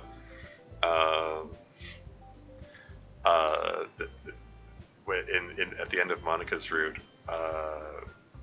Monica is doing something in the closet, and then she comes out of it to give Sayori a kiss, and that's how she came out to to Yuri and Natsuki at least. So that was my gag in there. I just had a line in there. Monica is busy doing something in the closet, just for that particular reason. Anyway, I guess spoiler for True Literature Club there. But anyone who's watching the series probably already knows about Sciatica in that mod by now. Yeah, man. Do I have anything else to say while I'm on my soapbox about LGBT issues and stuff? Yeah, I mean, yeah. Let's just generally. I think people just generally need to get to know each other and interact with each other and realize we're everybody's different, but we're similar enough in all the ways that matter, and like sexual orientation is such a small part of someone's identity that it doesn't have to matter in the way some people make it out to be, as it being a negative thing or something to be ashamed of or whatever. It's just that's nice, yeah. Where'd you come out of the closet? Haha. Yeah. Fun. It's a fun way to do it. But yeah. Yeah. I don't know. I mean, it's easier said than done. Like I say, oh, just integrate, integrate the communities, meet new people. It's easier said than done. Like depending where you live, depending who you have the opportunities to interact with.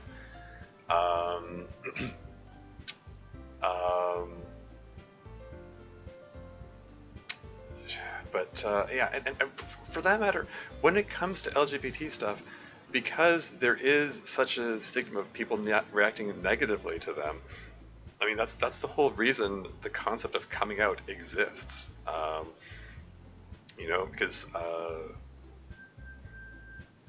like I've even heard the criticism from some, I'm gonna say, bigots who are like, oh, it's just LGBT folks who just want to feel special by coming out, and it's like, they're not doing it to feel special. It's because society has this expectation that everyone is cisgender and heterosexual. So being anything else is different, and so different from that expectation, and therefore they like coming out becomes a necessary thing. Like making a comment about some fundamental part of their identity turns into this political statement or something, when it doesn't have to be. It's just part of who someone is. But I don't know. It's just like the whole concept of coming out just becomes fraught. It's um,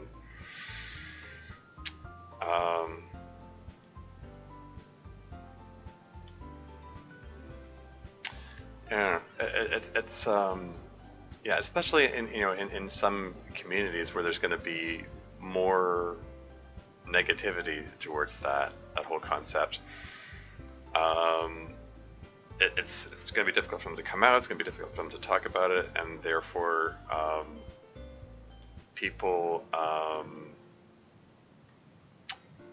uh, uh, people might think they don't know any LGBT folk, but they might actually know some, but those people aren't willing to come out to them because they know they're not going to react well, and so they keep their closed-minded views because they don't think they know they don't think they know any LGBT folks because they have this abstract concept of what LGBT folk are like, and don't realize that those ordinary people around them are actually under the LGBT umbrella. Or I think there was there's a webcomic series called Assigned Mail by I believe a trans woman artist, an author, and there was a comic where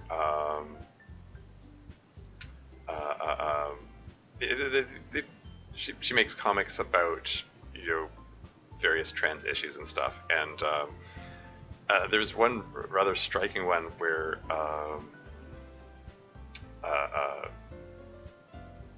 like there's a parent and a kid like on a bus, and there's some other people there like waving pride flags, and the parent is talking to the kid and saying what awful people those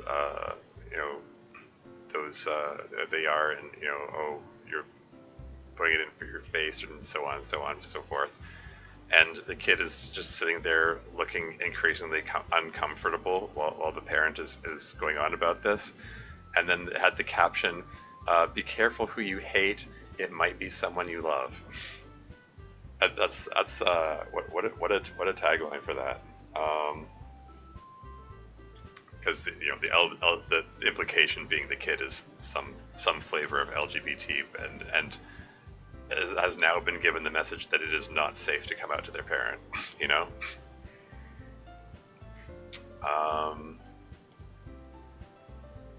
Yeah, I don't know. This has been a lot of rambling and pontificating for me. Yeah, heck of an episode. Yeah, that was really something.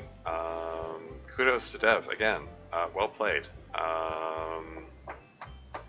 Yeah, looking forward to seeing where this goes next. I guess. It's just, darn it! It's just like, boom. Natsuri CG. That's all for now. That's fantastic. I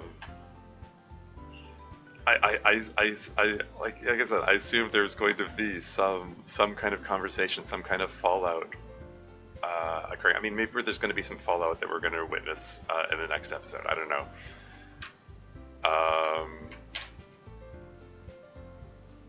But yeah, we can at least find out how long they were seeing each other and stuff.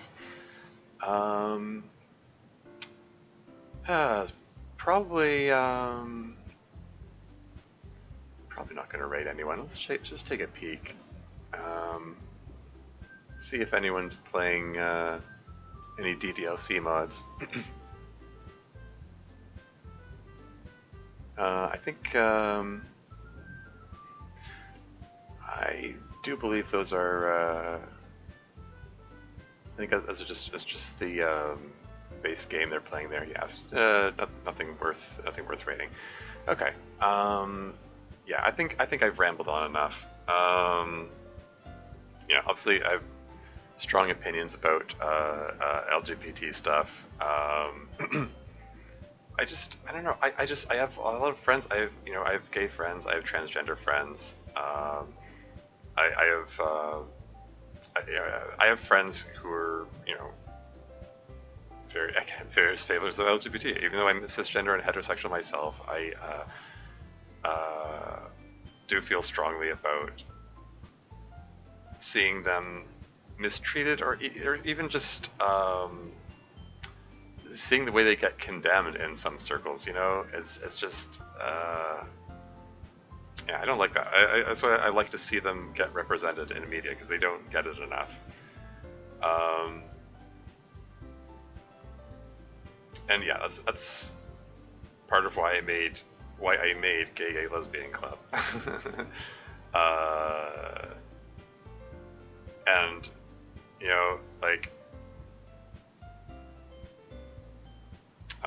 like it just, as much as I wanted to emphasize the theme of pride in the mod, since it was a pride month, pride themed mod, it's I don't know, just generally getting the word out. What am I even trying to say here? I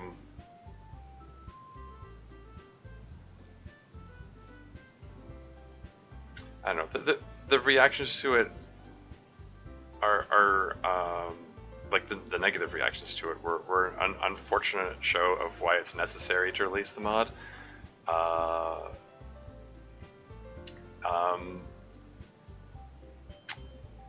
Yeah, because it's I don't know, I just feel it's important to get that sort of message out, and yeah, cool. Anyway, this has been far too much rambling for me, so I'm gonna say that's all for now. Until next time.